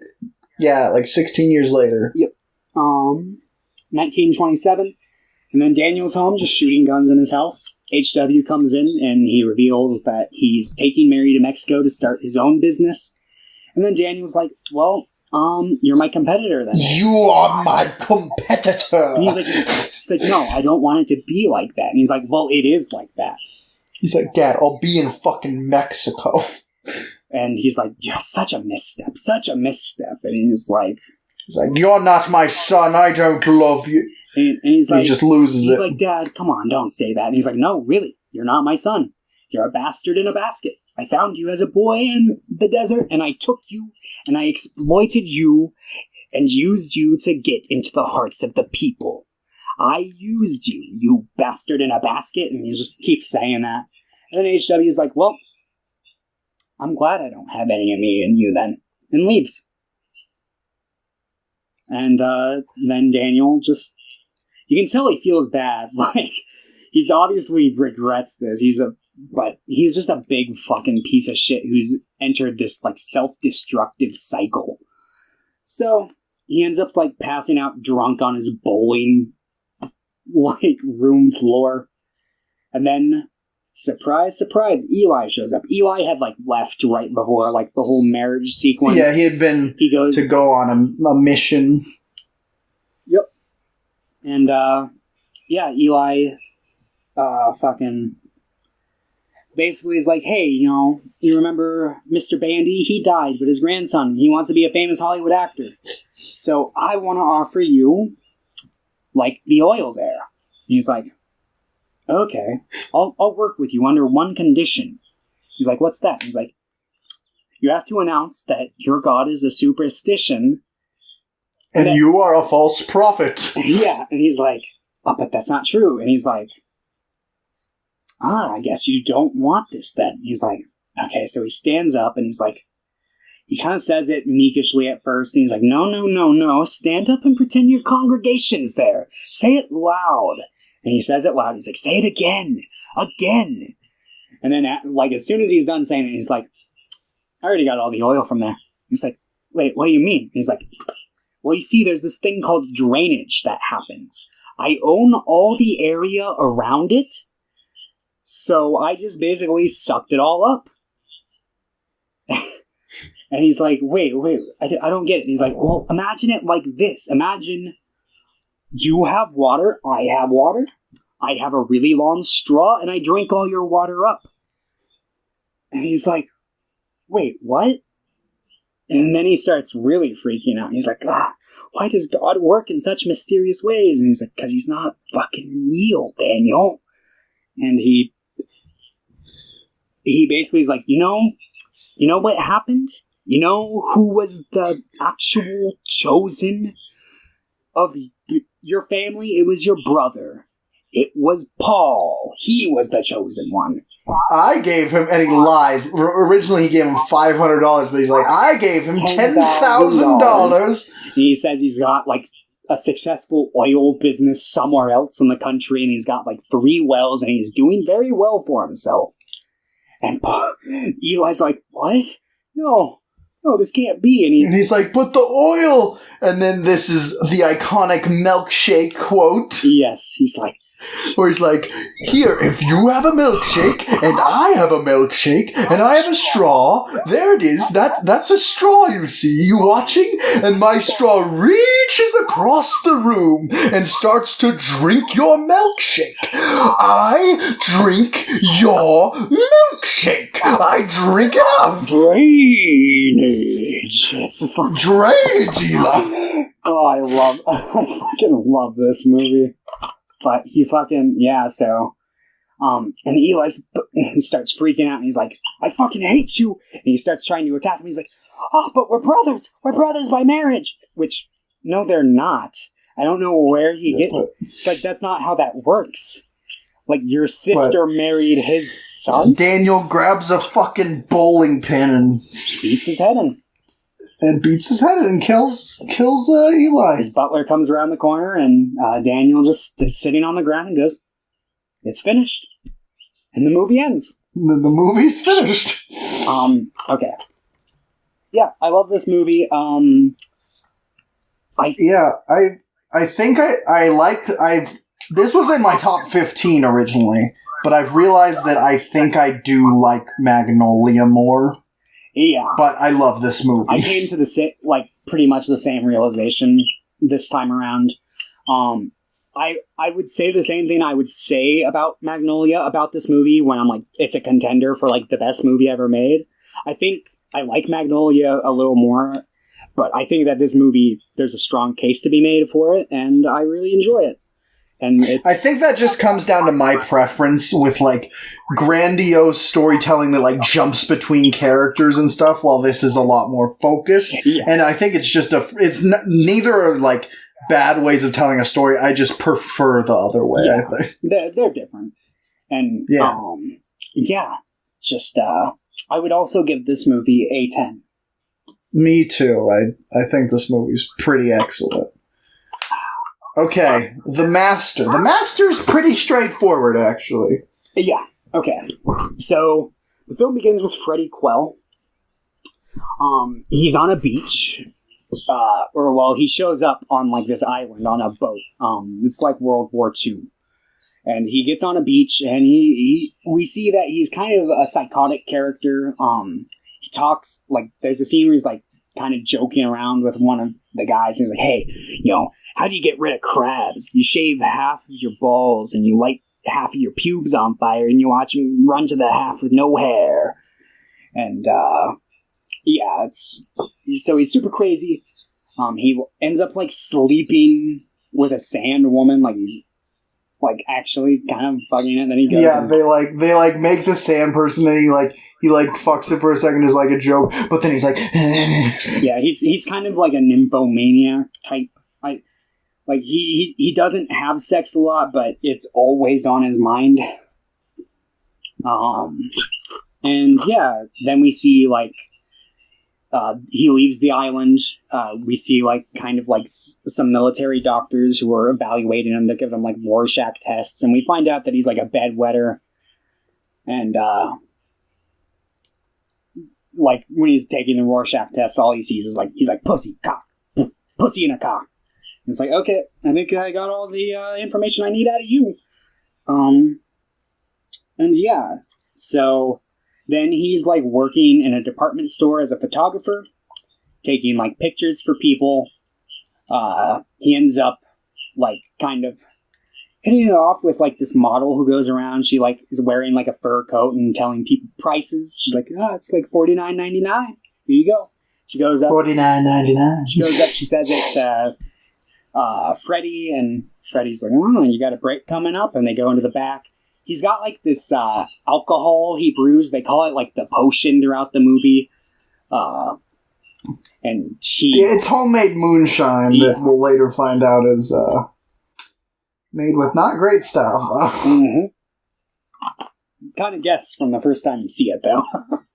Yeah. But we don't know, like, exactly what's in it, and then we do, and we're like, that makes sense. Yep. So, he ends up giving a little bit to, like, his coworker, and she, like, shows her his belly, and then they, like, fool around a little bit, but they don't get super far, and then he asks her out on a date, and she agrees. And then we hard cut to the date where he is, like, fast asleep. And, yeah. Then the next day at work, he is taking a picture of a man. He kind of just starts fucking with him. He, like, moves the lights, like, way too fucking close to this guy. And he's like, dude, I'm sweating here. He's like, I'm just trying to get the lighting right. Calm down. And he, like, moves it a little closer. And he's like, all right, dude, it's too fucking close. And then they get physical. And they start, like, fighting. And then Freddy, like, leaves the store. And he grabs the woman by the hand. But we never see the two of them together again, I think. Something I'm not clear on. I thought this woman looked a lot like Lancaster's daughter. Is it supposed to be, or does it just look like her? I'm pretty sure it just looks like her. Okay. I wasn't sure. This is my first time seeing this movie, so I was like, yeah, so he, so he loses that job. Then we see that he's got, like, a job in, I forget. Working on a farm. Yeah, he's working on a lettuce farm. I forget exactly where it is. They say the location later in the movie, but he ends up giving a man some of his potion, and then... and he's like an old guy, and then the guy fucking... ends up, like... dies. Yeah. Or... maybe. I don't know if he dies, but he's reacting very badly to it, and everyone around is trying to help him, and they're like, no, you poisoned him! And then he gets chased out by the workers. And as he's running away, he eventually finds this boat that he just stows away on. And he wakes up the next morning in a bed. He's like, what the fuck? And then this woman comes and she's like, hey, follow me. And she takes him to Lancaster Dodd, the master. Quote, unquote. One of those, like, multi-layered titles. So... Lancaster is, like, the ship's captain. He's also, just a bunch of other things. Like, he's, like, a philosopher. I think he says he's, like, a teacher. I forget all the vocations he lists, but he lists a lot of them. He's like, but above all, I am a human. And, he's like, he pulls out the flask that Freddy had, and he's like, I don't know what this stuff is. I know a lot, but I don't know what was in here. And I just want to ask... this delectable potion. Yeah, I ended up just trying a bit of it, but I had to drink it all. What is this stuff? And he's like, well, it's my potion. I can make more for you if you want. And he's like, well, what do you need? And he's like, no, don't worry. I'll get what I need. I can't make that exactly, but I can make something very close to it. And he says, even better. Yeah, even better. So he's like, oh, well, I'll take you on, and we'll give you a job. So, drink the last of my water here. It's getting parched. So, anyway, yeah, so his daughter gets married, and then he gives, like, this toast. To Rami Malek. Yeah, to Rami Malek, who I was so surprised. I was like, I had no idea he was in this movie before I started it. And I was like, whoa, awesome, love him. He doesn't have like a super big part. Like he's around a lot of the movie, but his part's not like super weighty. But it's fun to see him. Yeah. But yeah, and then the master comes up and he's like, look, whenever I need some of your potion, I'll rub my nose and I'll pull my ear, and you'll know I want some. So, the next morning, Peggy, who is Lancaster Dodd's wife, introduces herself to him. Amy Adams. Amy Adams, yes. I love her. Yeah, she's great. So she just kind of invites him to sit down with him, and she kind of like talks to him a little bit. We find out because she's basically like, you've really inspired something in my husband. He's writing like he doesn't at home because, essentially, she says like he spends too much time defending himself at home, and writing at sea is a lot easier. And he's like, what do you mean? Yeah, what's with like all the defense you have to do at home? And she's like, ex-wives. And it kind of like leads you to believe like this man is like slept around with a lot of women before, but that's not quite what it is. We'll kind of figure that out as the movie goes along.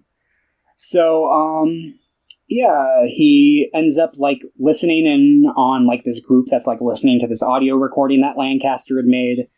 It's kind of like some like cultish propaganda nonsense where it's like human beings are not animals. We're not part of the animal kingdom.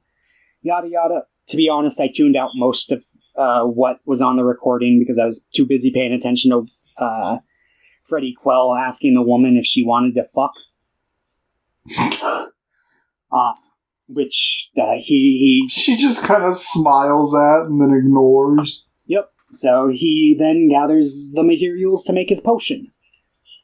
Which includes paint thinner. Yeah, paint thinner and bread and various types of alcohol.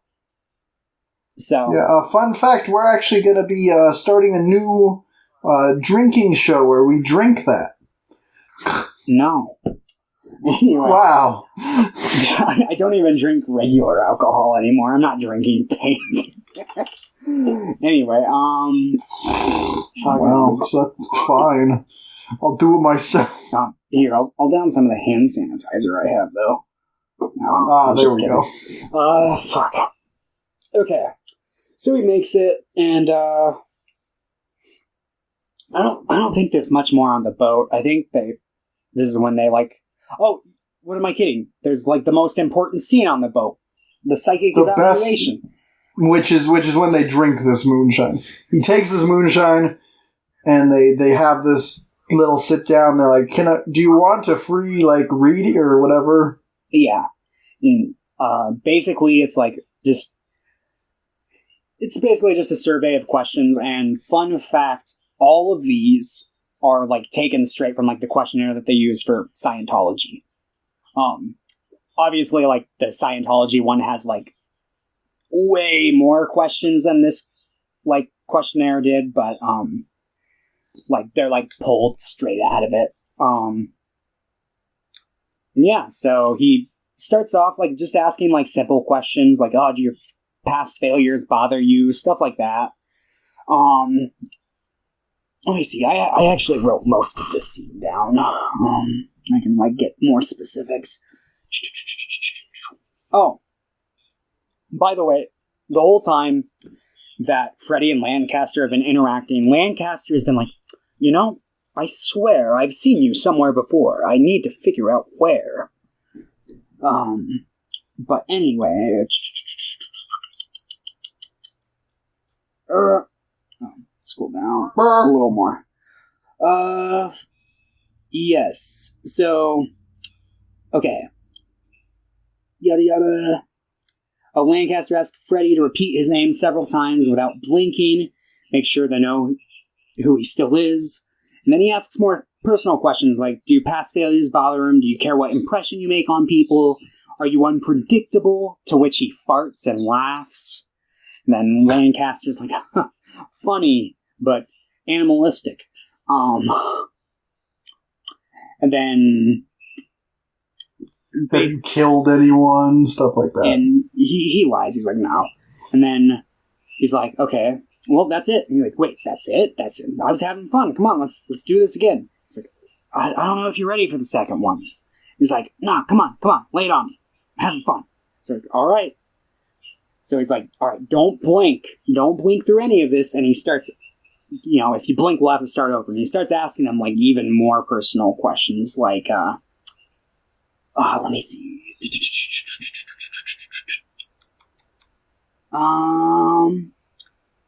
He asks questions involving topics of parents, murder, incest with his Aunt Bertha, which he admits to. He's like, yes, I've murdered people.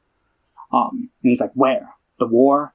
And maybe, like, some other guy, I don't know. And he's like, what do you mean? And he's like, he stole my booze and he drank too much of it. And he's like, is the booze poison? He's like, not if you drink it right. And he's like, are you trying to poison me? He's like, no, I'm not.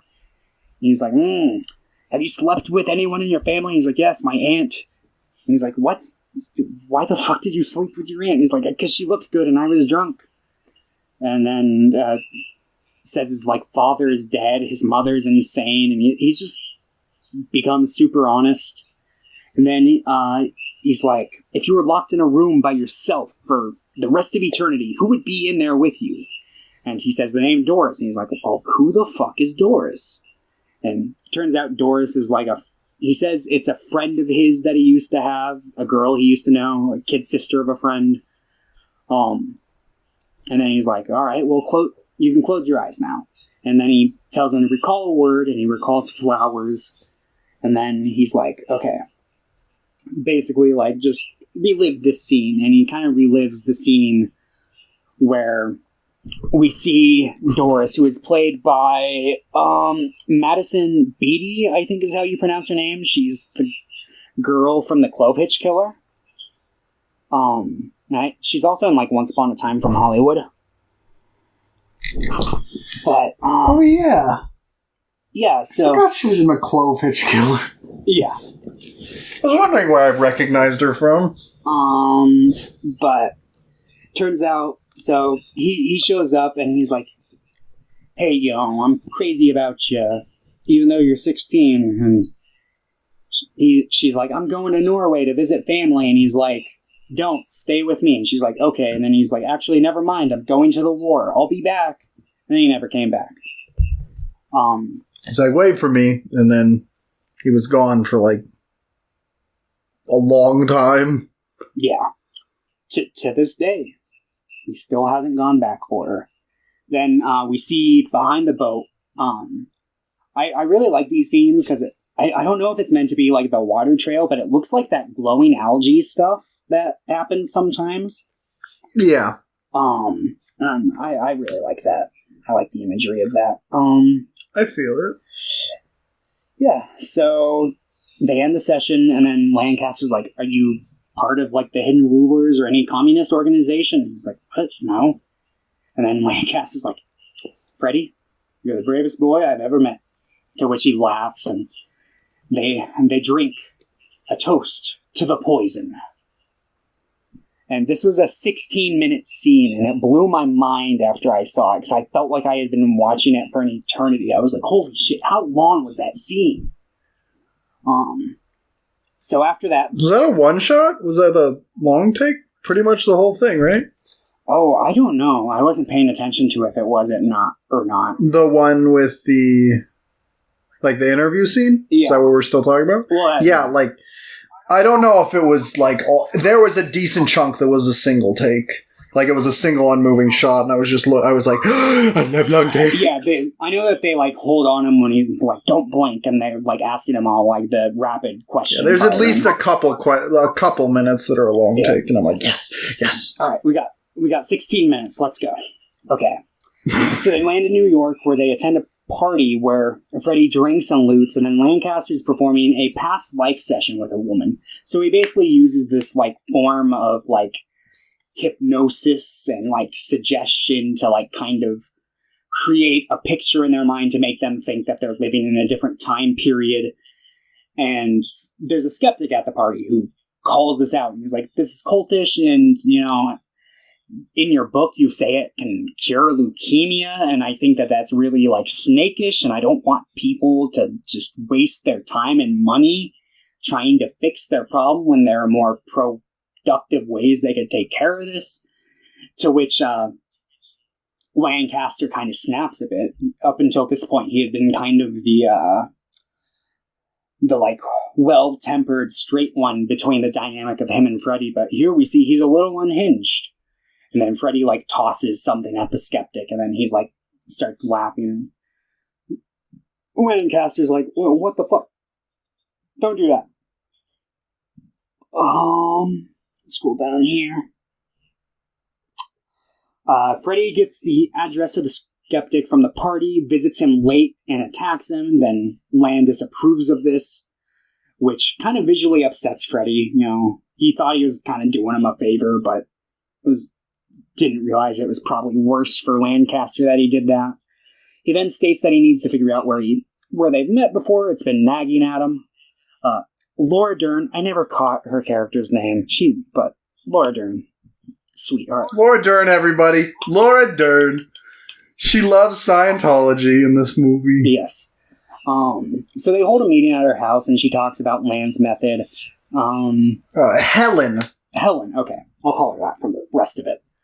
Unless I forget, in which case I'll just be like, oh, Laura Dern. Helen, though. Okay. So, yeah, she's just talking about, like, how basically, like, different time periods have, like, different feelings and tones, and how that's, like, part of the thing that, like, blocks your memory from achieving, like, your past life's memories. But if you can, like, do this intense form of, like, therapy that Lancaster is doing, that you can, like, pick up pieces of your past lives. And yeah, while this is going on, Lancaster's daughter is, like, touching Freddy's leg, and he removes her hand, because, like, her husband is, like, right there, and I feel like he's honestly trying not to be a disturbance. He's trying to be on his best behavior, but he's obviously a little unhinged and has a problem. Especially since he's so drunk all the time. So, while this is happening, that night, Lancaster gets super drunk on Freddy's potion and begins, like, performing at the party, and, in this scene, Freddy's sitting there, and he sees everybody, and, like, all the women in the room are, like, naked through his eyes. And then we see, like, Lancaster, like, pulling his ear and rubbing his nose. And then later that night, Peggy jerks him off in the sink and then tells him, and she's like, hey, I don't want you drinking any more of that kid's booze, okay? Like, seriously. He's like, oh, okay. And then she goes and she wakes up Freddy, and she's like, hey, Freddy, you know, if you keep drinking, you're not allowed to stay here anymore. So he agrees to stop, but the next morning we see him drinking. But it's not long before the police show up to arrest Lancaster's daughter. What? Turns out he had wrongfully withdrawn money from some foundation he was a part of. So they begin to arrest him, and then Freddy... It's not necessarily that. So the person that was like, hey, no, he took my money, and it was the woman that boat they used. Okay. The person that he did the reading on earlier, that other guy was there to accuse him of hypnotism. That was her. Oh, okay. And she she was convinced that she had been scammed. I see. After that. Okay, I see. So that's... Okay. Huh. Hey, man. She already spent the money. Hey, man. I mean, he did scam her, though. I mean... But, yeah. True. But, I mean... at this point, and then Mr. Walking Phoenix starts fucking going crazy. Yeah. Got him. Freddy fucking goes crazy and gets arrested with him. And then in the jail cell, he freaks out and fucking, like, breaks the toilet bowl and kicks the bed and he's freaking out. And in the scene before this, he was talking to Lancaster's son, who who referred to Lancaster himself as a fraud. He's making it all up as he goes along. Yeah, Jesse Plemons. I was really happy to see him in this movie, but he didn't get a lot to do, which made me sad. Yeah, maybe in a future Paul Thomas Anderson movie. I think he's really good at it. He's really good in the fucking. He's in a Black Mirror episode. He's fantastic in that. Okay, huh? But yeah. So he gets arrested, and like him and Freddy have like a moment where they're kind of both aggressive with each other and break up for a minute. Like Lancaster's like, I'm the only person who likes you. You're a no good drunk, and I'm done with you. But then he gets out of jail, and his family tells him, it's like, hey, we don't like Freddy. We think he's too crazy. We think he's beyond help, and we think that we should just move on with our lives without him. And Lancaster's like, thank you for being honest, but if we can't help him, we can't help anybody. So we owe it to him to try and help him. So he gets out of jail, comes straight back to their place, and reunites with Lancaster joyfully. They roll around on the ground. They're happy to see each other. And then, they begin his rehabilitation through different processes. Propaganda. Yeah, basically they make him walk back and forth between this window and this wall, and they're like, picture this, picture this, picture this, and it's just a bunch of different weird forms of propagandist therapy. There's a scene where he sits down and with Rami Malek's character, whose name I can't remember. And they have to basically just sit there for a minute straight and deal with whatever the other person dishes to them without reacting at all. And Rami Malek's character really does not like Freddy and lets him have. Yeah, he's just like, Doris. He just keeps saying Doris. He's like, Doris. She realized that you're a crazy piece of shit like your mother and that you don't deserve to be around anybody, and she left you. And he's just like, fuck. He's like, you say Doris's name one more time and I'll fucking kill you.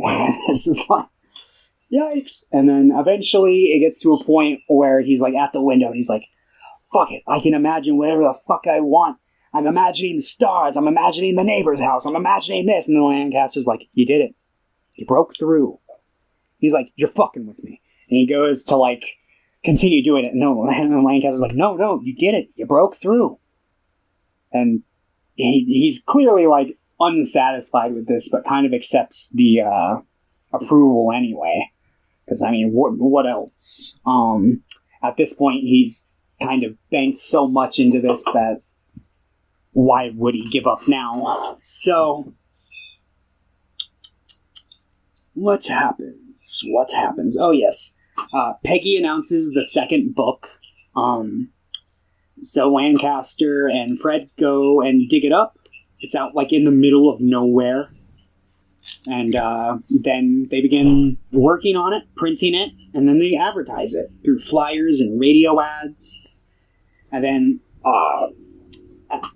at the opening party, Freddy's talking to Lancaster's editor, and he's like, hey man, did you read the book? What did you think about it? And I think it's fucking sucks. He's like, if I'm being honest, I think it should have been cut down to a 3-page pamphlet. It's the worst. And then Freddy's like, hey, can I talk to you outside? And then beats the shit out of him. Showing, because up until this point, it seemed like the therapy had been working somewhat. He seemed a lot more stable, but clearly he's still unhinged. And then they released the book, and Laura Dern, I can't remember her character's name. Helen. Thank you. Helen. She's like, hey, she's having these. Yeah, she just had good questions about things and inconsistencies in his text, and he basically freaks out on her because her main problem was, she's like, well, originally in book 1 it was do you recall, but now it's do you, or can you imagine? And it's like, doesn't that defeat the whole purpose? What is this? And he's like, what the fuck do you want from me? And he snaps at her. And then we cut to Lancaster, his daughter, his son-in-law, and Freddy out in the desert in a car and a motorcycle. And they're like, Lancaster's like, we're going to play pick a point. You pick a point and you drive to it and you drive back. And it's supposed to be great. And this scene scared the shit out of me because I don't know, like, what they did, but they're just riding this motorcycle through the desert with no helmet. And it looked super sketchy. I was just like, ah! But, as soon as it's Fred's turn, he picks a point and he drives to it and he doesn't come back. And I like this. I like this because he's used this religion to, like, kind of help build himself up, but the things that he needs to truly fix himself, he won't find in the religion. He has to go back to his past and confront some things. So he goes back to Doris's house, and we find out that she got married. Her current name is Doris Day, and she, like, lives somewhere else. I can't remember where. So he goes, and he falls asleep at the theater watching Casper the Ghost, and he has it. She lives in Alabama, I think. Yeah, I think that's where they say she went. He falls asleep, and he has this dream where Lancaster calls him and tells him that he's in England, and that he remembers where they've met before, and that he needs to come to England, bring cools, which is like cigarettes, that they don't have them there, and that with Freddy's help, he will cure the insane. So, he goes to England, and he gets there, and Freddy's, like, started this school. It's a giant fucking school. Yep. And Peggy immediately, the second he shows up, she's like, he looks drunk. He's beyond help. This is pointless, and leaves. And then him and Lancaster talk for a little while. And he's like, well, okay, where did we meet before? You told me that in my dream. He's like, I remember us meeting in Paris. We worked for the Pigeon Post in 1870 during a 4-day siege. And he talks about the mail balloons that they sent out. They sent out 66 mail balloons, but 2 of them went missing. And I looked this up. I couldn't find anything about the 2 that went missing, but apparently, like, all that other information about, like, the 4-day siege with the Prussians and the 66 mail balloons, that's all, like, factual. So it's like, oh, cool. 99 red balloon. Oh, yeah. But, so he's basically like, look, why don't you stay here with me? Like, you can stay and I can help you, or you can leave and I never want to see you again. And he's like, he thinks about it. He's like, well, maybe in the next life. He's like, if we meet again in the next life, we will be enemies. Yeah. So, basically, then he sings, I want to get you on a slow boat to China.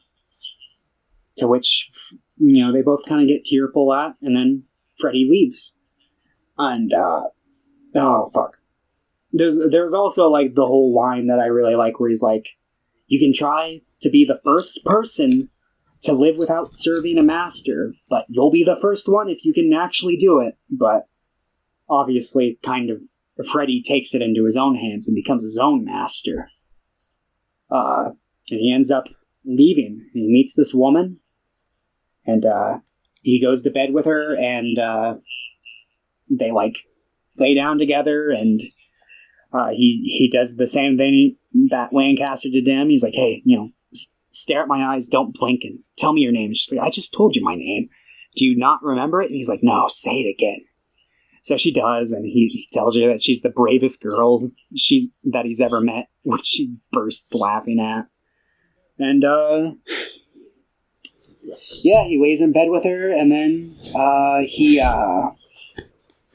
wakes up, or he doesn't wake up, but the final shot of the film is like him laying down on the, like, island with the sand woman again. And this isn't the first time that she's resurfaced in the movie. Earlier, when he was, like, bouncing back between the window and the wall, there was a shot where he pictured that he was, like, back with the sand woman again. And yeah, he loved her. She was his Sandwoman. Yep. And yeah, that's the end of the movie. He's playing on the beach with the Sandwoman. What do you think of this one? I really like it. I would probably say it might be my third favorite, maybe my fourth out of what I've seen. I really enjoyed it. I think it's a film that I might enjoy upon like later rewatches, perhaps. It's really hard to tell with my initial impression, but yeah, no, I enjoyed it, but I didn't think it was like as great as I was kind of hyping it up to be. Yeah, me neither. Once you were like, yeah, I've heard it's like it's better. I'm like, whoa! And then I thought it was great, though. I think that, honestly, it's a bit short for, like, the storytelling that's taking place. Yeah. Like, it's 2 hours and 20 minutes, which isn't, like, a short film, but, like, it felt like a lot of the, Freddy's relationships with, Lancaster's family was pretty underdeveloped or underutilized. I agree. And I would have liked to see that more. But at the same time, there are parts that I kind of wanted the movie to just cut to black as Freddy, like, drove off into the distance on the motorcycle. See, I kind of... Like, that could have been an interesting ending. I like the ending as it is as well, though. But no, I do really like the movie. I thought it was pretty great, but I thought a lot of the side characters were underutilized, which is kind of the opposite problems I had with, like, Boogie Nights, where I'm like, some of the side characters were, like, overused. Yeah. But Joaquin and Philip Seymour Hoffman were fantastic together. I agree. And, man, I'm sad that I won't get to see any more collaborations between Philip Seymour Hoffman and Paul Thomas Anderson. Yeah, it's sad. Very sad. Well, maybe we can still get some with John C. Reilly in the future. Maybe. Fuck, I love John C. Reilly. I'm just going to tweet out Paul so what Thomas would you Anderson give this one? I'd probably give this one an 8 currently. I would also. Look at that. Every single one. Wow. Every single movie we were on top. Yeah, we were in sync today. Hell yeah. If you did have to rate them, or rank them, what would be your ranking? My ranking, personally, would probably... Of the 5 we watched. Probably Magnolia, There Will Be Blood, The Master, Heartache, Boogie Nights. Mine is almost exactly the same, but I think I like Heartache a little more than The Master. I could feel so that. I would just switch those two around. But man, we were fucking in sync today. Oh yeah, hell yeah! And this is a long one. This one's like what, 5 hours? This almost? one was fucking so long. I feel like I've lived through a war. Yeah. Oh man, I've been sweating for hours. Oh man, I can't wait to turn my I've fan started on. to sweat too. Okay, so we're doing another trilogy, I'm guessing. What's your pick? What are we doing next week? What are we doing? Okay. What kind of bouncy, flouncy shit are we doing? We're gonna do the Fistful of Dollars trilogy. So that's oh shit! So what is that? That's again? A fistful of dollars for a few dollars more in The Good, the Bad, the Ugly. All directed by Sergio Leone and starring Clint Eastwood. Oh yeah, I love Clint Eastwood. Oh yeah. So, a fistful of dollars for a few dollars more in The Good, the Bad, and the Ugly? Yep. Cool. Very, very exciting. I've been meaning to watch these for a while. I've been wanting to watch more westerns that I hopefully like, because westerns, I don't mind like the idea of a western, just a lot of them I've watched I've been disappointed in. Yeah, 2 of these are like my favorite westerns. One of them I think is okay. Okay. Well, cool. Thanks everybody for listening to this long-ass fucking podcast. Go watch Magnolia right now. Yeah, just watch all of Paul Thomas Anderson's movies. That's true. Especially Couch. Yes, especially Couch. All right, everybody. Have a good day. Yep. Tell your grandma we're leaving. Yep. Goodbye. Bye.